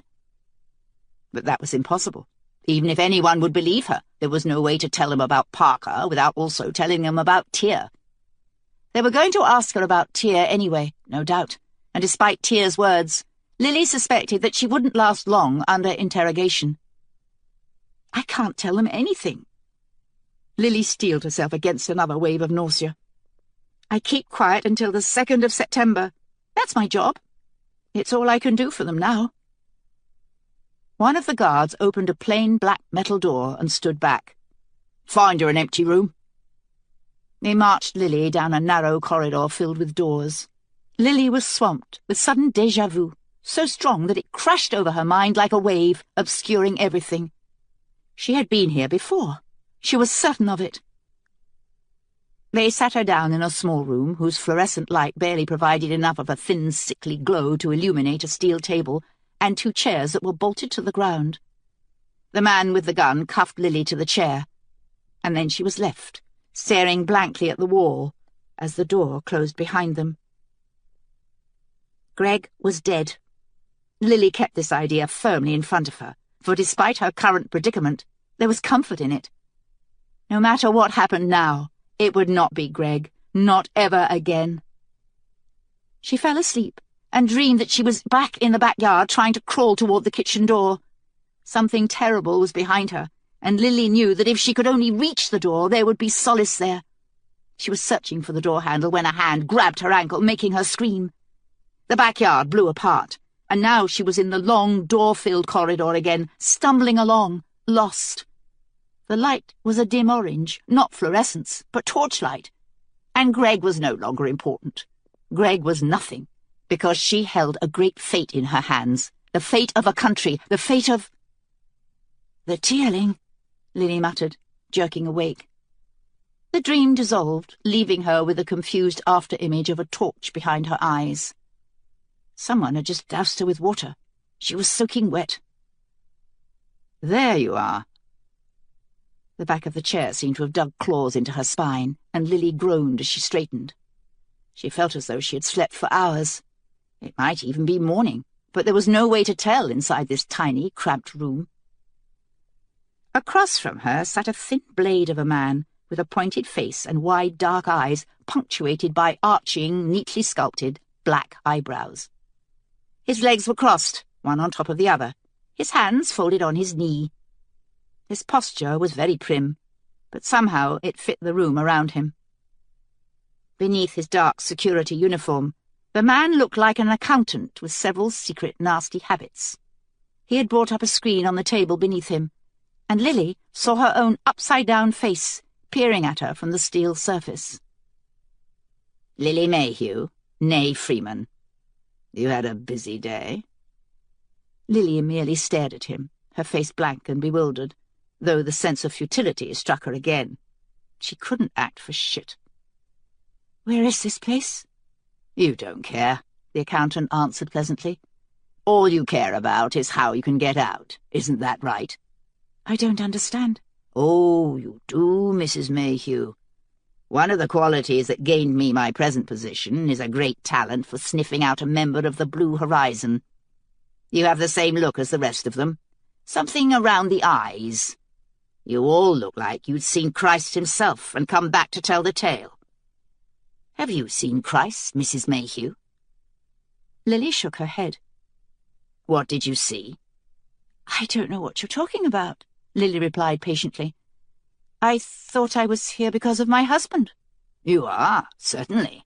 But national security trumps local crime, and I have a lot of latitude in such matters. It could go either way, really. On the one hand, we have Lily Mayhew, the brutally battered wife whose life was in danger, who acted to defend herself. And on the other, we have Lily Mayhew, the cheating cunt who screwed her black bodyguard, a separatist black bodyguard, just to add to the fun, and then convinced him to help her murder her husband. He leaned forward, still smiling the pleasant smile. Latitude, you see, Mrs. Mayhew. It really could go either way. Lily stared at him, unable to reply. Everything inside her seemed to be frozen. Screw Jonathan? Did he really say that? Now, I'm not interested in your husband. In fact, I too thought Greg was an asshole. But I am extremely interested, one might almost say obsessively interested, in what you were doing down at the port of Boston early yesterday morning. "I wasn't," Lily replied. A frog was in her throat, and she coughed it out. "I was heading that way, but I got carjacked on Highway 84, just over the state line into Massachusetts." The accountant's smile widened, and he shook his head. A tragedy. Do go on. "I called my bodyguard to come and get me, and he brought me home." That is very neat. His fingers played over the steel surface of the table, and a moment later Lily heard her own voice echoing from speakers on her left. "Jonathan?" "Where are you, Mrs. M?" The static that had covered the call was entirely gone now. Jonathan's voice crystal clear. "Mrs. M?" "I'm on my way to Boston." "What's in Boston?" "The warehouse. They're in trouble, Jonathan, all of them. Greg had Arnie Welch over for dinner." "Mrs. M, I can't hear you. Don't come to Boston." "Jonathan!" The call broke off. Your tag tells a better story than you do, Mrs. Mayhew. Last night you travelled up to Boston, to Connolly Terminal, and you were there most of the night. The neat little man in front of Lily smiled again, and Lily noticed that he had a real mouthful of teeth, white and square and neat. Too neat to be anything but implants. There are only two ways for this to play out. You can tell me what you know, in which case I will be tempted, though I promise nothing, to paint you as Lily Mayhew, the sympathetic battered wife. It's a terrible crime to kill your husband, but there are ways around that, even when your husband was Greg Mayhew, Defense Department liaison and all-around good citizen. I'm not God, so you'll likely serve a couple of years. But they will be soft years, and when you get out, your husband's money, your beautiful house in New Canaan, your 3 cars, all of it will be waiting for you. You can start a new life." His words made Lily think of Kath Alcott, who had gotten into her car one night with her 3 children and simply vanished. She wondered if Kath had had any money. It changed everything, money. It was the difference between vanishing without a trace and simply dying in some dark place with no one to know or care. Lily thought of the group of people she had seen hunched around the bonfire beside Highway 84. And then the man's voice jerked her back. "If you say nothing, we go to work on you, and you'll tell anyway." Don't even kid yourself that you'll be able to stay silent. There's never been a member of your little group that I couldn't break. But if you waste my precious time and delay my investigation, I guarantee that you'll be Lily Mayhew, the cheating whore who shot her husband, and after I'm done with you, you'll die by the needle." Lily held silent during this speech, though his words made her stomach twist into thick, ropey knots. She was no good with pain, never had been. She feared the dentist, even a cleaning. It was all she could do to drag herself into Manhattan once a year to allow Dr. Anna to poke the horribly uncomfortable speculum between her legs. But the thought of Dr. Anna steadied Lily as well, reminded her that William Tear wasn't the only one who could be hurt if she opened her mouth. "I'll give you 30 minutes to think it over," the accountant told her, rising from the table. "In the meantime, I'm sure you're hungry and thirsty." Lily nodded miserably. She was thirsty, so much so that she could feel each individual tooth throbbing in its own dry socket. He left the room, and she bent to lay her head on the table, feeling the sting of tears behind her eyes. She searched for the better world, but there was nothing now. She could not call it up in her imagination as she had so many times before. The better world was gone, and without it, she wouldn't last long. Am I really this weak? She thought that the answer might be yes. There had always been something flimsy inside her. Greg must have sensed it. In fact, Lily saw now, Greg might have understood her better than anyone else ever had. All of Lily's bravery only kicked in when there was little risk involved. When the chips were down, she folded. She thought of being alone in their enormous house, of having all of that space to herself to do as she pleased, without Greg's shadow lurking around every corner. It would be an amazing thing. "Bullshit," Maddie whispered. "They're never going to let you go. And even if they did, you think they'd let a single woman keep all of that money, do as she pleases, in New Canaan, in any city?" Lily smiled gently. Maddie was right. It was a pipe dream. The little accountant had looked straight through Lily and seen what she wanted more than anything. Freedom, the ability to live her own life, and then dangled it in front of her like a cheap toy. Lily Mayhew, née Freeman, had been weak all of her life, but she had never been dumb. "I won't break," she whispered silently into her crossed arms, into the wetness of tears. "Please, just this once. Let me not break." The door opened with a hollow clang, and a hulking man with a soldier's buzz cut came in, carrying a tray. Lily sat up eagerly, hating herself, but she was too hungry and thirsty to stage a hunger strike. She guzzled the water, then attacked the meat, a cold lump of unidentifiable off-white gristle that didn't seem to taste like anything at all. The food only made her more hungry, and then it was done. She pushed the tray to one side, staring at the grey cement walls around her. The accountant had told her to think it over, but now she could think of nothing but all of them. Tear, Dorian, Jonathan. Where were they now? "With the ships," her mind answered. "Wherever the ships are, that's where they'll be." Lily felt certain that this was true. Tear would let Parker loose. And now Lily saw exactly how Parker fit in with the program. He was a distraction, a smokescreen for security. While Parker was wreaking havoc, Tear's people would board the ships, and then they would leave. "Leave for where? There's nowhere to go."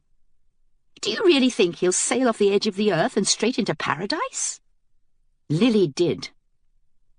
The image was eerily persuasive, an entire flotilla of ships, all of them heading toward an unknown horizon where the sun was just beginning to rise. This vision didn't feel like Lily's. Rather, it was as though someone else was dreaming inside her head. Did any of them know what was on the other side of that horizon? No. Lily felt certain they had no idea. They would probably end up sinking in the middle of the ocean. Did she really want to face everything that the accountant threatened? For that? Tear, Dorian, Jonathan. The door clanged open again. The accountant had returned, and he stood over her, smiling broadly, his hands tucked behind his back. "Well, Lily, what's it to be?" She looked up at him, sweat misting her brow, her guts sick with anticipation. But the words came out strong and clear, not her own words, and Lily suddenly felt as though there was another woman inside her, someone trying to hold her together, to get her through. "Fuck it, let's go." Chapter 13. September 1st. Faustus. "Come, I think hell's a fable." Mephistopheles. "Aye. Think so still, until experience change thy mind." Dr. Faustus, Christopher Marlowe, Pre-Crossing, Angleterre. When Kelsey broke free this time, Mace was with her. Both of his arms were locked around her waist, dragging her back, and Kelsey saw that she'd been heading toward the great double doors at the far end of her audience chamber. "Was I going somewhere?" "God knows, lady." I was, but where? The answer came. Her mother's face, beautiful and thoughtless. Mace released her, and she gestured toward the door. "Come on, Lazarus. Let's go down to the portrait gallery." "Now?" "Now. Just you and me." Penn's face stiffened, but at a nod from Mace, he faded back toward the hallway. Kelsey couldn't afford to worry about Penn's feelings now. She checked her watch and found that it was past 1 in the morning. She was running out of time. By unspoken consent, they did not take Mace's tunnel this time. Instead, Kelsey marched out her front door, down the long hallway that fronted the Queen's wing, and into the keep proper. They had run out of extra rooms long ago, and now even the corridors were lined with people, most of whom seemed to be wide awake. The smell of unwashed bodies was dreadful. As Kelsey went by, they bowed, murmured, reached to touch the hem of her dress, and she nodded in acknowledgement, barely seeing them, secure in the knowledge that if anyone tried anything, she could end him in an instant. An old woman blessed Kelsey as she went by, and Kelsey glimpsed an ancient rosary wrapped around her gnarled fingers. The Holy Father would scream if he knew that one of those was still knocking around. No one in the Arvarth wanted sinners to be able to tell their own grace. Seeing the milky cataract that covered one of the woman's eyes, Kelsey reached out and grasped her hand before moving on. The flesh there felt bone-dry like scales, and Kelsey was relieved to let it go. "May great God protect and keep you, Majesty," the woman rasped behind her, and Kelsey felt something turn over inside her. Did they not know that she was going to die today? How could they not know that? She quickened her steps, determined to reach the portrait gallery before Lily took her again. She could feel Lily's need now, Lily's pain, eating into the edges of her mind, trying to drag her back. And for a moment she resented Lily, wondered why she couldn't pile her sorrows on someone else. "Has there been word of Father Tyler?" she asked Mace. "No. All I could find out is that he and a brother priest vanished from the Arvarth several days ago. And the Holy Father is livid. He's offering £1,000 for Father Tyler, alive." Kelsey halted for a moment, leaning against the wall. "If he hurts Father Tyler, I'll kill him, Lazarus." "You won't need to, lady. I'll kill him." "I thought you didn't like priests." "Why am I here, lady? You no longer need protection. I could drop you in the middle of the dry lands and you'd likely walk out unscathed. These people are no danger to you. Why have you brought me along?" "We started out together." They rounded a corner and began to descend a new staircase, this one smaller than the main stair, and circular where the main was square. People had crowded onto both the top and the bottom of the staircase, but they scrambled out of the way as Kelsey approached. "You started off with all of us." "No. That morning with the hawk, you remember? That's when I first knew I was the Queen, and it was just you and me." Mace glanced sharply at her. "What are you planning, lady?" "What do you mean?" "I know you. You scheme." Kelsey veiled her thoughts, willing them out of her face. "When the sun comes up, I mean to go down to the bridge and try to parley." "The terms were non-negotiable." "Nothing is non-negotiable, Lazarus. Not if I have something she wants." "She wants this city and all of its goods in plunder." "True. It may not work, but I have to try. I'll take only 4 guards with me, including yourself and Pen. Choose the other 2. Perhaps not Pen. She halted, turning to face him. They were near the bottom of the staircase now, only a few turns to go, and Kelsey lowered her voice, mindful of the people who were undoubtedly below. Something to say, Lazarus? Come now, lady, a besotted man makes a poor close guard. Pen's not besotted. The corners of Mace's mouth twitched. What? For a woman with remarkably clear vision in most areas, lady, you are stone blind in others. My private life is not your business. But Pen's professional life is, and just because I'll tolerate some things in the safety of the Queen's wing, doesn't mean I'll tolerate them elsewhere. Fine. It's up to you whether he comes or not. But Kelsey winced at the thought of Pen's reaction to being left behind. Was Mace right? Was Pen in love with her? It seemed impossible. Pen had his woman, and although Kelsey had her occasional possessive moments, the woman served a purpose, allowed Kelsey to feel as though she was doing no harm. She didn't want Pen invested in their arrangement. She wanted it to be private, something that never needed to be dragged into the light of day. She wished Mace had not said anything. No point in fretting over it, she reminded herself. Everything ends in a few hours. The portrait gallery was full of people, at least several families sleeping on the stone floor. But a few sharp bellows from Mace did the trick. Parents scrambled to their feet, grabbed their children, and were gone. Kelsey shut the door at the far end of the gallery, and then it was just the 2 of them again, Mace and Kelsey, the way it had been at the beginning. Kelsey went to stare at her mother's portrait. If her mother had been standing before her, Kelsey would have grabbed her by the throat, torn her hair out by the roots until she screamed for mercy. But how much of their current nightmare was really her mother's fault? Kelsey thought longingly of those early days in the keep, days when blame had been clear-cut. Why did she give me away, Lazarus? To protect you. Bullshit. Look at her. That's not the face of an altruist. Sending me away for fostering was utterly out of character. Did she hate me? No. Then why? What is the point of this little expedition, lady? To whip yourself with your mother? Oh, hell, Lazarus, Kelsey replied wearily. If you're not going to talk to me, then go back upstairs. I can't leave you down here. Of course you can. As you pointed out yourself, no one here can harm me. Your mother thought the same thing. Queen Alyssa. Nothing but trash in the finest silk. Look at her. Call her all the names you like, lady. She still won't be the villain you wish her to be. Kelsey whirled to stare at him. Are you my father, Lazarus? Mace's mouth twisted. No, lady. I wish I was. I wanted to be, but I am not. Then who is? Has it ever occurred to you that you might not want to know? No, that had not occurred. For a moment, Kelsey pondered the worst people it could be. Arlen Thorne? The Holy Father? Her uncle? Anything seemed possible. And did blood really matter so much? She had never cared about her father's identity. Her mother was the important one, the one who had wrecked a kingdom. Kelsey stopped pacing, looked up and found the portrait of the beautiful queen staring down at her. The favoured child sat on her lap, smiling brightly, no dark corners. And behind the beautiful queen's skirts was the other, the dark child, the bastard, not loved and not special. Parentage did matter, Kelsey realised, even if it shouldn't.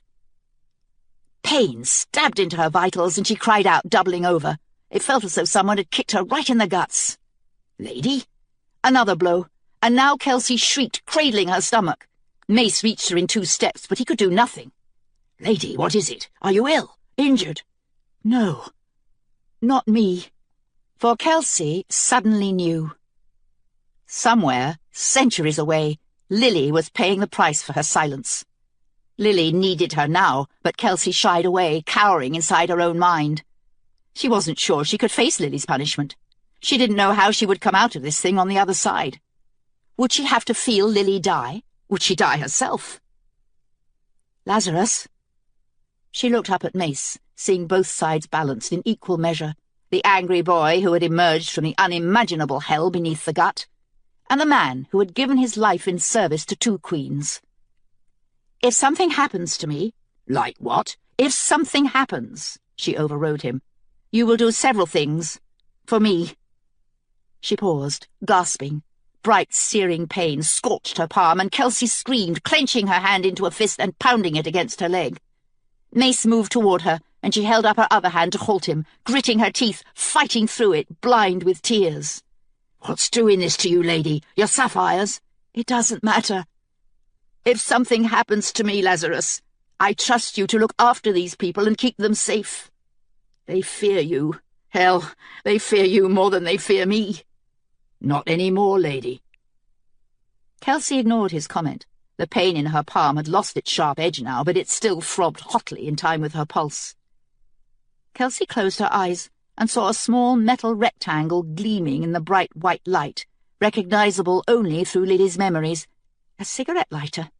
Someone had held Lily's hand to the flame. Not someone, Kelsey thought. The accountant. A man of whom Arlen Thorne would have thoroughly approved. And Kelsey wondered suddenly whether humanity ever actually changed. Did people grow and learn at all as the centuries passed?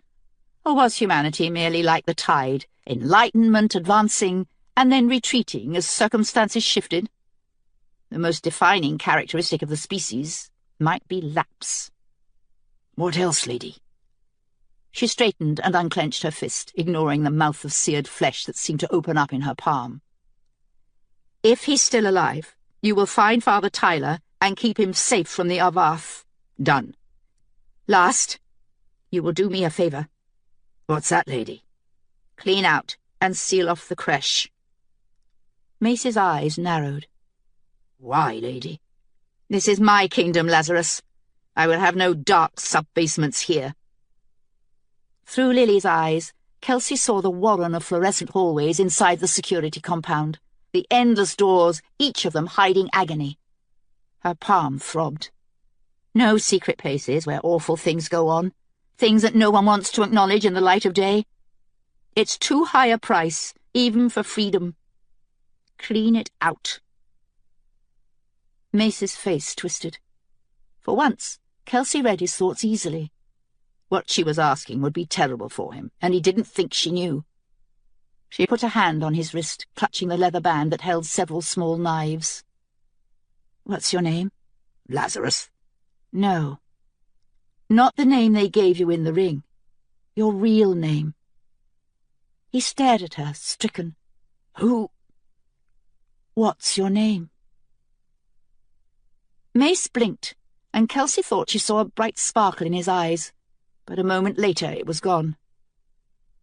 "My first name is Christian. I don't know my surname. I was born in the gut, to no parents at all." "Fairy-born. So the rumours are true." "I will not discuss that phase of my life, lady, not even with you." "Fair enough. But you will clean the place out." The room wavered before Kelsey's eyes, torchlight becoming electric for a moment before fading back. She wanted to see. She didn't want to see. She heard Lily screaming. Kelsey clenched her fists, willing the past away. "You talk like one condemned, lady. What do you mean to do?" "We're all condemned, Lazarus." Kelsey's head jolted as a blow landed across her face. Lily was beginning to lose hope. Kelsey could feel despondency creeping in, a deadened numbness that echoed all through her mind. "You might need to take me back up, Lazarus. I don't have long." "We can go back through the tunnels." Mace played with the wall for a moment, opening one of his many doors. "Where do you go in your fugues, lady?" "Backward. Before the crossing." "Backward in time?" "Yes." "Do you see him? William Tear?" "Sometimes." On her way through the door, Kelsey reached up to touch her mother's canvas, the painted hem of her green dress, feeling rogue regrets surface in her mind. No matter how hard she tried to hate the smiling woman in the portrait, she would have liked the chance to speak to her, at least once. "You knew my mother well, Lazarus." What would she have thought of me? She would have found you too serious, lady. Alyssa wasn't one to feel anguish on behalf of others, let alone of circumstances that couldn't be changed. She surrounded herself with similar people. Was my father a good man? A pained expression darted across Mace's face, then was gone so quickly that Kelsey might have imagined it. But she knew she had not. Yes, lady. A very good man. He gestured into the darkness. Come, or I'll end up carrying you. You've got that look about you. What look? Like a drunk about to pass out. With a last glance at her mother's portrait, Kelsey followed him into the tunnel. Through the walls she could hear the murmur of many voices, even in the middle of the night, people too worried to sleep. They were all in equal danger now, low-born or high-born. The army outside the wall would not make distinctions. Kelsey tried to picture the coming dawn, but could get no further than the end of the New London Bridge. Something was blocking her vision. Burning fire spread through Kelsey's arms, a tingling pain that moved onto her chest before attacking her legs. The pain intensified, and Kelsey halted in the darkness, unable to move. She had never felt anything like this. Each nerve in her body seemed to have opened up wide, become an infinite conductor. Lady? Make it stop, she whispered. She squeezed her eyes shut, feeling tears leak beneath the lids. Mace fumbled for her in the dark, and Kelsey grabbed his hand, clung like a drowning man. I don't want to see. She couldn't hold herself up, felt as though her nervous system had collapsed. All muscle control had gone from her legs. Mace grabbed her, lowering her softly to the ground, but the pain didn't stop. Every cell seemed to be on fire, and Kelsey screamed in the darkness, writhing on the rough stone. Take them off, lady. Kelsey felt him tugging at the chains around her neck, and she slapped his hand away. But she didn't have the strength to fight him off. None of her muscles were working correctly, and the pain controlled everything. She tried to roll away, but could only wriggle helplessly on the floor. Quit, damn it! Mace dug a hand beneath her neck and lifted her head from the floor. Strands of hair ripped from her scalp. A warning, the dark part of her mind whispered. That's all he needs. She concentrated on the hand that held the sapphires, first pressing, then digging. Mace grunted in pain, but did not let go, so Kelsey clawed at him now, opening up scratches. I know how valuable your hands are, Lazarus. Don't make me take them from you. Mace hesitated, and she pressed even harder, digging inward toward the muscle until he swore and scrambled away. Kelsey pulled herself into a sitting position, then rested her head on her knees. The pain had begun again, in her legs this time, and she realized now that she had no choice. Lily's time was an open doorway, and there was no going halfway through. Lazarus, she croaked into the dark. Lady. I'm going back. I can't stop it. She stretched out on the floor, feeling the blessed coolness of stone against her face. Don't try to take them off while I'm gone, either. I'm not responsible for what might happen. Keep telling yourself so, lady. She wanted to snap at him, but now Lily was upon her, Lily's mind slipping inside her own the way a hand would slip inside a perfectly fitted glove. The pain had faded again. Lily had taken refuge in her own imagination, her vision of the better world, fields and a river seen from atop a hill. Kelsey recognized the view, the Almont, as it looked from the hills of New London, and the Cadell stretching into the distance. But there was no city yet in Lily's dreams, only the wide open land running toward the horizon. A clean slate. Kelsey would have given anything for that land, that opportunity. But it was too late. Had enough yet? Kelsey barked laughter, a helpless dog-like sound. She looked up and saw the grinning, shark-like face of the accountant, and the laughter died in her throat. I said, have you had enough? Lily blinked as sweat ran into her eyes, stinging and blinding. She had found that once she answered an innocuous question, it became that much easier to answer a question that mattered. Now she held silent. Ah, Lily, the accountant shook his head sadly. Such a waste of a pretty woman. Bile collected in Lily's throat, but she swallowed it down, knowing that if she got sick, it would make everything hurt more. She blinked the sweat from her eyes and shot a glance at the assistant who controlled the box. A tall, bald man, with dead, watery eyes that seemed to focus on nothing. The assistant had come and gone many times, bringing pieces of equipment or notes which the accountant would read quickly, his eyes advancing and then returning in a precise typewriter fashion before handing the note back. Then the assistant would leave again. But now he appeared to be here for good. His finger on the console that made agony travel all over Lily's body.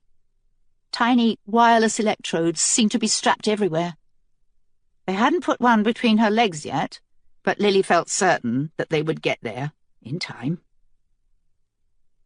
She had no idea how long she'd been in this room. There was no time, only the lulls that the accountant gave her. She felt sure to contemplate what he might do next. She could have asked him for the date, but even that seemed like it might alert him that something was going on, that time mattered somehow. She was trying to hold on until the 1st of September, but in truth it could already have been the 5th or the 6th, for all Lily knew. Her muscles throbbed, her hand throbbed. They had stitched the wound in her scalp, but no one had tended to her hand, and the burning hole in her palm had blackened and then crisped over with pus like a crust on a filthy pie. The assistants' comings and goings were the only way to mark the passage of time. Sometimes the accountant would leave the room as well, shutting off the lights. Another purposeful manoeuvre, Lily was sure, leaving her alone in the dark. And yet she was not alone. With every hour that went by, Lily became more aware of the other woman. She came and went, sometimes merely flickering on the edge of Lily's consciousness, and sometimes right there. The feeling was nothing Lily could explain to anyone, even herself. But nevertheless, the woman was there, just beyond a thin veil, feeling Lily's pain, her fright, her exhaustion. And this woman was strong. Lily could sense that strength, like a great lamp shining in the darkness. She was strong the way William Tear was strong, and that strength buoyed Lily up, kept her from opening her mouth and screaming out the answers the accountant wanted to hear. As the hours went on, Lily became more and more certain of something else. This woman knew about the better world. She had seen it, understood it, longed for it with all her heart. "Who are you?" Lily wanted to ask.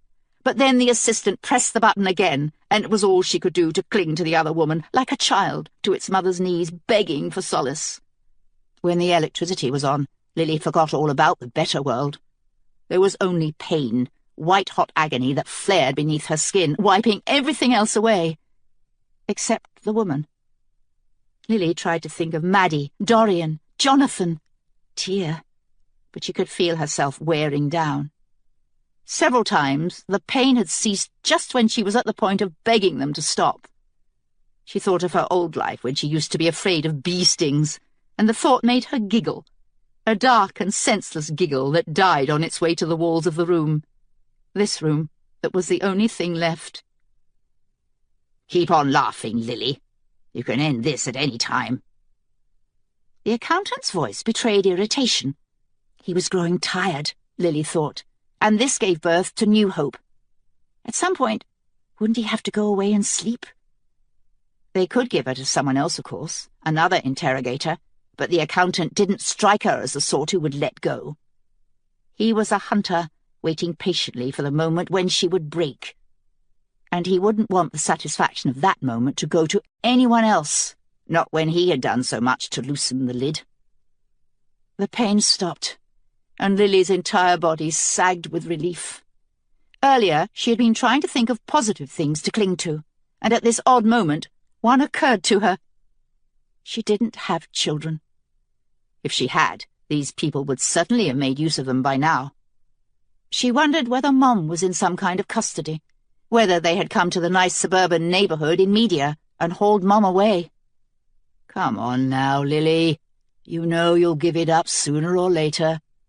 Why prolong this? Wouldn't you like some food? Wouldn't you like me to let you sleep?" Lily said nothing, noting with relief that the assistant was standing up and leaving the console. The accountant was a busy man. His assistant was constantly fetching him messages, and Lily thought he must have many other projects. But God help her, she had his full attention now. Behind the glasses, those round, bird-like eyes pinned her where she sat. "Tell me a little something, Lily, and I'll give you a break for a while. Just tell me why you went to the Connolly terminal the other night." Lily felt her consciousness beginning to waver. Her vision had blurred again. There could be no harm in answering the accountant's question. After all, he already knew, didn't he? "Focus!"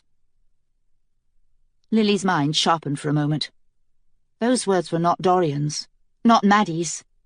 And now she realized that she was actually hearing the other woman, her thoughts inside Lily's mind so tightly wrapped that Lily might have mistaken them for her own. The other night. It definitely wasn't August 30th anymore. Had William Tear and his people gotten away? Lily would have given her life for the correct date, but she couldn't ask. The assistant left the room, the door booming closed. And for no reason at all, Lily suddenly thought of her father, who had died years ago. Dad had hated President Frewell, hated the proliferation of security offices in each city and town. But there was no organized resistance then. Dad had been a fighter, with nothing to fight for, no one to fight with. Dad would have liked William Tear, Lily realized now, her eyes stinging with tears. Dad would have fought for him. "Last chance, my girl." There would be no respite. Lily clenched her toes in preparation, grabbing the arms of the chair. The accountant sat down and smiled pleasantly at her, a predator's smile in a bureaucrat's face, then clucked in mock concern. "Tell me, Lily, whatever turned a nice woman like you into a cunt like this?" He reached for the console, and the lights went out. For a long moment, Lily could only hear her harsh, frightened breathing in the darkness. Then she heard shouts and cries in the hallway outside, muffled by the metal door. Beneath her feet the ground trembled, and Lily was seized with a joy, a fierce joy that's bordered on ecstasy in the dark. September 1st, her mind exulted. She knew suddenly that it had come, the end of the old diseased world. September 1st! Somewhere, far away, an alarm began to squawk. More muffled screams echoed from the hallway. The accountant's chair scraped back, and Lily drew up into a ball, expecting him to find her at any moment. She could hear the grating crunch of his feet on the concrete floor, but whether he was near or across the room, Lily couldn't tell.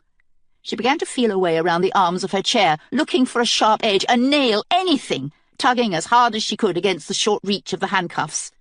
This was her only chance, and if she didn't take it, if they managed to get the lights back on, the pain might go on forever. The door thrummed, a deep metal gonging sound, and Lily jumped, banging her head against the back of the chair. Several sharp beeps punctuated the darkness, a gun being loaded.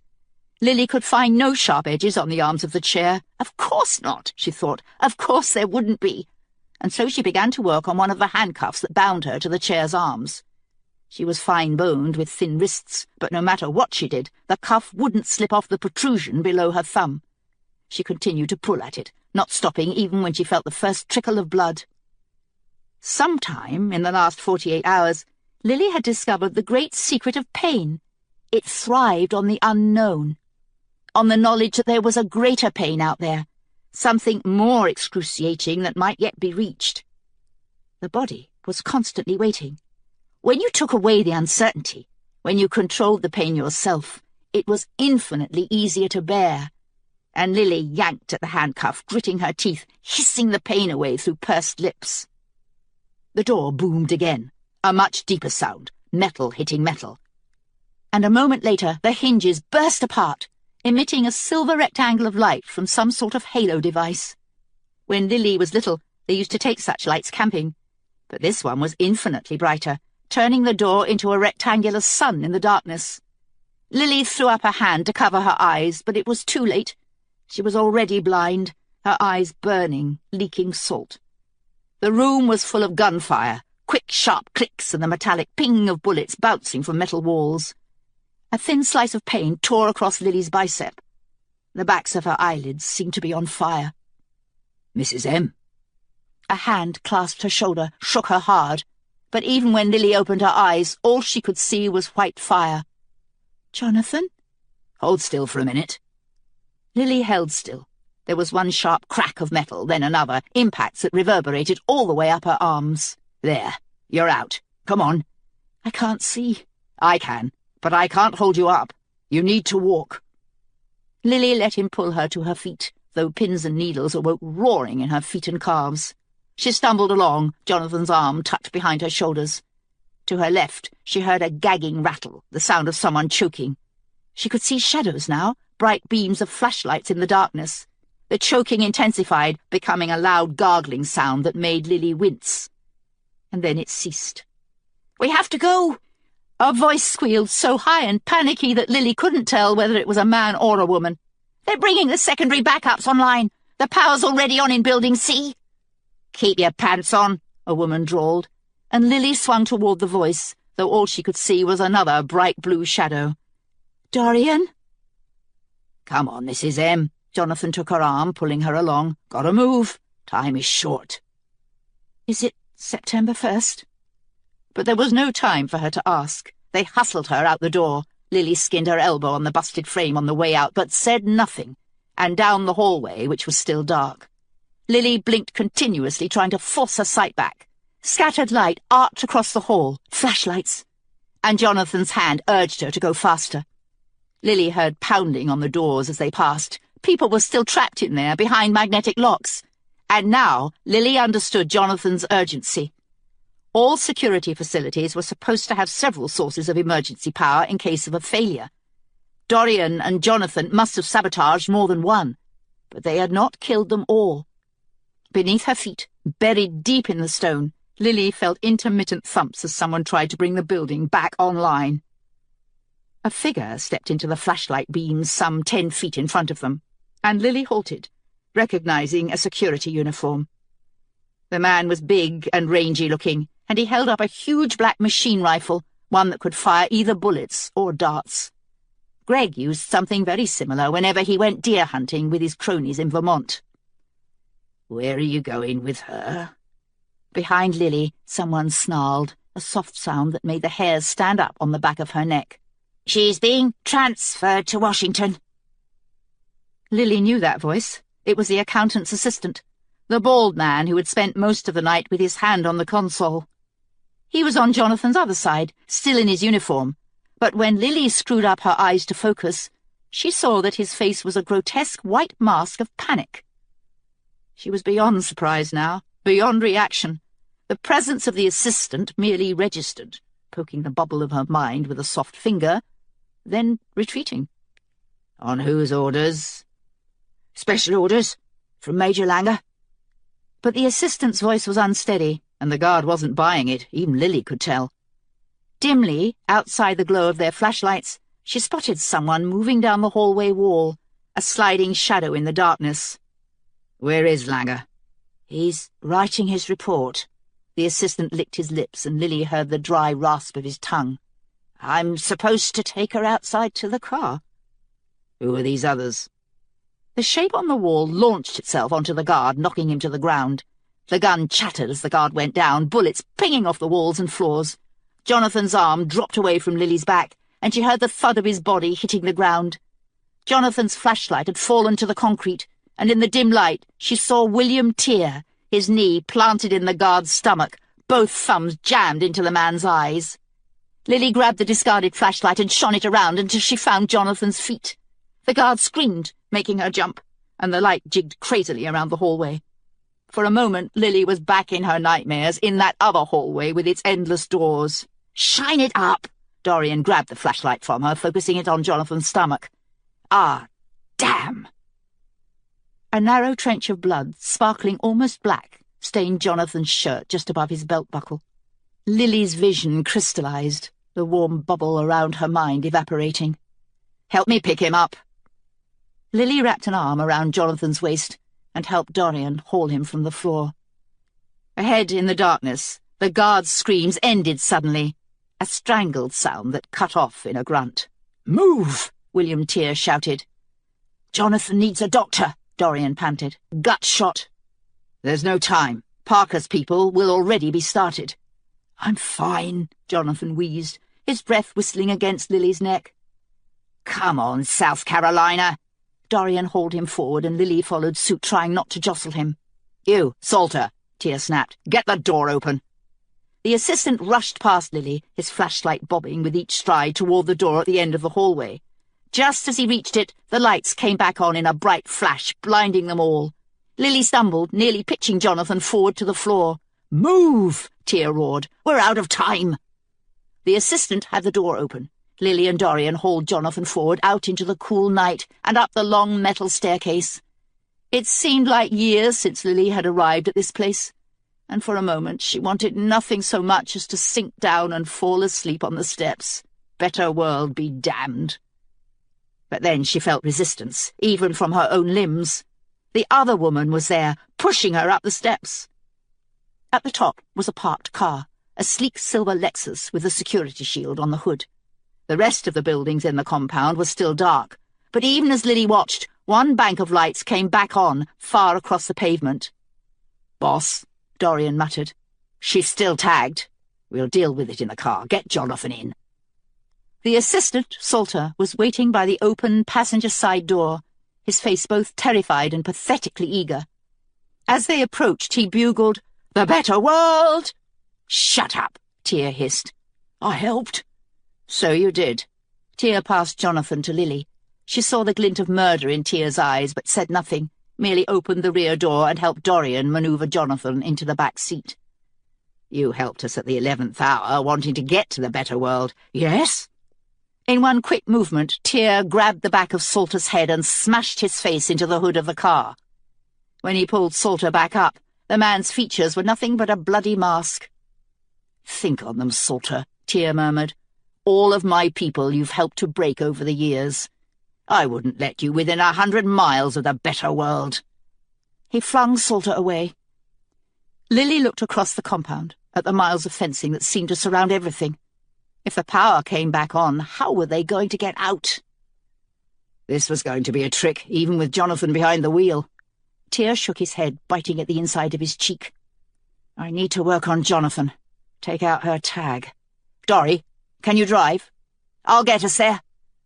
"Get in." Tear slipped into the back seat. Lily opened the passenger door, then froze as an explosion ripped through the tree line on her left, several miles beyond the security compound. An orange fireball bloomed in the dark, illuminating the silhouettes of infinite trees before they were consumed in flames. "Into the car, now!" She got in and slammed the door. Dorian floored it, and the Lexus roared forward across the pavement. Tear turned on the overhead light. 20 degrees left, Dory. The fifth segment from the end. "I know, boss. I know." Dorian nudged the wheel to the left. Another bank of lights came on above them, and Lily saw that they were heading toward the perimeter fence, doing 40 now, their speed still increasing. Lily thought of electrocution, then dismissed it from her mind.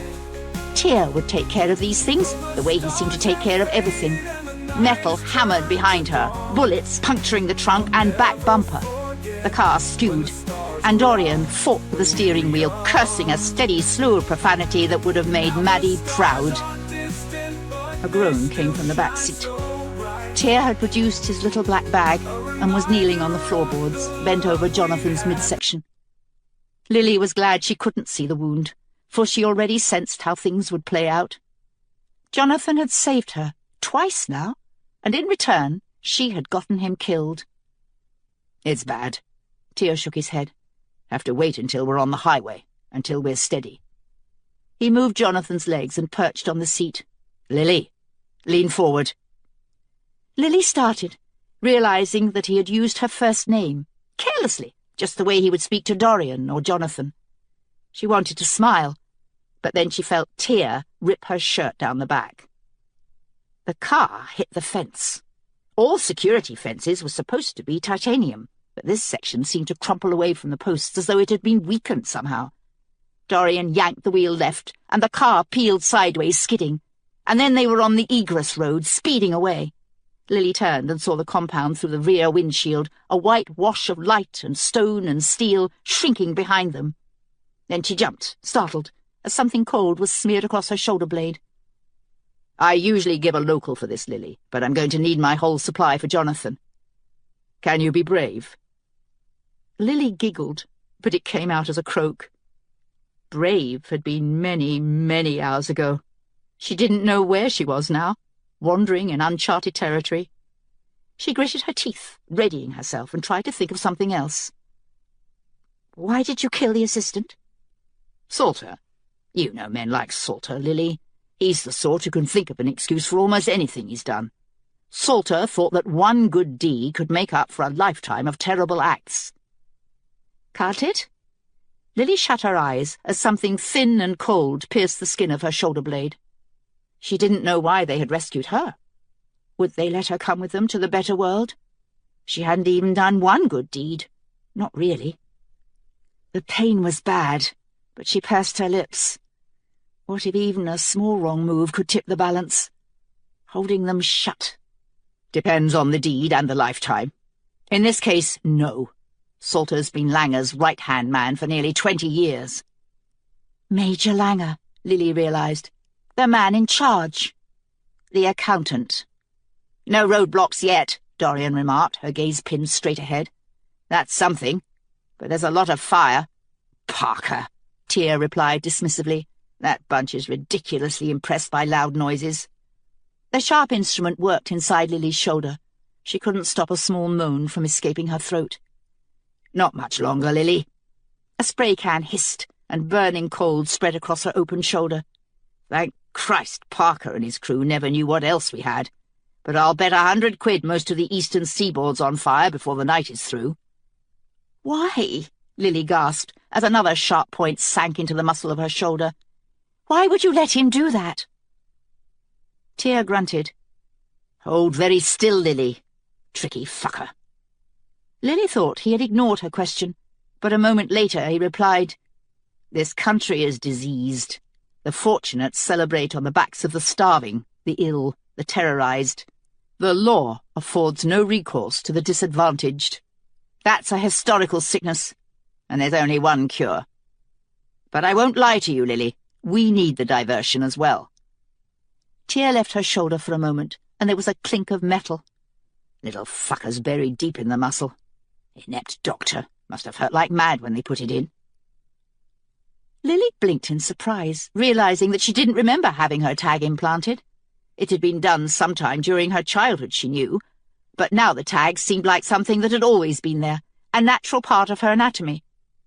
She had learned to be tagged, in the same way they had all learned to be under constant surveillance, not to speak of the disappeared.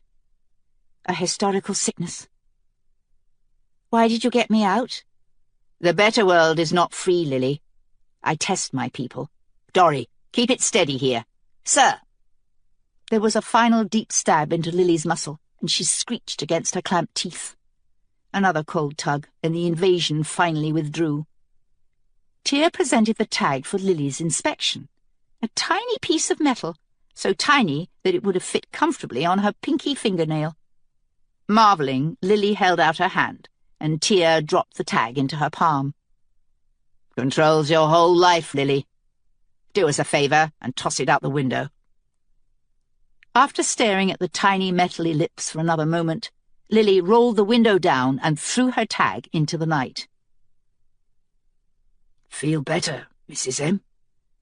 She turned to stare at Jonathan, ignoring the fierce pain in her shoulder. He was smiling, but his face was pale beneath its dark skin, and his entire shirt front gleamed with blood. "I'm so sorry." Jonathan waved his hand. "I'll be fine." But Lily knew better. Saying sorry again seemed ridiculously inadequate, and so she didn't repeat it, only turned to stare out the windshield, hating herself. The night landscape bloomed with fire from horizon to horizon, many towns burning behind their walls. Something else was different, but it wasn't until they got on the freeway heading south that Lily was able to pinpoint the difference. She hadn't seen a single electric light since they'd left the security compound. "You shut down the power." "Every cell," Tear replied, digging in his medical bag. "It's not coming back on, either. The east is dark, all the way from New Hampshire to Virginia. How's our time, Dory?" 10 minutes ahead of schedule." "Stay on public highways." With any luck, Parker's people will be looking for bigger game on the private roads. Tear began to bandage Lily's shoulder, applying some sort of salve. It stung, but Lily barely noticed. She was too busy staring out the window, her eyes full of orange flame. Carnival, she thought. She didn't want to imagine what was happening out there, in the world beyond this car. Everyone she knew lived behind a wall. Her mother, her friends. Lily suddenly felt that she was staying afloat atop a pile of corpses. That this guilt would stay with her, with all of them. Even Tear, poisoning what it touched. Poisoning the better world. None of us escape, Lily realized bleakly. Then shut her eyes, wincing at the sounds from the back seat, as Tear went to work on Jonathan. None of us is clean. Kelsey woke to find herself in the dark, lying on a cold stone floor. Her shoulder was aching, but whether it was Lily's memories or her own old wound, she didn't know. She felt cheated. How could she be here now without seeing the end of the story? Lazarus! There was no answer. Kelsey scrambled to her feet and then fell down again, scraping her knees on the stone. The darkness felt as though it stretched forever around her. Lazarus! She screamed. Thank fucking Christ! Mace shouted. His voice was distant, muted by dead space. Keep talking, lady. Here? The glimmer of a torch appeared far off, and Kelsey pulled herself to her feet, wandering toward it, her hands outstretched against obstacles. But there was nothing, only the vast dark space around her. As Mace approached, she saw that his face was white and strained, his eyes wide in the torchlight. I thought I'd lost you, lady. What? One moment you were on the ground making a racket, and the next you were just gone. I've been looking for you at least half an hour. Maybe I rolled away in the dark. Mace laughed bitterly. No, lady. You were gone. Then why am I back? She nearly asked, but held quiet, recognizing the selfishness of the question. She was back because there were things to do before the morning, before she walked into death. Only crossing, she whispered, taking comfort in the words, though she didn't know what they meant. It was time to talk to Ro Finn. All was quiet as they approached the Queen's wing. Kelsey hoped that everyone had gone to bed, for it would make this easier if she only had to say goodbye to the night guard. But here she was mistaken, for when the double doors opened, she found her entire guard, more than 30 of them, still awake, with Pen in front. Andalai was waiting too, as neatly put together as though she'd had a full night's sleep. Even Isha was there, though Kelsey noted that she did not stand with her mother. She stood with the guard. Kelsey took a deep breath. The rest of them would be easier to lie to than Mace, but she worried about Andalai, who always saw through everything. At dawn, I'm going down to the bridge to try and open negotiations with the Mort.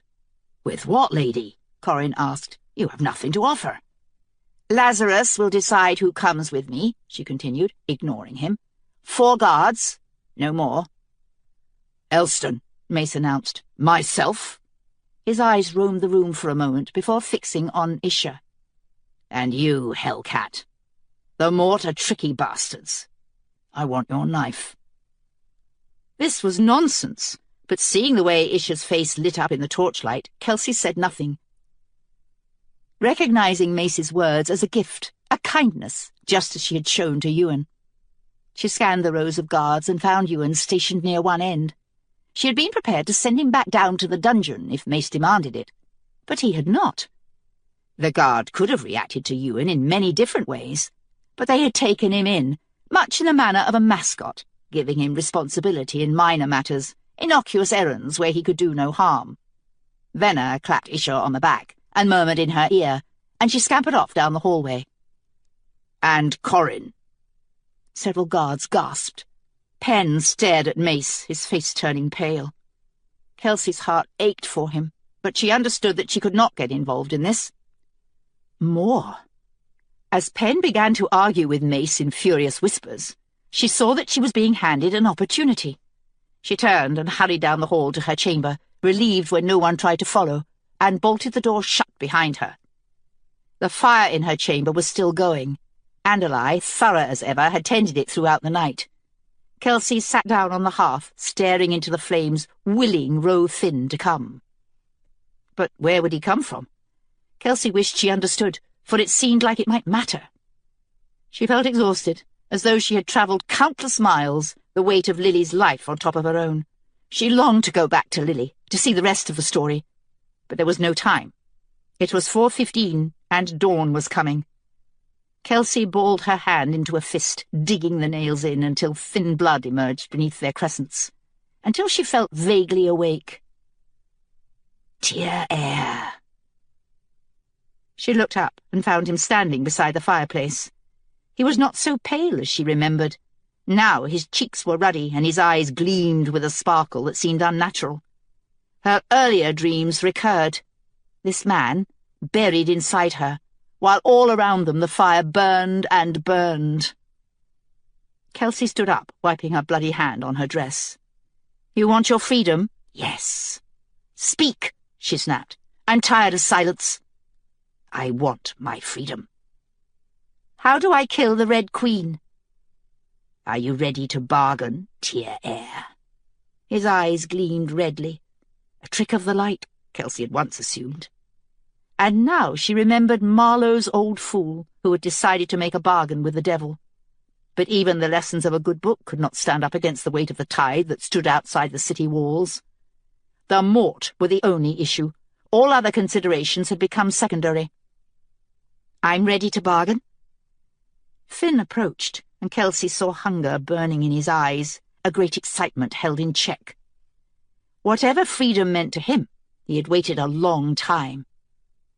"Take your sapphires in your hand." Kelsey did. "Now say, 'I forgive you, Roland Finn.'" "Forgive you for what?" "Does it matter?" "Yes." "You are difficult, Tear. How is it true forgiveness if I don't know what I'm forgiving you for?" Finn paused, his face thoughtful, and Kelsey felt a moment's satisfaction. For months she'd been flying blind in regard to her sapphires. Finn might know more than she did, but he didn't have all the information either. "Perhaps you're right," he admitted. "I will tell you then.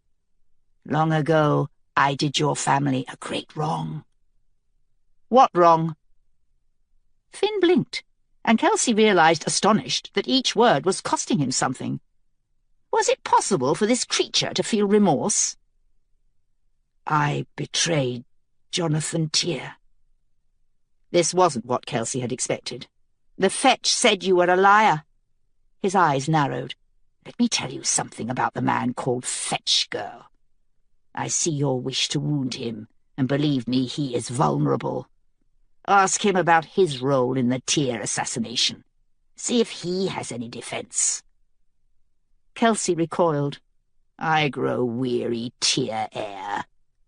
Do we have a deal or not?" "You first," she replied, forcing the fetch from her head. "How do I kill the Red Queen?" "Give me your word that you will set me free afterward. I have watched you for a long time, Tear. I know your word is good." The words reminded her of Thorn. There was something wrong here, something Kelsey was missing. If Finn had been involved in the Tear assassination, what did that have to do with Kelsey? All of the Tears were dead. The Mort, her mind insisted. Think of the Mort. She needed time to make a good decision, but all time had run out. If there was even a possibility of killing the Red Queen, didn't that outweigh whatever threat this creature might represent? Kelsey wondered if it had been this way for her mother.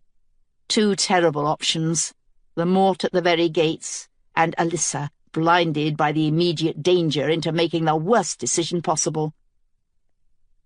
"I see," Kelsey whispered silently, the words falling into some dim corner of her mind.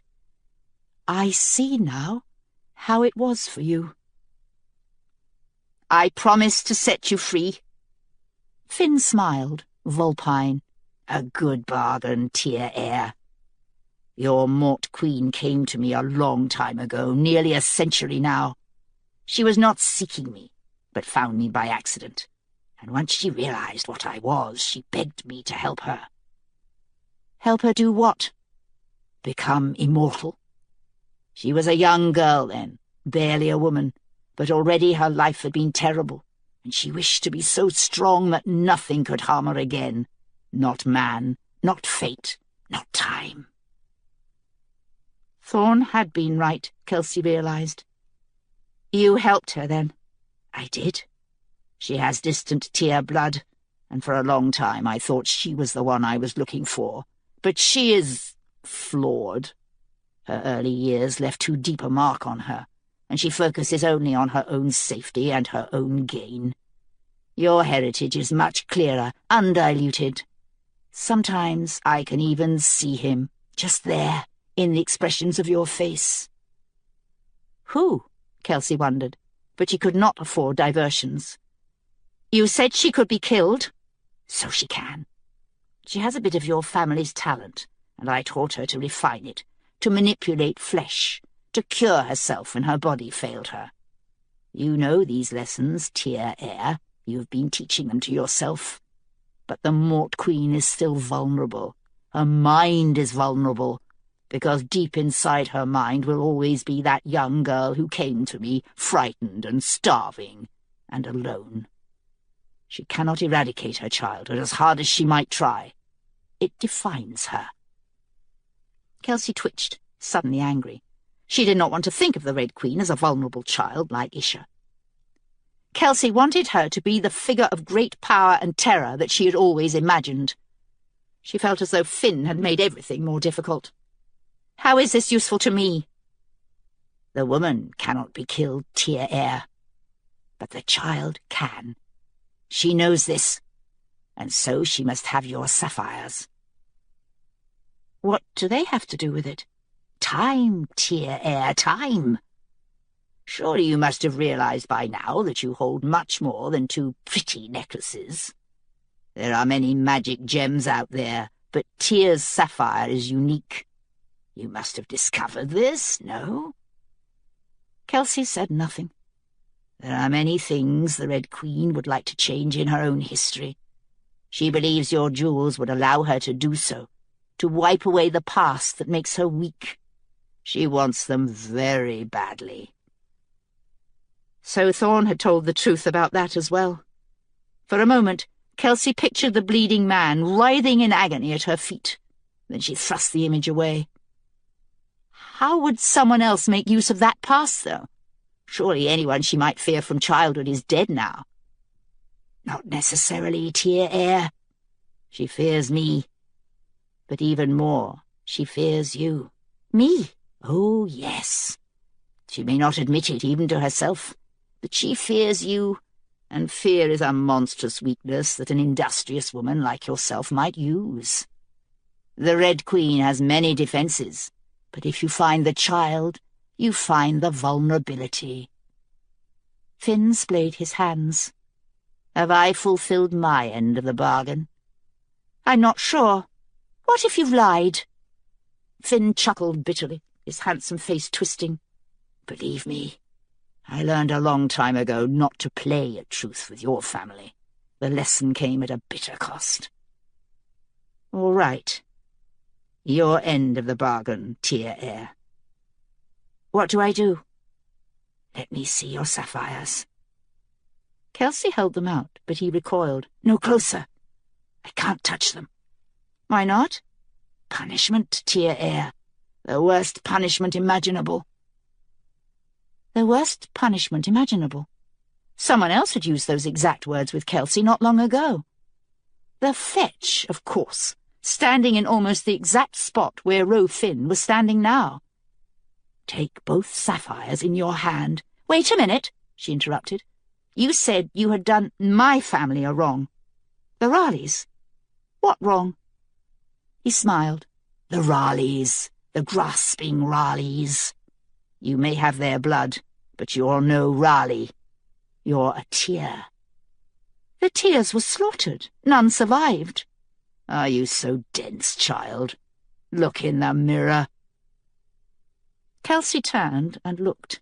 From old habit she expected to see a girl there, but instead she found a woman, tall and lovely, her expression grave, her face prematurely lined with sorrow. Lily. For a moment, Kelsey thought it must be a trick, some illusion concocted by Finn to sway her. She raised her hand, watching her reflection do the same. She might have been Lily herself, standing in front of the floor-length mirror that stood in the front hallway of the New Canaan house. Only Kelsey's eyes were still her own, deep green, rather than Lily's cool blue. Was my mother one of the Tear line, somehow? Alyssa. Finn giggled, a sound that chilled Kelsey. Do you know who my father was? I do. Who? He shook his head, and in his eyes Kelsey saw the most alarming thing she had seen during this entire nightmare evening. A thin vein of pity. Believe me, Tear Air, you don't want to know. Mace had said the same thing, but Kelsey pressed onward. Of course I do. Too bad. That isn't part of the bargain. Finn gestured toward the sapphires. Keep your end, Tear Air. She clasped both sapphires in her right hand. So bad that she wouldn't want to know. Which of the rogues gallery in her mother's generation could it be? I forgive you, Roland Finn, he prompted. Kelsey closed her eyes. Her mother's face swam up before her, but Kelsey ignored it and spoke clearly. I forgive you, Roland Finn. In the dark of her tent, less than 5 miles away, the Queen of Mortmain woke, screaming. Finn smiled wide, showing bright, sharp teeth. Do not even consider revoking your forgiveness, Tear Air. You gave it on your sapphires, and oath-breakers are punished. Badly. Ah. Kelsey sat back, staring at him. I see. What was your punishment, then? Different, I'd imagine, from that of the fetch? Finn stared at her for a moment, then shrugged. I'm going to pay you a great compliment, Tear Air. He circled his perfect face with one hand. It pleases them, and flatters them, and muddles their thinking. But you are too clever to be distracted, and you're too honest to be flattered. Kelsey wasn't sure of that. Her pulse had elevated, as it always did when Finn was near. But if he had been fooled, then so much the better. You asked, so I will show you my punishment. See who I really am. Finn's face began to change, the colour bleeding away. His hair thinned, became a ragged patchwork on his scalp. His skin whitened, the lips reddened, the eyes grew their own dark hoods. The face was that of a clown, perhaps the Joker in a deck of cards. But there was no humour in those eyes, only a killing joy that embraced everything and nothing.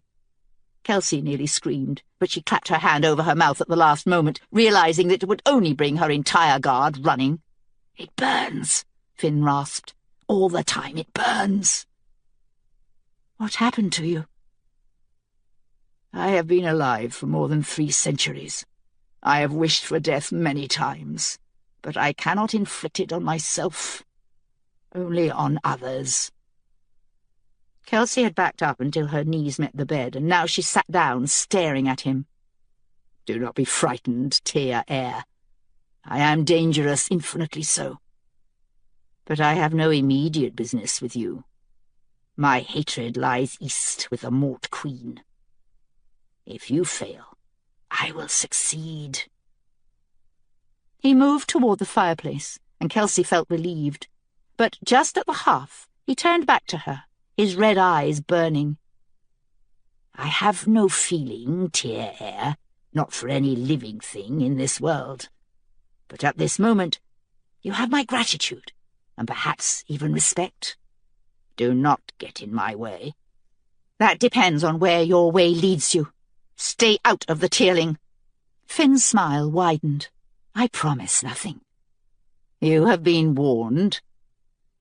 He retreated back into the fireplace, damping the flames, and Kelsey's stomach knotted in anxiety as she watched him go.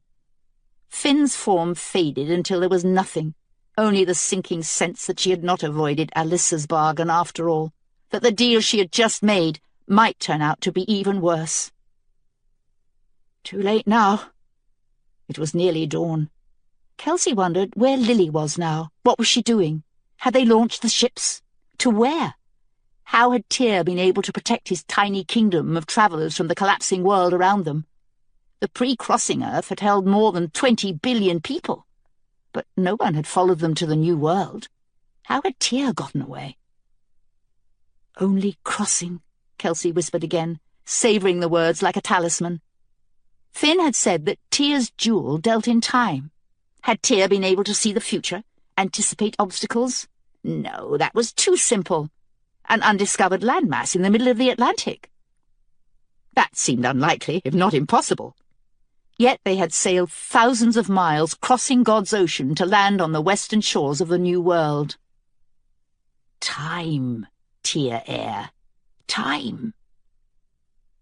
Finn's voice echoed in her head, and Kelsey looked up, startled, as a vision took shape before her. There were no certainties here. There never were where her sapphires were concerned. But she thought she understood, if only dimly, what had happened. Tyr's people had travelled thousands of miles across the ocean, yes. But the real journey was not in distance. The real crossing was time. An hour later, cleaned up and dressed, Kelsey went to Arliss's office, where he handed her a sheet of paper without comment. She turned it over and found, charmed, that Arliss had taken some pains with his handwriting, pushing his normally straggling letters into upright legibility. He hadn't waited for her approval of the language. Beside him was a steadily growing stack of copies. Bill of Regency.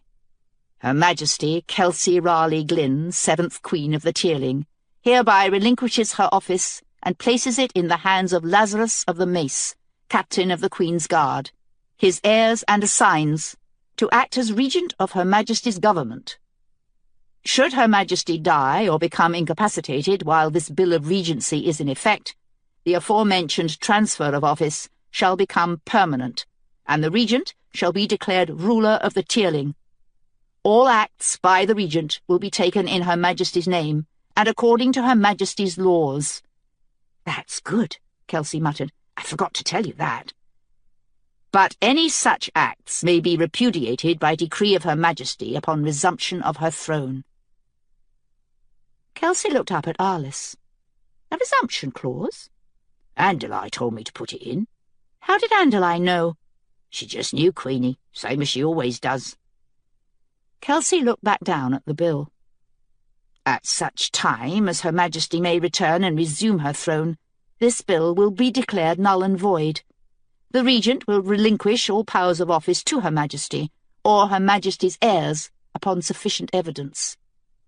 Kelsey shook her head. A resumption clause is a bad idea. It weakens Lazarus right out of the gate. You need one, Queenie. Both Andalai and that little Sybil of hers say you'll come back. She looked up, startled. They do. The little one seemed particularly sure of it. Vastly changed, she said you'll be, but you will come back. Kelsey didn't see how this could be. If she tried to kill the Red Queen, she would either succeed or fail. But either way it seemed unlikely that she would live long after the attempt. But it was too late to change the bill now. They needed enough copies to distribute throughout New London. Kelsey sat down in the chair opposite Arliss and began to sign her way through the stack. The work was soothing but monotonous, and Kelsey's mind wandered back to the conversation with Rove Finn. Again, the nagging question recurred. Who had fathered her? If the Tyr line had survived somehow, it could only be because someone had been hidden during the bloody period after Jonathan Tyr's assassination. A secret that old would be nearly impossible to discover. But Kelsey's paternity might provide a start. Lady. Mace was in the doorway. Kelsey straightened automatically, drawing her hand over the bill she was signing. But Arliss was far ahead of her. He had already whisked the entire stack of copies out of sight. What is it? I need you to weigh in on something. Kelsey got up from the desk, heard a slither of paper behind her as Arliss made her bill disappear as well. What is it? Mace closed the door behind him. Penn insists on accompanying you this morning. I've said no, but he won't listen.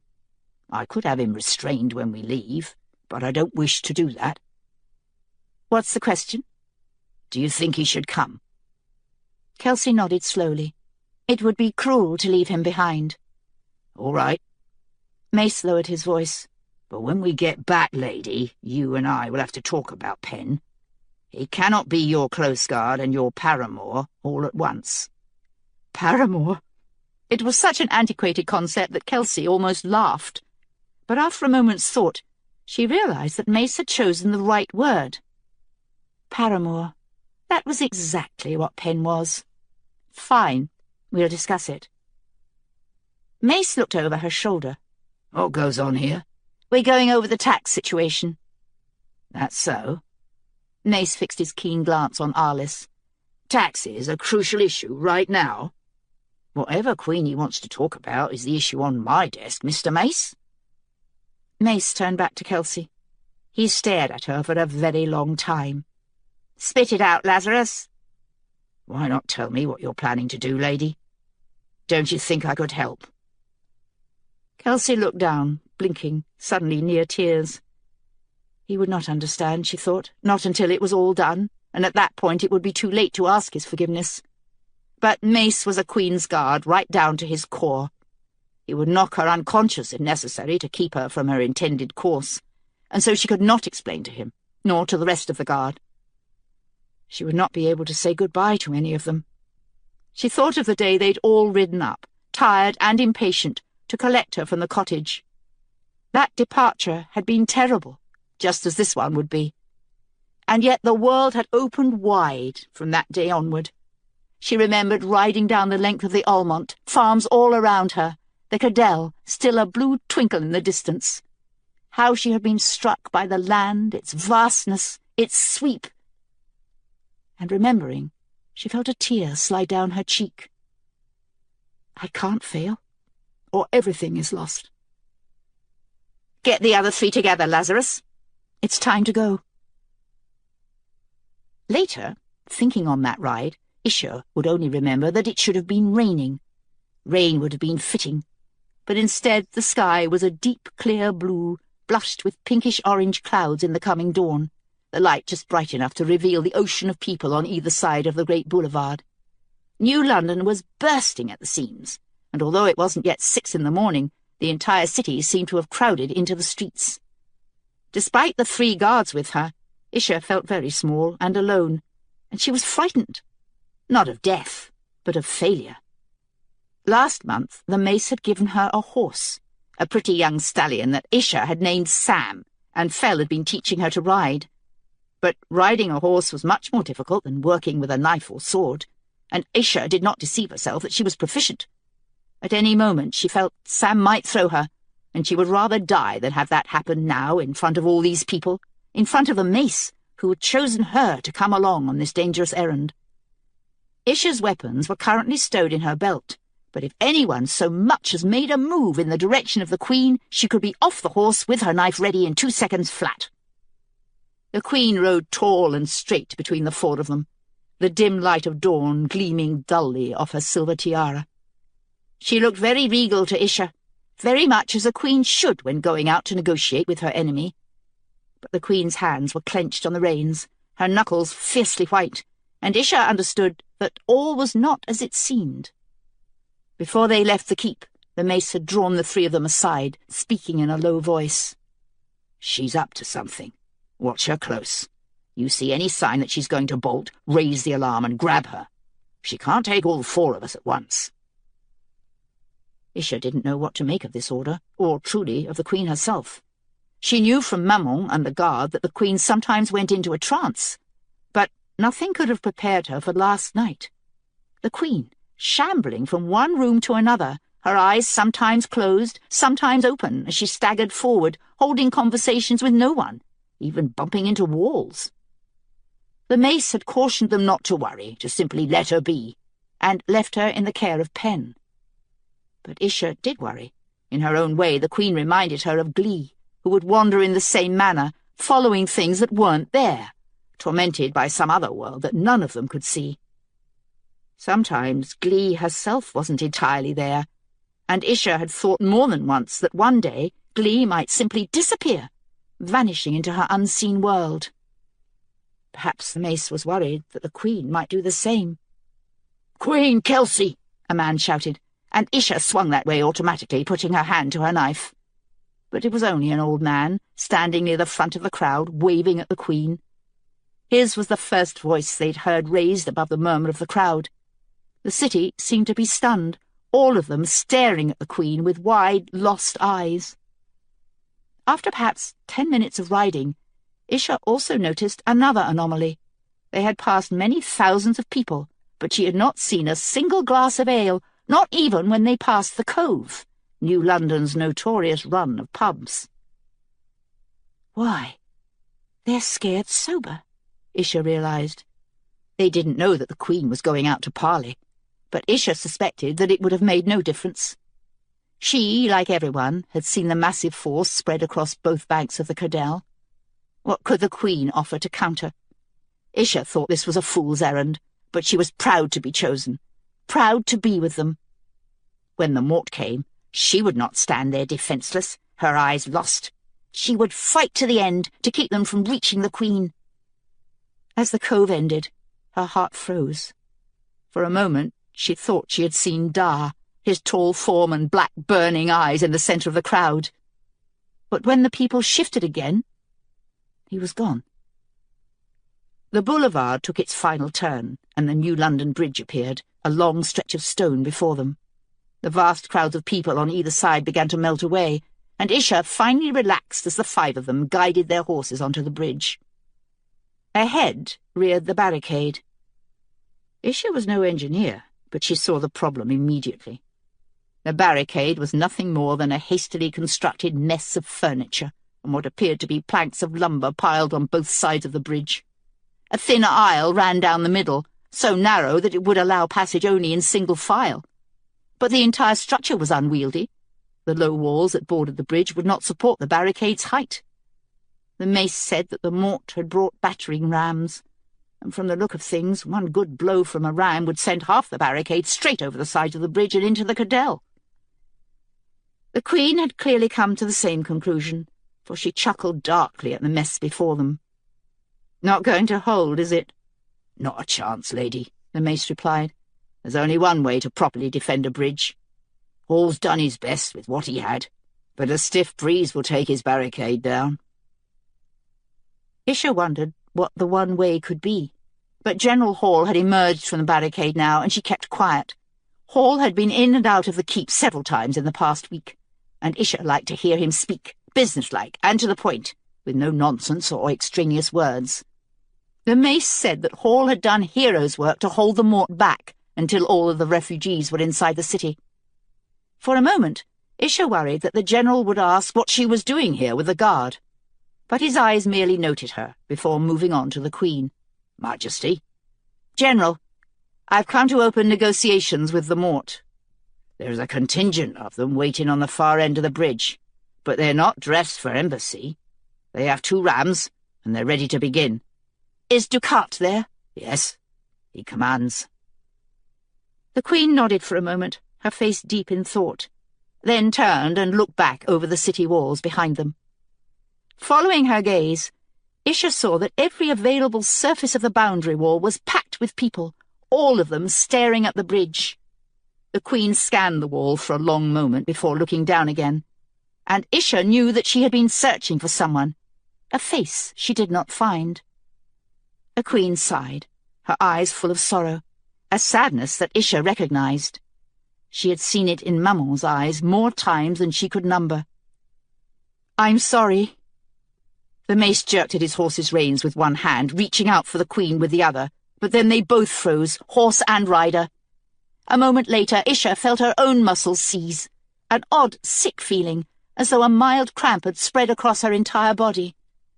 From the corner of her eye, she could see that Penn and Elston too had frozen, Penn already off his horse and in the very act of charging forward.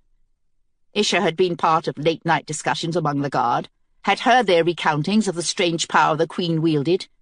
Each guard seemed to have his own conjecture on what the Queen's magic meant, how far it could go. But Isha had never heard of anything like this.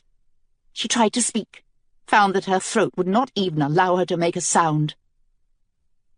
"I'm sorry," the Queen repeated, "but none of you can protect me where I'm going." She dismounted, walked over to the mace and looped the reins of her mare around his outstretched hand. The mace stared down at her, immobile, but his eyes were terrible, twin pools of hurt and fury. "Forgive me." The Queen grasped the mace's motionless hand for a moment, smiling sadly. "I'm the Queen, you see."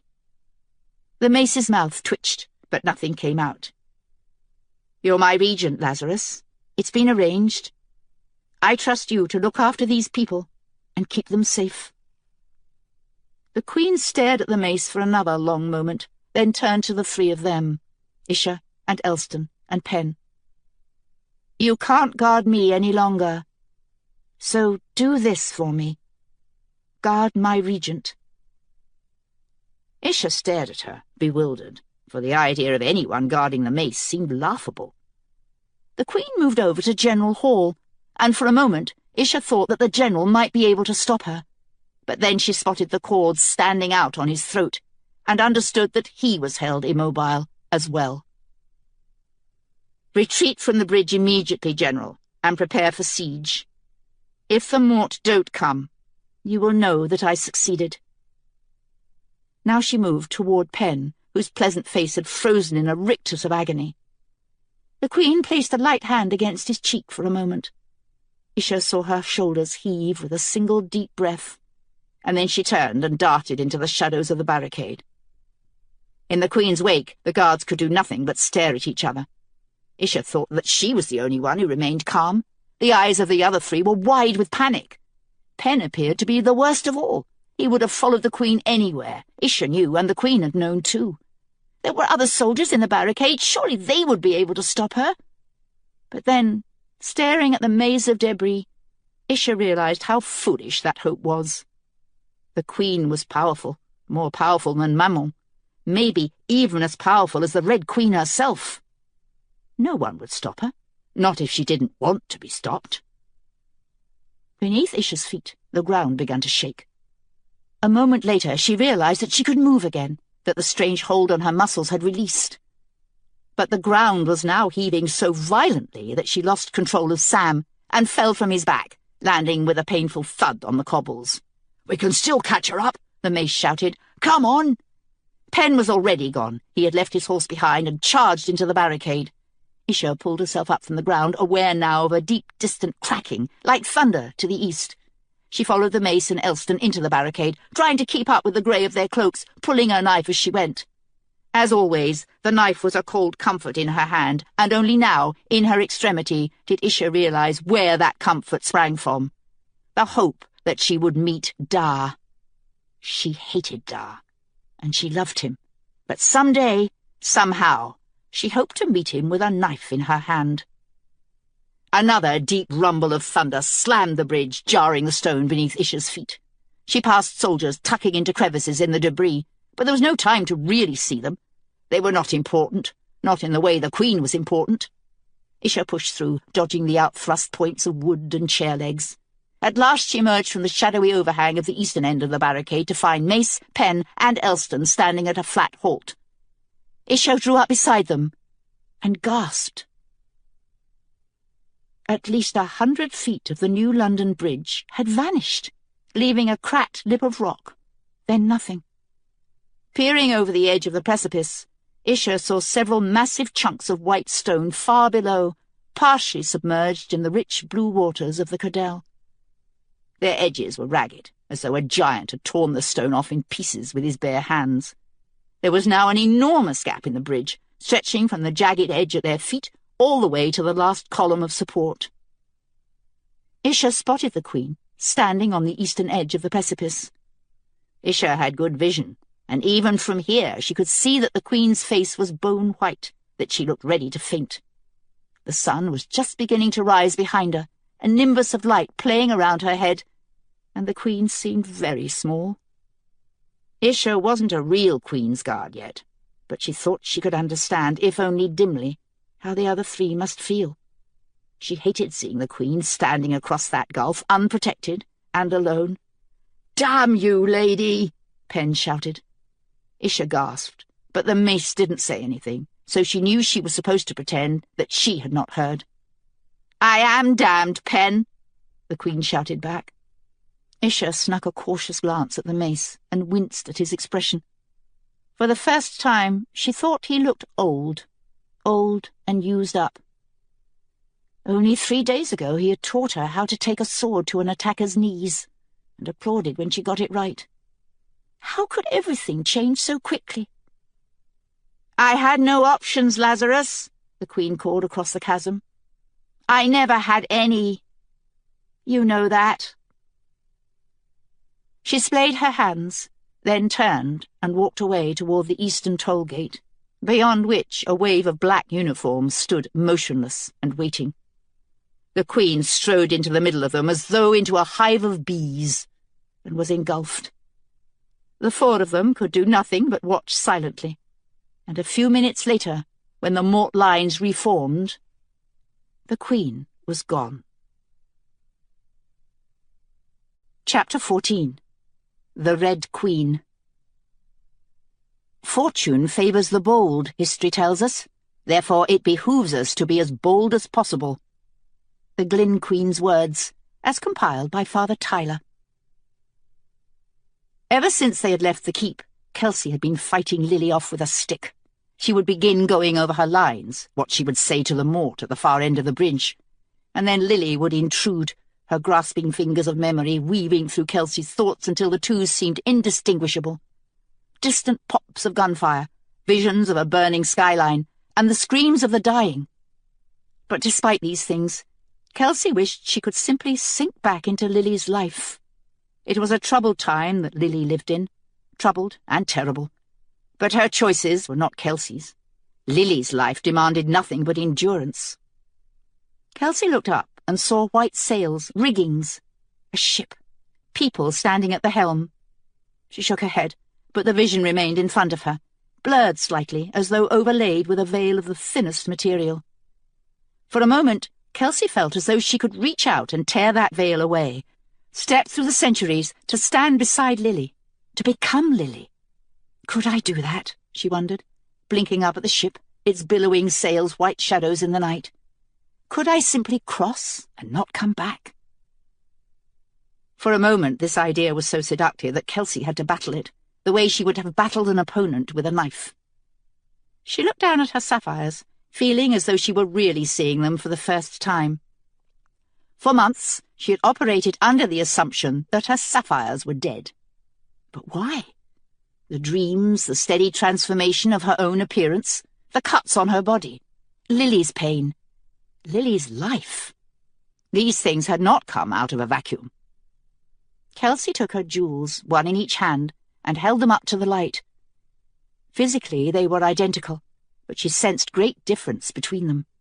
If she only had time to sort it out! The sun was rising, but still she hesitated.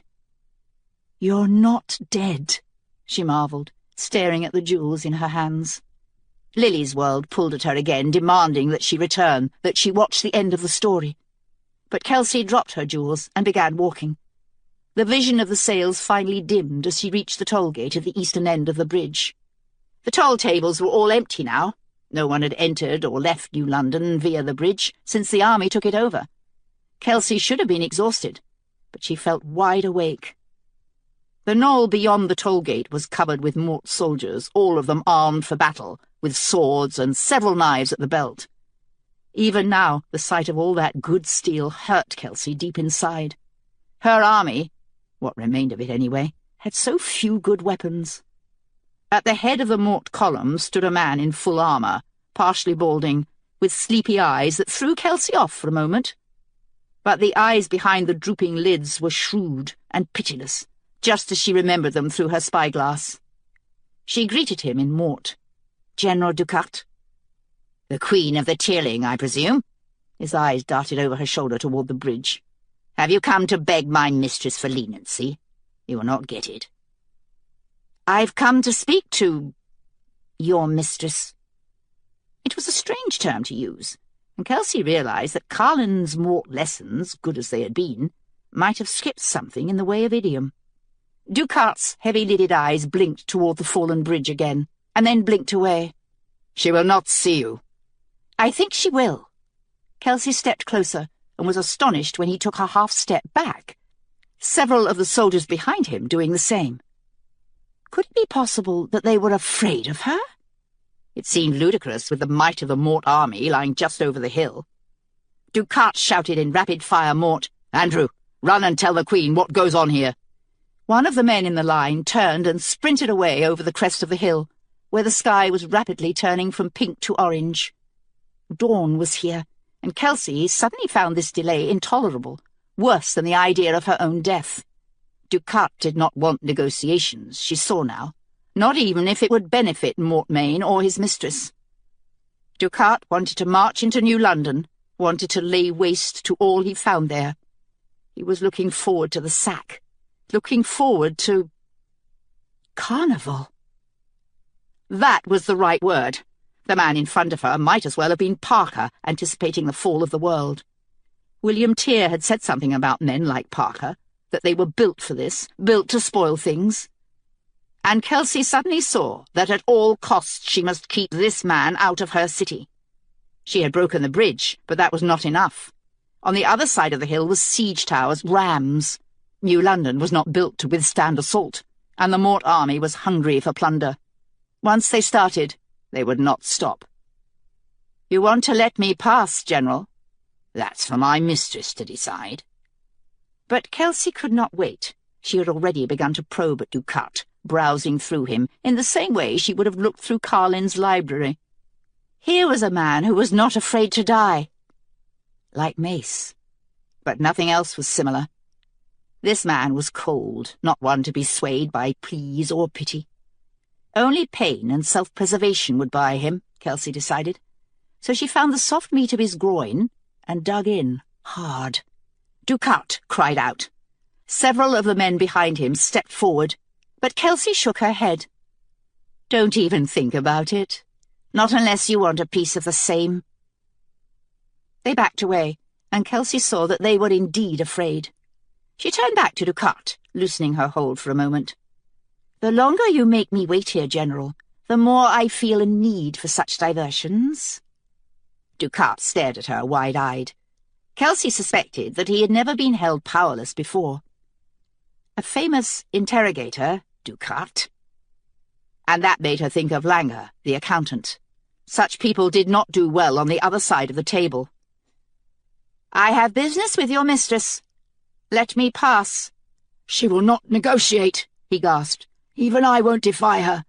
She is terrible." "Let me tell you a secret, General. I am worse." She gave his testes another hard squeeze, and Ducat screamed, a high, womanish sound. Kelsey was almost enjoying herself now, a low, dirty sort of pleasure, just as she had felt during Fawn's execution. How easy and pleasant it was to punish those who deserved punishment. She could reduce this man to meat, and her own death would almost be worth it. "Kelsey," Carlin whispered behind her. The voice was so close that Kelsey turned her head, half expecting to see Carlin standing just over her shoulder. But nothing was there. Only her city standing behind her, wide open, in the blue light of early dawn. The sight shook Kelsey, reminded her that she did not belong to herself. Even the magic she used now, magic that she had essentially taught herself, was not hers. It belonged to William Tear, and Tear would never have allowed anything to divert his attention from the main prize, the better world. "Take me to her, General, and I will stop." All of the blood had drained from Ducat's face now.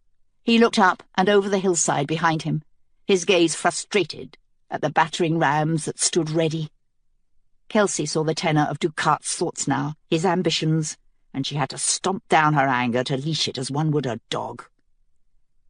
"Take me to her now, General, or I swear to you will not be able to enjoy your siege. You will no longer be equipped to do so." Ducat swore, and then turned and began tromping back up the hill. Kelsey followed, surrounded by 6 of Ducat's men, a group that had the feeling of a guard. This gave Kelsey pause. Did Ducat really need a guard in his own encampment? He was not a man who inspired loyalty, but it seemed extraordinary that he could be that hated. Even this picked guard, Kelsey noticed, made sure to steer well clear of her, travelling perhaps 20 feet out to the side. They topped the hill, and Kelsey halted briefly, stunned by what she saw. Looking down at the Mort camp from the walls of New London was a very different proposition from seeing it up close. Black tents seemed to stretch for miles into the distance, and Kelsey's first thought was to wonder how they kept from overheating when the sun was up. Then she noticed the sheer, almost reflective nature of the fabric, and her earlier anger recurred. Always Mort Main had something new.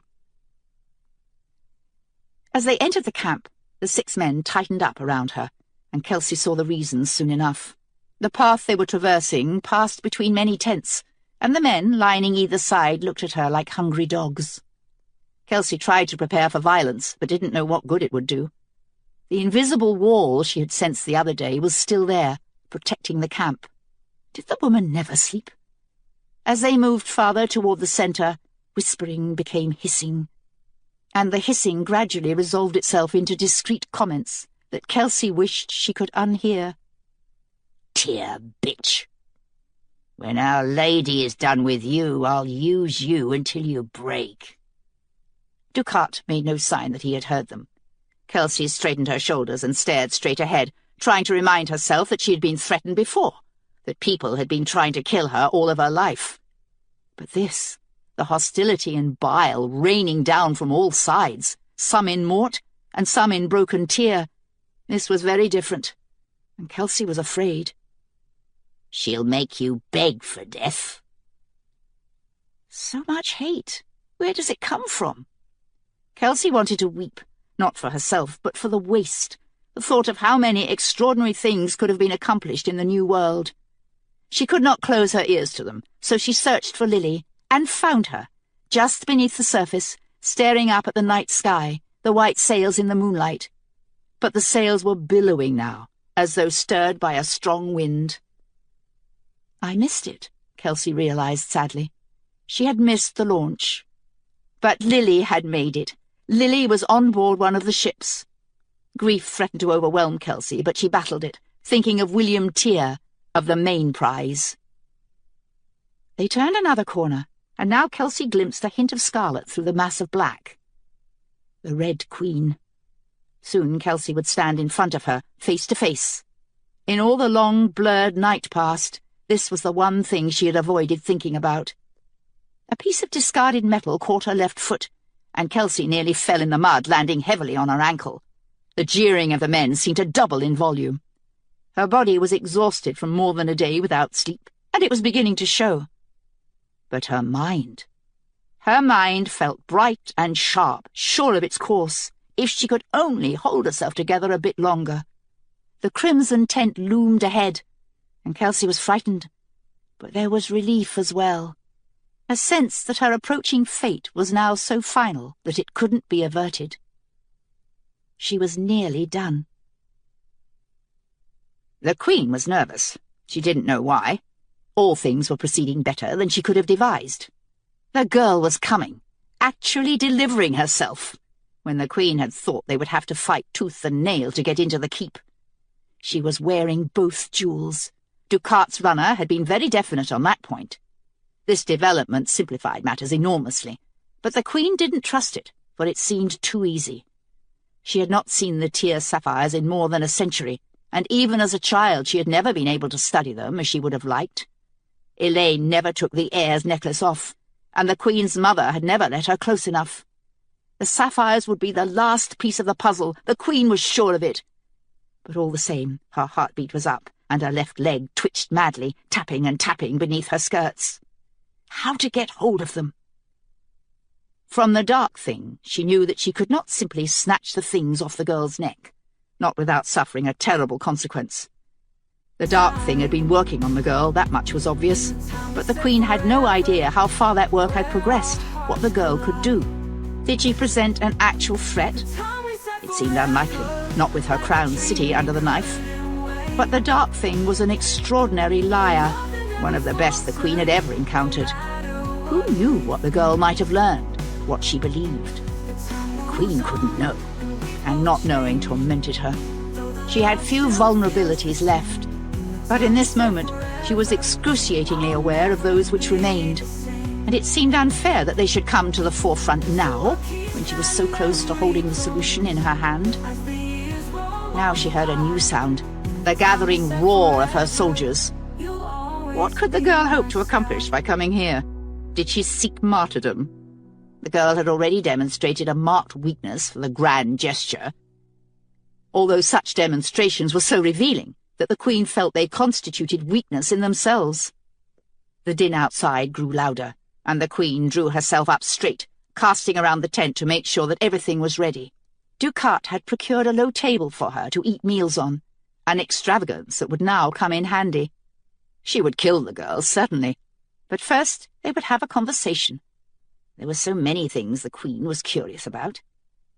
For a moment she considered drawing the flaps of her tent so that she could watch as the girl approached. But no, the girl was coming as a supplicant, and the Queen would treat her as one. She remained standing, hands at her sides, though her heartbeat kept climbing, and her leg went like mad beneath her dress.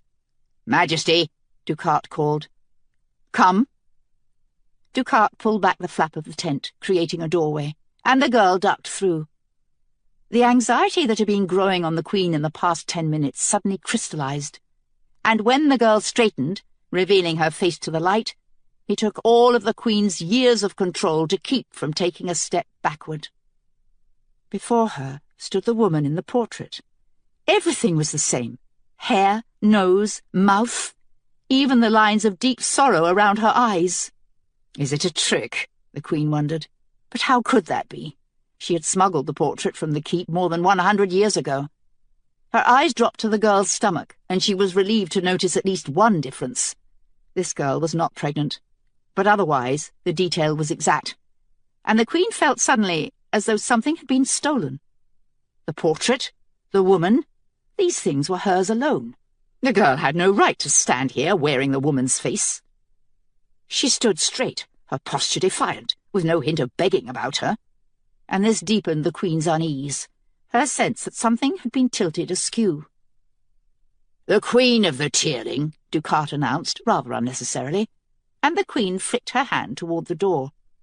"Perhaps I should stay, Majesty." "Perhaps not," the Queen replied. She had spotted another difference now, and this one steadied her, lessened her sense of disorientation. Unlike the woman in the portrait, the girl had deep green eyes, the same Raleigh eyes that the Queen had once wished for with all her heart. Both sapphires lay on the girl's chest, just as Andrew had reported, and once the Queen had noticed them, she could not tear her gaze away. "Majesty, the New London Bridge—" "I know all of this, Benin. Go." Ducat left, dropping the flap of the tent behind him. "Please, sit." The Queen offered the far chair, and after a moment's hesitation, the girl stalked forward to take it. Her eyes were bloodshot, and the Queen wondered at this. What did the girl cry for? Not herself, surely. She had already proven that she had no interest in her own safety. Perhaps she was merely tired, but the Queen thought not. Grief sat on her plainly, like a raven perched on her shoulder. The girl was studying the Queen now, staring at each of her features in turn, as though trying to dissect her face and put it back together. She recognizes me, the Queen thought for a fearful moment. But how could she? How could anyone? This wasn't the woman from the portrait. This girl was only 19 years old. "How old are you, really?" the girl asked abruptly, in Mort. Good Mort, hers, with only the barest hint of an accent. "Far older than you," the Queen replied steadily, pleased to hear that her voice betrayed none of the upheaval in her thoughts. "Old enough to know when I have won." "You have won," the girl replied slowly, but her eyes continued to dart across the Queen's face as though seeking clues. "Well?" "I've seen you before," the girl mused. "We all have visions." "No," the girl replied. "I've seen you. But where?" Something tightened in the Queen's chest. Only 19, she reminded herself. What can it possibly matter? "You want these?" The girl held the sapphires up on her palm. Even in the diffuse light that filtered through the fabric of the tent, the jewels sparkled, and the Queen thought she could see something far in their depths. But then the girl shook them, and whatever she believed she had seen was gone. "They are pretty jewels, certainly." "They come with a price." "Price?" The Queen laughed, although even she could hear the slight edge in her laughter. "You're in no position to bargain." "Of course I am," the girl replied. Her green gaze speared the Queen with bright intelligence. Sometimes one could look in the eyes and simply see it, in the focus of the pupil, the sharpness of the gaze. "You can kill me, Lady Crimson. You can invade my city and lay it waste. But neither of those things will get the sapphires from around my neck. I'm sure you know what happens if you try to take them by force."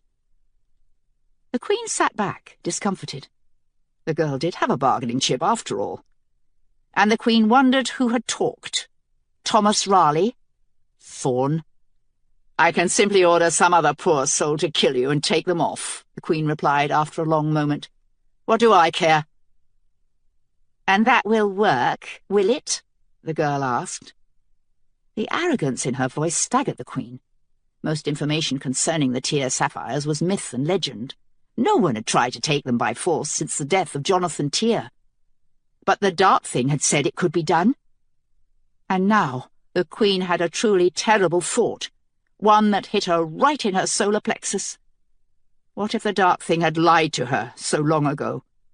What if it had only needed her to procure the sapphires, do its dirty work, and take the punishment? "Good," the girl nodded. "Think on these things.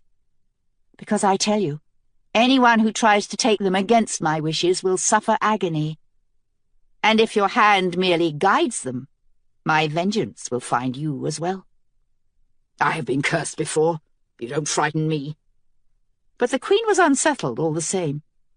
She had overcome the awful idea that the woman from the portrait had come to life before her, but still the girl's face mocked her, raising the ghost of the past.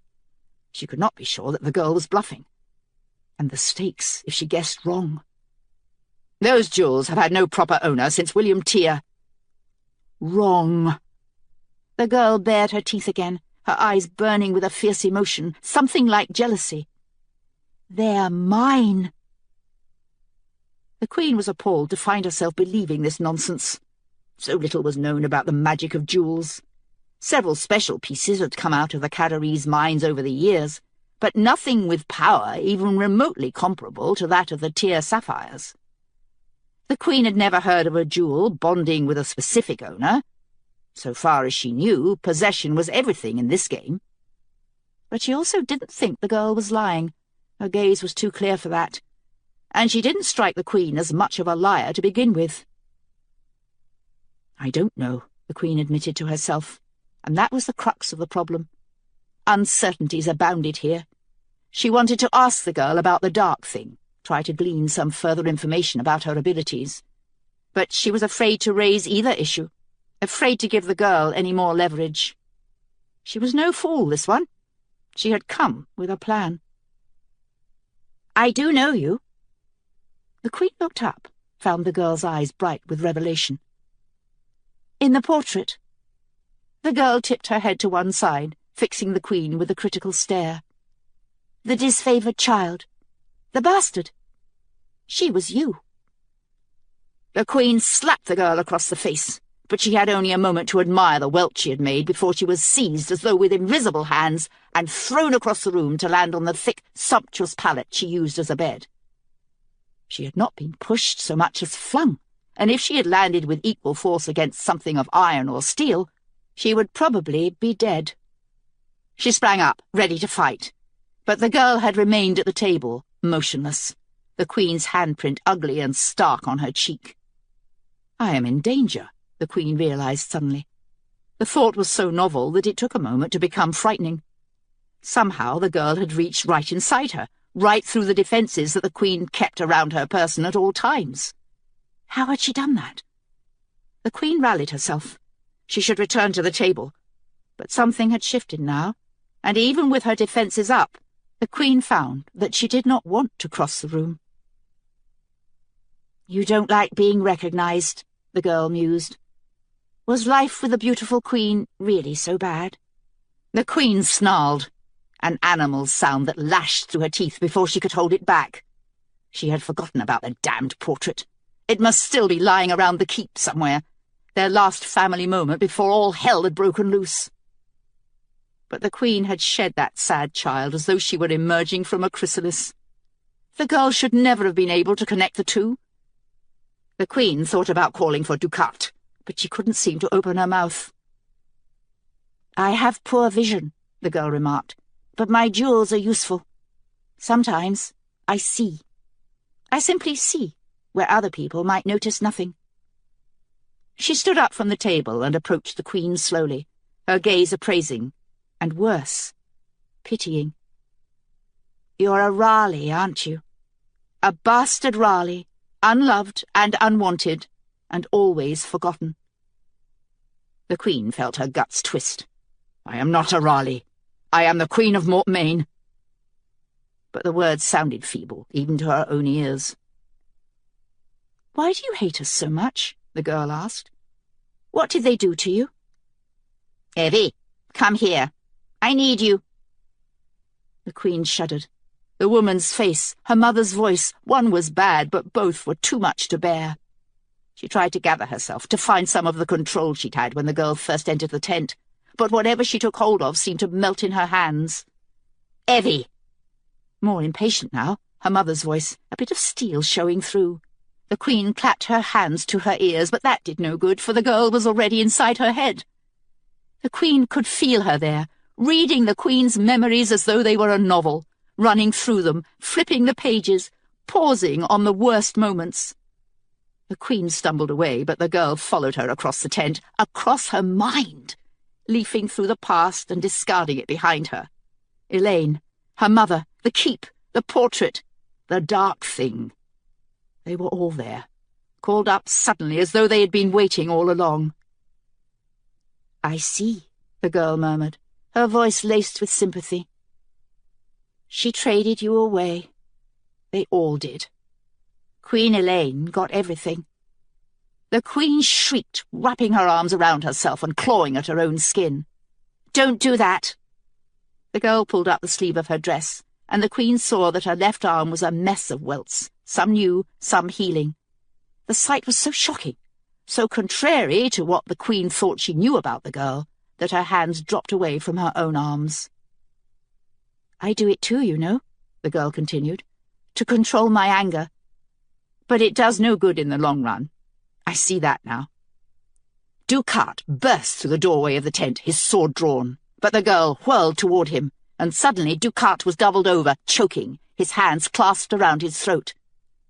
"Don't interfere, Monsieur Général. Stay over there, and I will allow you to breathe." Ducat backed toward the far wall of the tent. The girl turned back to the Queen, her green eyes contemplative. The Queen's mind ached, a feeling of terrible violation, as though everything she kept locked away had been laid out in the open, under a corrosive sunlight. She could still feel the girl in there somehow, looking her over, picking through the debris. The Queen tried to summon anything, any of the 1,000 small tricks she had wielded over the course of her life. She had not felt so powerless since she was a small girl trapped in a room. The past was supposed to be past. It should not be able to reach up and drag her down. "What is your name?" the girl asked. "The Queen of Mortmain." "No." The girl walked up and stood right in front of her, only a few inches away, close enough for the Queen to wound. But the Queen couldn't so much as raise a hand. She felt the girl's mind again, prying at hers, running fingers over everything, and now she understood that the girl might be able to kill her. No weapon would have done the job, but the girl had found her own knives in the Queen's mind. Each little piece of history that she touched was sharpened to a fine point, and the Queen felt her entire psyche shudder at the violation of that, of having another person handle her identity so easily. The girl had found her answer now, and the pressure in the Queen's mind finally eased. "Evelyn," the girl murmured. "You're Evelyn Raleigh. And I am sorry." The Queen of Mortmain closed her eyes. When Isha and the other guards entered the Queen's wing, they found the rest of the guards standing at attention. Even the night shift, who were now well past their bedtimes, had not retired. Bradshaw the magician was leaning against the wall, idly making a scarf vanish and then reappear. Maman was there too. Isha spotted her, standing at attention at the mouth of the hallway, as she always did while waiting for the Queen to come home. The sight of her made Isha want to cry. The mace stomped over to the dais, the grim cast of his face forestalling all questions. Isha followed him as quickly as she dared, keeping her hand on her knife. It was ridiculous, a 12-year-old girl guarding the mace. But the Queen had charged her to do so, and Isha would never forget that moment, not if she lived 100 years. Elston had taken the Queen's charge seriously as well. He followed the mace closely, alert for threats, and when he spotted Isha doing the same, he gave her a jagged, approving grin. Pen was no help. He wandered behind the mace as though lost. He had not wept, as Isha would have expected a lovesick man to do, but he was not with them either. It was Welmer who finally dared to ask, "Where's the Queen?" "Gone." "Dead?" The mace searched the room until he found Maman at the entrance to the hallway. She shook her head. "Not dead," the mace replied. "Just gone." Arliss was waiting at the foot of the dais. As the mace approached, Arliss handed him a sheet of paper and waited while the mace read.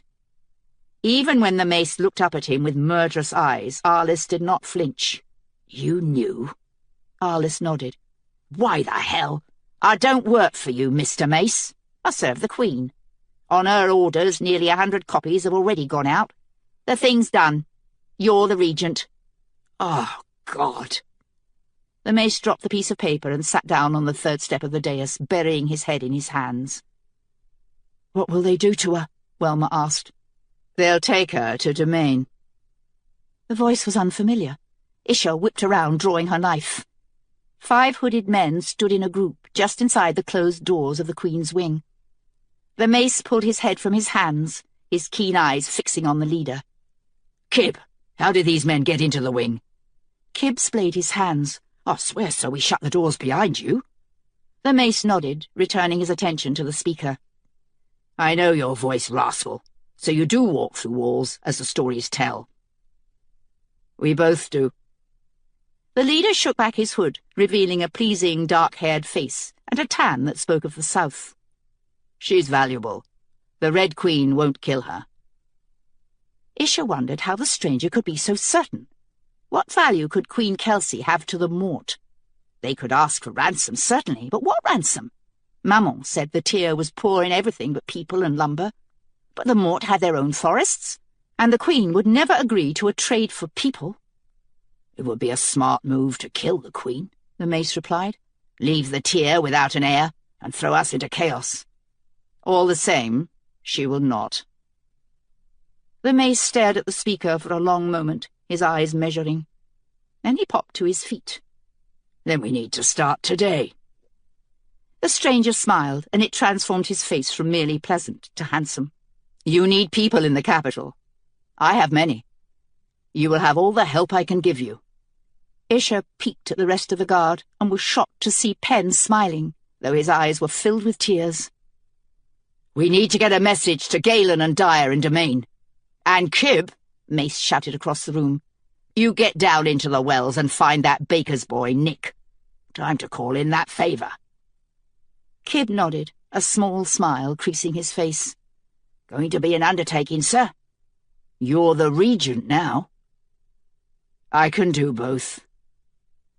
"Sir?" Ewan had stepped forward, his friendly face bewildered and his cheeks wet with tears. Isha's heart seemed to contract for him. Everyone knew that Ewan worshipped the Queen, and it seemed likely that he didn't understand what had happened. "What is it, Ewan?" the mace asked, his voice betraying only the slightest touch of impatience. "What are we going to do, sir?" Ewan asked. And Isha saw that she had been wrong. He did understand. The mace descended the dais, clapping Ewan gently on the back. "We're going to do the only thing we can do. We're going to get her back." "I'm sorry," Kelsey repeated. She could feel that terrible side of herself, hovering, gleeful, waiting to be unleashed on the woman who stood before her. A different Kelsey, that one. A Kelsey who saw death as the most complete and effective solution to all problems. She expected the Red Queen to fall to her knees, but she did not. And a moment later, Kelsey realized that this was a woman who would never beg. It was easy to see, to browse through the woman's life in much the same way she browsed through Lily's, to see patterns forming. Evelyn Raleigh, the child, had begged, and it had gained her nothing. The woman would never beg again. Many memories sailed through Kelsey's mind, playing with a set of toy soldiers on the ruined flagstones of a floor, staring with longing at the blue pendulum of a jewel as it rested on a woman's chest, watching from behind a curtain as well-dressed men and women danced in a room that Kelsey recognized easily as her own audience chamber. Evelyn Raleigh had been desperate to be noticed, to matter to others, but in all of those childhood memories, she was alone. It was the adult memories that Kelsey shrank from.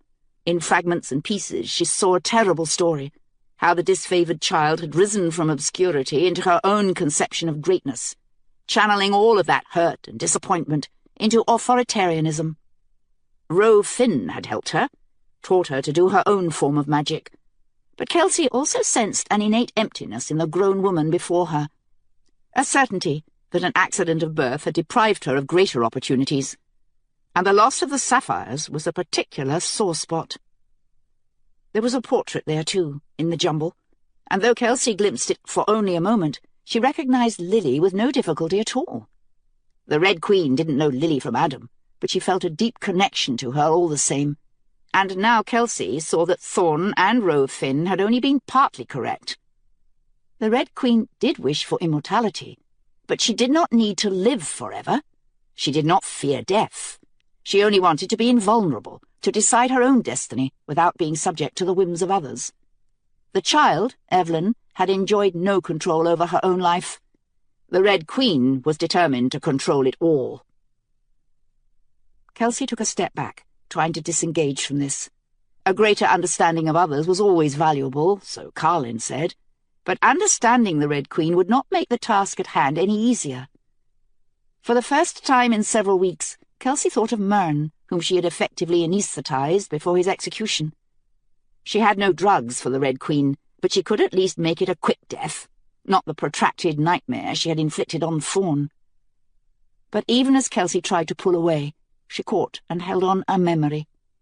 The young Evelyn, perhaps only 11 or 12, standing in front of a mirror.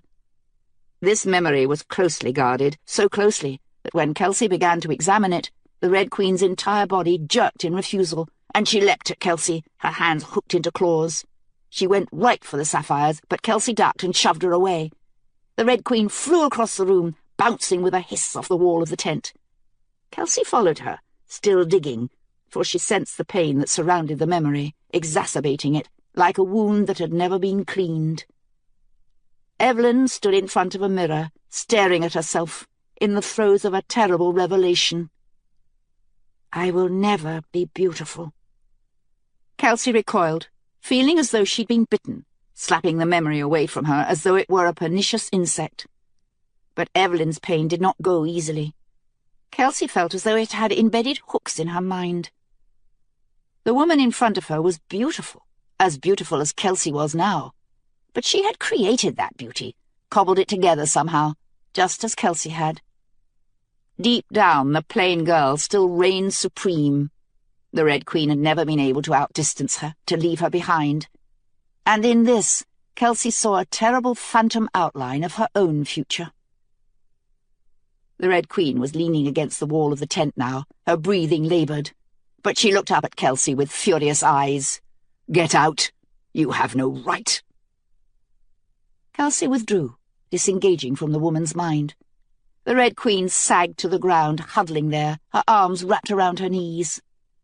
Kelsey wanted to apologize, for she saw now the great ugliness of what she had done. But the Red Queen had closed her eyes, dismissing Kelsey somehow.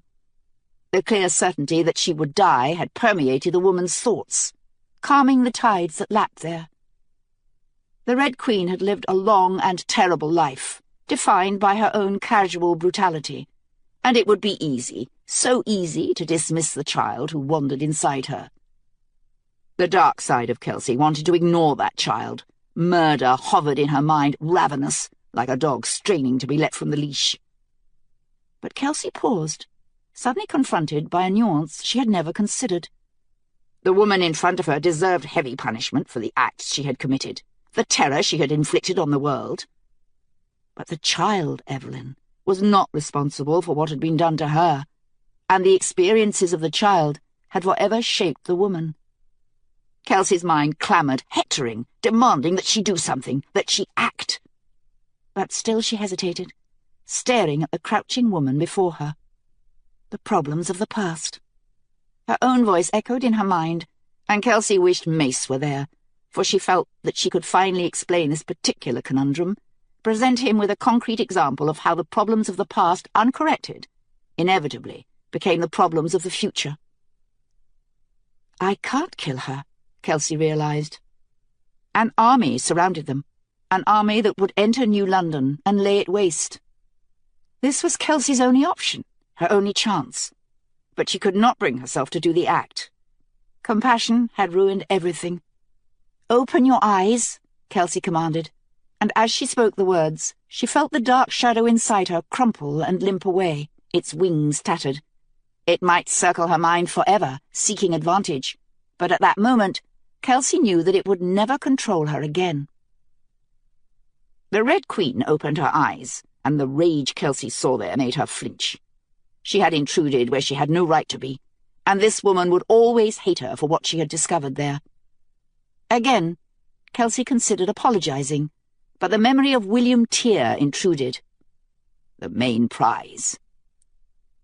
"I propose a trade. I will give you my sapphires."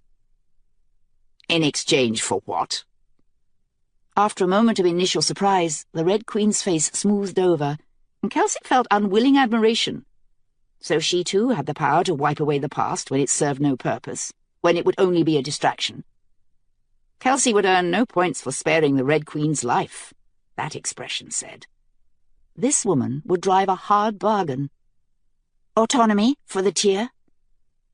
The Queen chuckled, but sobered quickly when she saw Kelsey's expression. "You are serious." "Yes. I will give you the necklaces, take them off willingly, and you will withdraw your army and not return for 5 years. During this time you will not place one toe in my kingdom. You will demand nothing. You will leave my people alone." 5 years' worth of lost profits from the shipment. You must be out of your mind. But beneath the smooth face of the hard bargainer, Kelsey read a different story. Here, at least, Thorn and Finn had been right. The Red Queen wanted the jewels very badly. "I promise you, if you refuse to trade with me, you will never have my sapphires. I may rot and wither to nothing, and you will still never be able to take them off me without facing the consequences. They belong to me." 5 years is too long." "Majesty," Ducat blurted out. Kelsey had forgotten he was there, crouched in the far corner of the tent. "You cannot." "Shut up, Benin." "Majesty, I will not." Ducat stood up, and Kelsey saw that he too was furious, but not with her.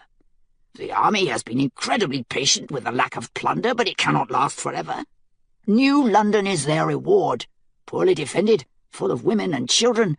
They have earned that." "You'll get your 10%, Benin. I'll pay you out of my own pocket." Ducat shook his head. "You will, Majesty, but that will not solve the issue. The army is already angry. To be withdrawn at the moment of victory." Kelsey was on the point of silencing him. She did not need his interference, not when she sensed her opponent weakening. But there was no need. The Red Queen turned to face him, and Ducat blanched, falling silent. "You think my army would defy me, Benin?" "No, Majesty, no." Ducat backpedaled. "But they are already discontented. Poor morale makes poor soldiers. This is established. They will tamp down their discontent if they know what's good for them." The Red Queen turned back to Kelsey, her eyes gleaming, dark pupils flickering between Kelsey's face and the sapphires. 2 years. "You must not want them very badly. 5 years is too long, the Red Queen repeated, a hint of sullenness in her voice. 3 years. Done. Kelsey held the jewels out, but kept the chains around her neck. Take hold of them. The Red Queen eyed her warily. Why? It's a trick I learned from our mutual friend. Kelsey smiled at her. I need to make sure you won't back out of the deal. The Red Queen's eyes widened, suddenly fearful, and Kelsey saw that she had meant to do exactly that. Ah, she was smart, this woman, clever enough to drive a hard bargain on a promise she meant to break. I know you now, Evelyn. 3 years, that's the honest bargain. Kelsey lifted the sapphires, offering them. Promise to leave my kingdom alone?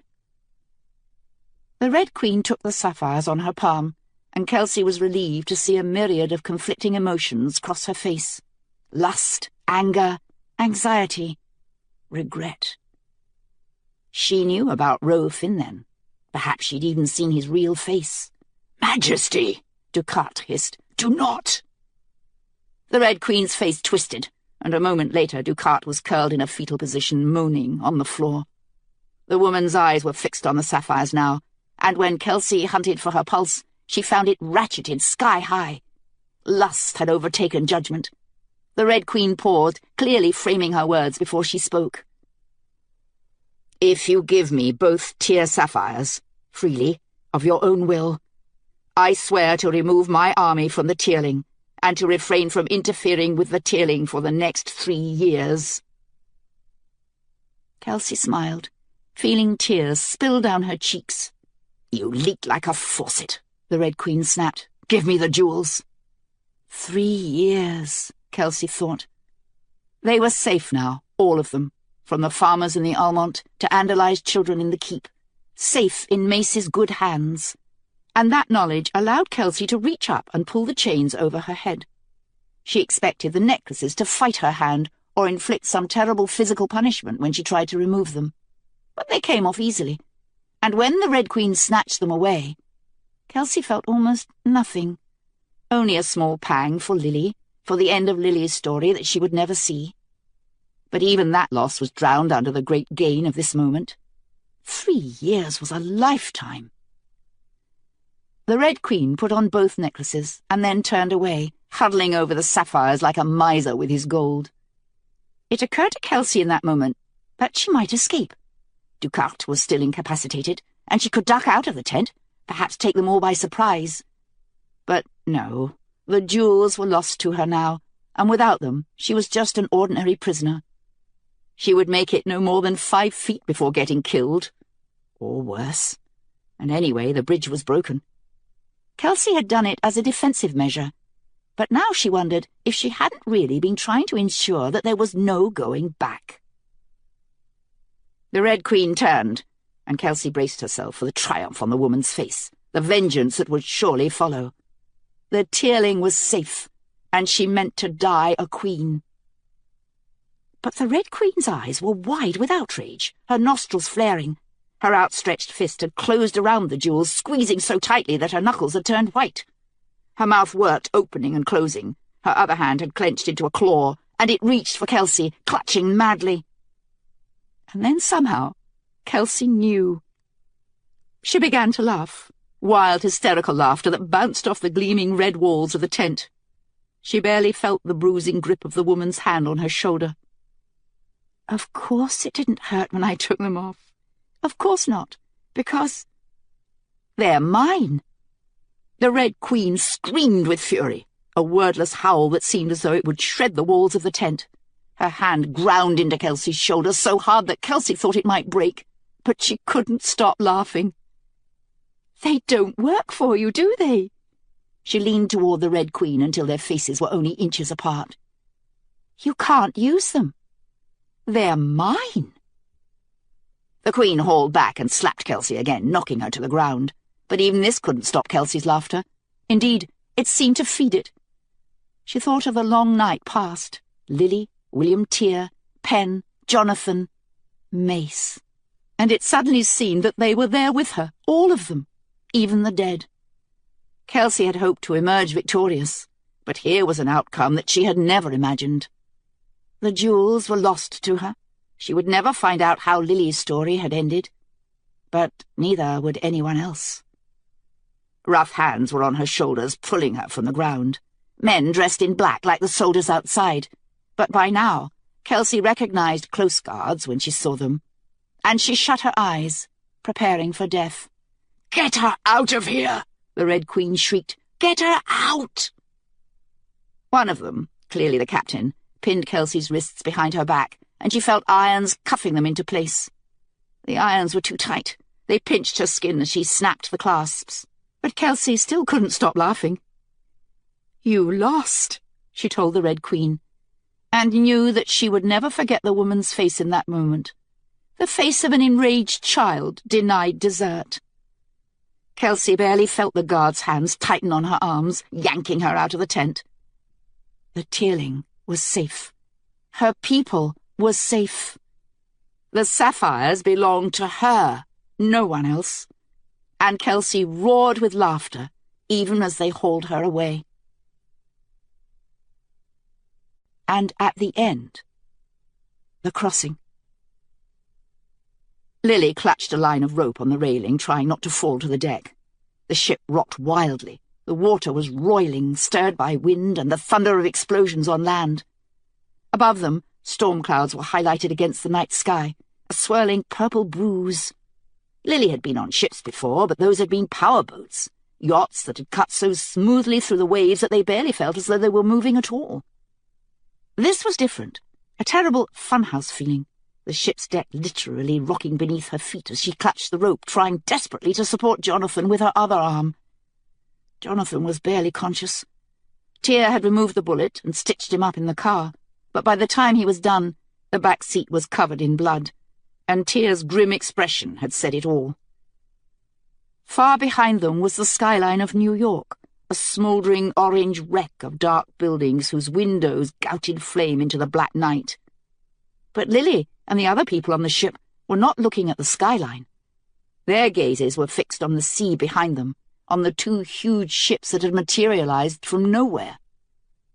From the shouted reports on deck, Lily also knew that there were several submarines out there rapidly closing beneath the surface.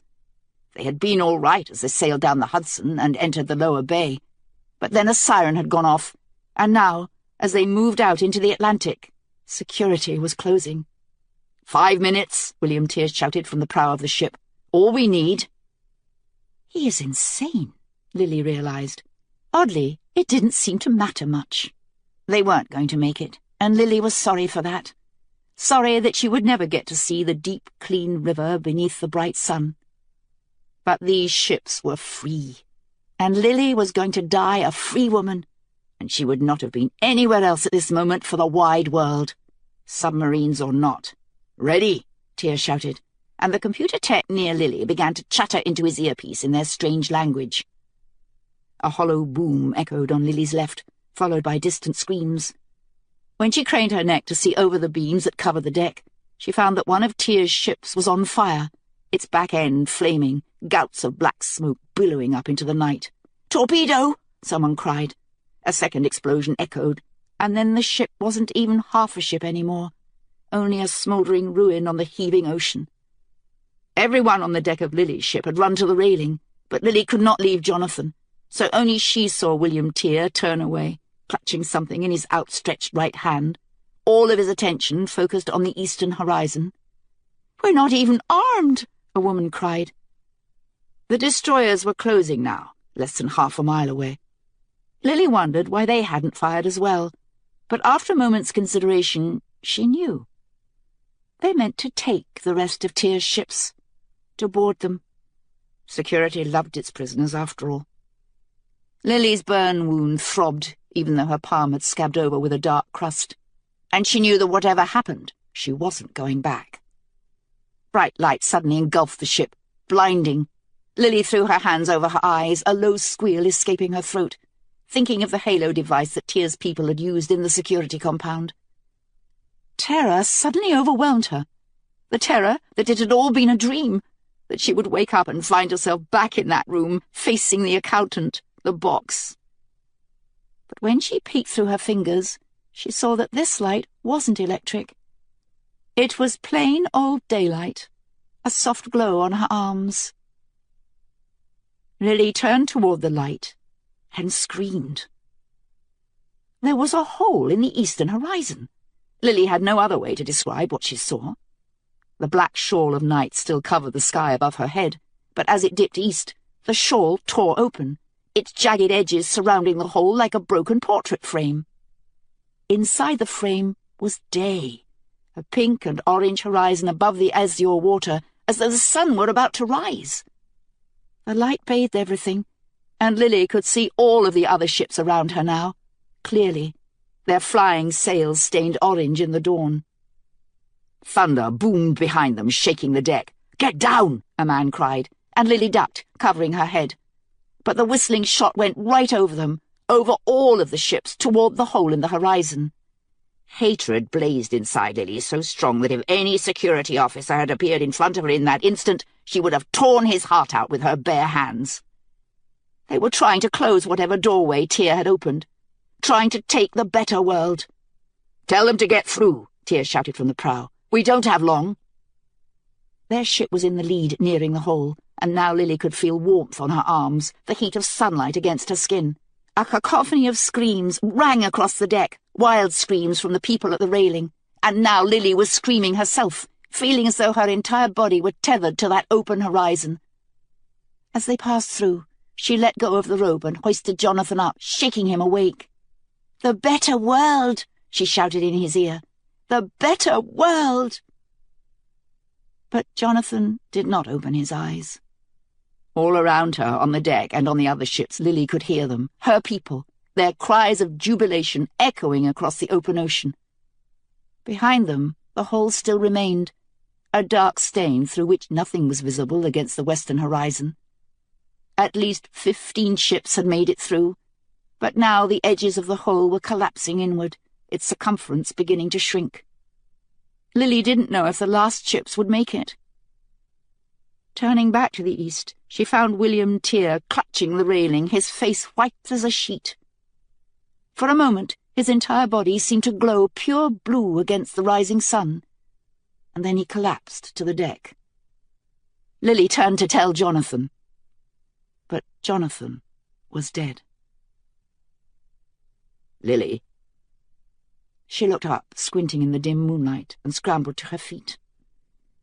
Tyr looked exhausted. Lily hadn't seen him in 2 days, not since that night, and she was relieved to see him up and about. The longer he was absent from the deck, the more certain Lily became that he had somehow killed himself performing his miracle, that he, like Jonathan, would not wake up. Lily had asked Dorian about Tyr, but Dorian was non-committal. Lily had tried to make friends with several of the other passengers, and found them kind, but cautious. No one knew who she was. A younger woman, perhaps Dorian's age, had patched her wounds, but for the past 2 days there had been nothing for Lily to do but sit by herself, watch the horizon, and wait for Tyr. "Are you all right?" "I'm fine," he replied, but Lily still had her doubts. He looked like a man who had suffered some sort of wasting illness. "But I need your help. Come with me." She followed him toward the stern, trying to tiptoe quietly among the sleeping people who covered the deck. Tyr, as always, seemed to make no noise at all, and he led her down the ladder to the deep hold below decks. The hold had a strange medieval feel, for only lamps and firelight lit all of its rooms. No electric lights anywhere. A broad dormitory-like area lined with empty cots took up the bulk of the hold. There were over 100 people on this ship, but most of them didn't want to spend time inside. They preferred to stay on deck, their eyes scouring the horizon. Tyr had prepared for this eventuality. At the far end of the dormitory was a room that contained not only plenty of food and water, but about 50 gallons of sunscreen. Lily thought this room was where they were going, but Tyr bypassed it for the next, which was understood to be private, for his use only. As they walked in, Lily saw that the room's walls were lined with bookshelves, each of them filled with hundreds of books. But Lily had no time to marvel at these. In the centre of the room, Dorian was standing over a table, staring down at what could only be a body wrapped in a sheet, the shroud sewn together by hasty fingers. It's time, Dory. She looked up, and Lily saw, even in the dim glow of firelight, that her eyes were reddened from long crying. She looked a question at Lily. He would want her here, Tear replied. He levered an arm beneath the corpse's shoulders, hauling it up. Come on, all together. Dorian grasped Jonathan's waist, leaving Lily to take the legs. Together they heaved the body off the table, balancing it carefully on their shoulders. Lily could smell the corpse now, a hint of decay that seeped right through the sheet, but she ignored it, thinking of Jonathan, who had thought she was worth saving, who would never see the better world.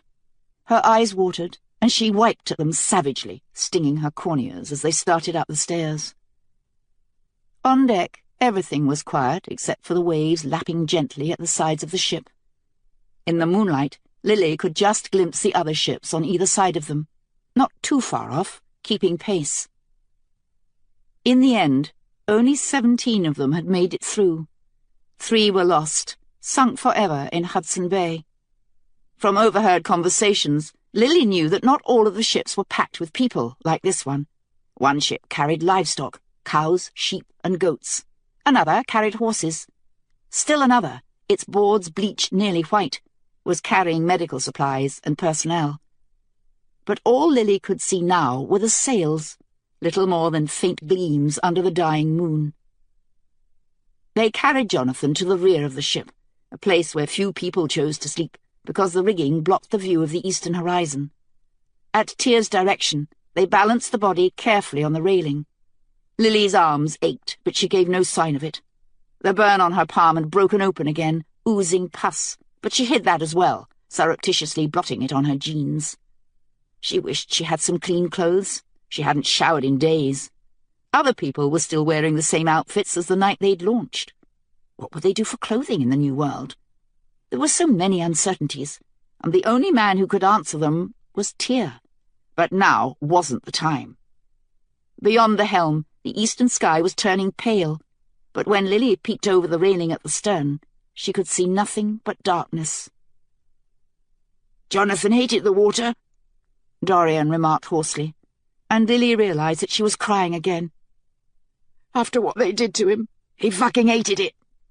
"Not this water," Tear replied. Lily said nothing. They had known Jonathan well, both of them, and she had never even learned his last name. She wanted to think of something to say, something important, but when she closed her eyes, all she could see was Greg on his knees, Jonathan holding a pistol to his head. That was the greatest kindness anyone had ever done for Lily, but it wasn't an act she could tell Tear and Dorian about. So she remained silent, though tears had begun to work their way slowly down her cheeks. "Well, old friend," Tear finally said, "we're off to a good land. Let's hope you're already there." "Amen, South Carolina," Dorian added. And then, by unspoken consent, they lifted the body over the railing. Lily didn't help this time, only stood back. There was a muted splash, and then Jonathan was gone forever. Dorian waited another moment, then left without a word, walking quickly toward the stairs. "I killed him," Lily thought. "It was his choice," Tear repeated, making Lily wonder if she'd actually spoken out loud. She looked around, but they were still alone at the stern. "What happened? Where did we go?" "Nowhere, Lily. We crossed, that's all. That's how I've always thought of it." "Is it?" Lily forced herself to bring out the word. "Is it magic?" "Magic," Tear repeated. "I never thought of it that way. To me it seems the most natural thing in the world, but maybe magic is a good word." He reached into his pocket and came up with something clenched in his fist. "Have a look." Lily held out her uninjured hand and felt him drop something cold and hard into her palm. She held it up, squinting, trying to make it out. The sky had lightened now in the sudden way it did just before dawn, but it still took Lily a few moments to identify the object. "Aquamarine?" "Sapphire," Tear replied. "My family tree is documented all the way back to Cromwell, but that jewel has been with us since the Dark Ages, maybe even further back than that." Lily held the sapphire to the light, trying to see through it, but the sun hadn't appeared yet, and it was only a dark rectangle against the pale sky. "How do you know?" "It told me." Lily snorted, but Tear hadn't cracked so much as a smile. She couldn't tell whether he was joking, so she handed the sapphire back and leaned over the railing, staring down at the dim lines of white left in the ship's wake. "Are you healing, Lily?" That was a difficult question to answer. During the day things were fine because the sky was wide open and Lily could look from horizon to horizon. But she didn't sleep more than a few hours at a time before jerking awake, certain that she would see the accountant standing in front of her. Or worse, Greg. They were out of reach of all of that now, the ship's prow cutting smoothly toward the better world, but Lily felt a sudden, terrible foreboding. All of the people around her, sleeping on the deck, surely they brought their own stories, their own violence?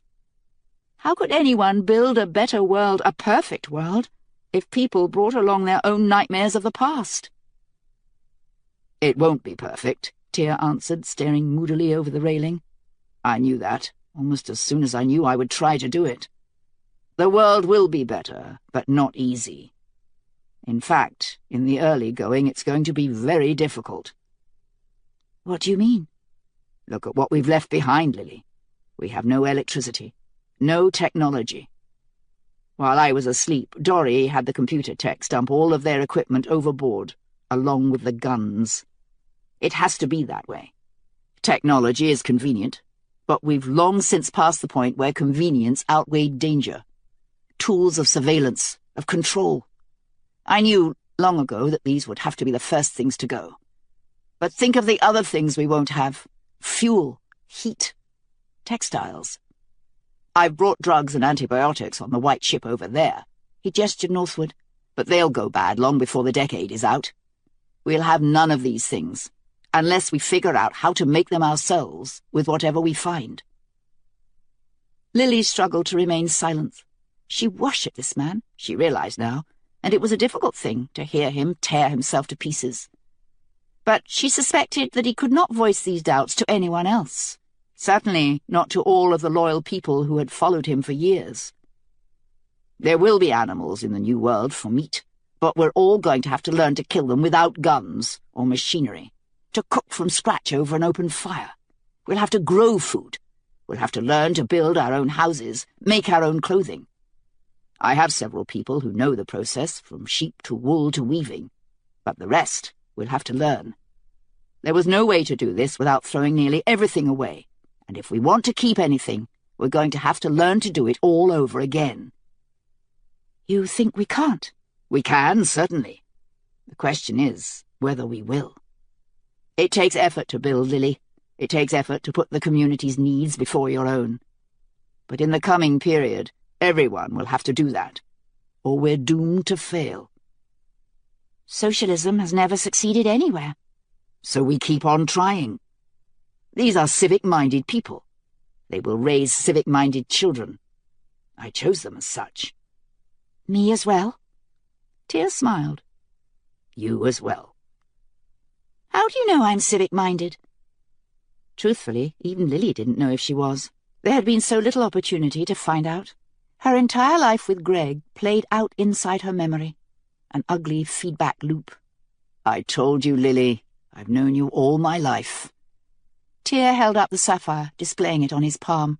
"I saw you here, long before I ever knew who you were." "Why?" Tear stared at her for a moment, his gaze contemplative. "Are you healing?" "Yes. My shoulder barely even hurts, except when I try to sleep. My hand's being a pain, but I can bandage it again once there's enough light." "You don't fool me, Lily. Your injuries aren't physical. You're not healing yet, but you will." Lily felt her cheeks flush, wondering if he could look straight inside her and see the nightmares, Greg constantly lurking. It seemed likely that Greg would always be there, dug into some part of Lily that refused to let the past go.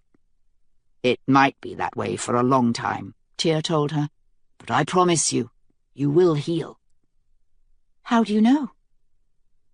Tear closed his fingers around the sapphire for a moment, staring off into some place that Lily couldn't possibly begin to imagine. Then he held it out to her. "Have a look." Feeling foolish, Lily lifted the jewel to the sky again, squinting. For a moment she saw nothing, but then the sapphire began to glow from within, a tiny blue flame against the lightening sky. "What?" "Shh! Look!" Lily stared at the sapphire, trying not to blink, and after a moment she realized that a figure was forming far beneath the surface. At first it was shadowy, only a silhouette against the blue background. But then Lily gasped, for she saw herself. This was a different Lily than the one she had seen in the mirror all of her life. Careworn and slightly hardened, her arms muscled, her skin dark with sun. The woman turned, and now Lily saw what Tear had meant her to see, her stomach, rounded with late pregnancy, protruding against the blue. "How are you doing this?" she asked. "Is it an illusion?" "No illusion, Lily. Only the future. I promise you, it will come to pass." Lily stared at herself, fascinated. The woman in the jewel had not had an easy life, clearly, and yet she radiated contentment. Flowers had been braided into her hair, and on her back was what appeared to be a bow and a quiver filled with arrows. But for the rounded belly, she looked like the picture of Diana in the old D'Aulaire Lily and Maddie had shared in their childhood. Then the image abruptly vanished. Distressed, Lily shook the sapphire, trying to bring the woman back, but there was nothing more. "I'm sorry," Tear told her. "Even the little things will tax me for a while." Lily stared at the sapphire for another long moment, and then handed it back to him. Something seemed to tug at her as the jewel left her fingers, and Lily had the odd sense that a piece of herself had gone with it. Seeing part of the future was almost worse than seeing none of it at all. She turned the vision over, wondering whether it was real, whether the baby was a boy or a girl. "A boy," Tear murmured beside her. "It'll be a boy." "How can you know that?" "Sometimes I just know." He smiled at her, but Lily had the sense of something hidden behind his eyes, some future that she couldn't yet glimpse. Tear didn't elaborate, only clasped her shoulder. "But that's years away. I have something else for you, something much closer." "What?" "Look out there." Tear pointed to the north. "That ship, the third away." "The white ship?" "No, the one just past it." Lily squinted. The sky had lightened to a deep cornflower now, and she could just glimpse the ship he meant, a faint dark stain to the north, barely visible through the fog that clung to the surface of the ocean. "What about it?" "One of my best people is in charge of that ship. She's been with us for a long time, ever since she was 14 years old. 2 prison sentences under her belt, and she's not afraid of anything. Dorian worships her so much that she even tries to dress like her, do her hair the same way." Something struck inside Lily, a deep vibration like a bell. She stared at him, her eyes wide and pleading. "What's her name?" "Madeline Freeman." Lily turned to stare northward. "I promise you, Lily, you'll heal."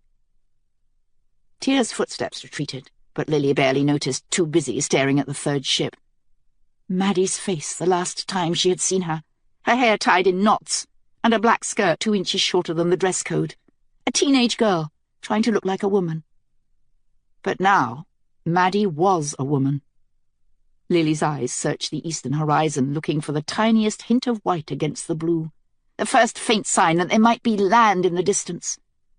She thought of something then, and called softly after Tear. "Maddie's a diabetic. She needs insulin." "No, she doesn't."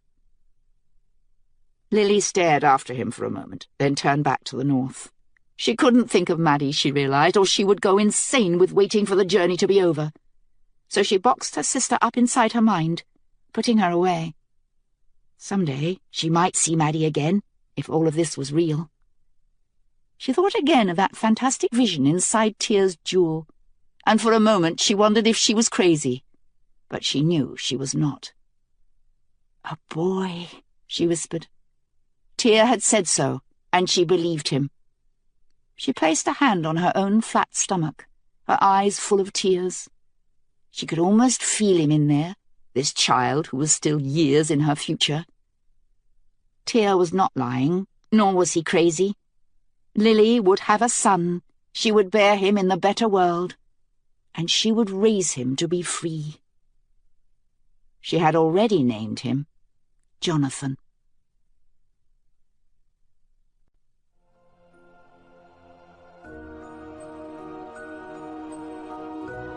This is Davina Porter.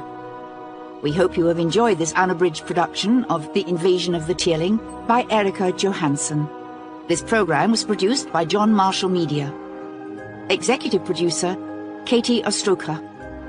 Text copyright 2015 by Erika Johansen. Production copyright 2015 by HarperCollins Publishers. All rights reserved. Thank you for listening.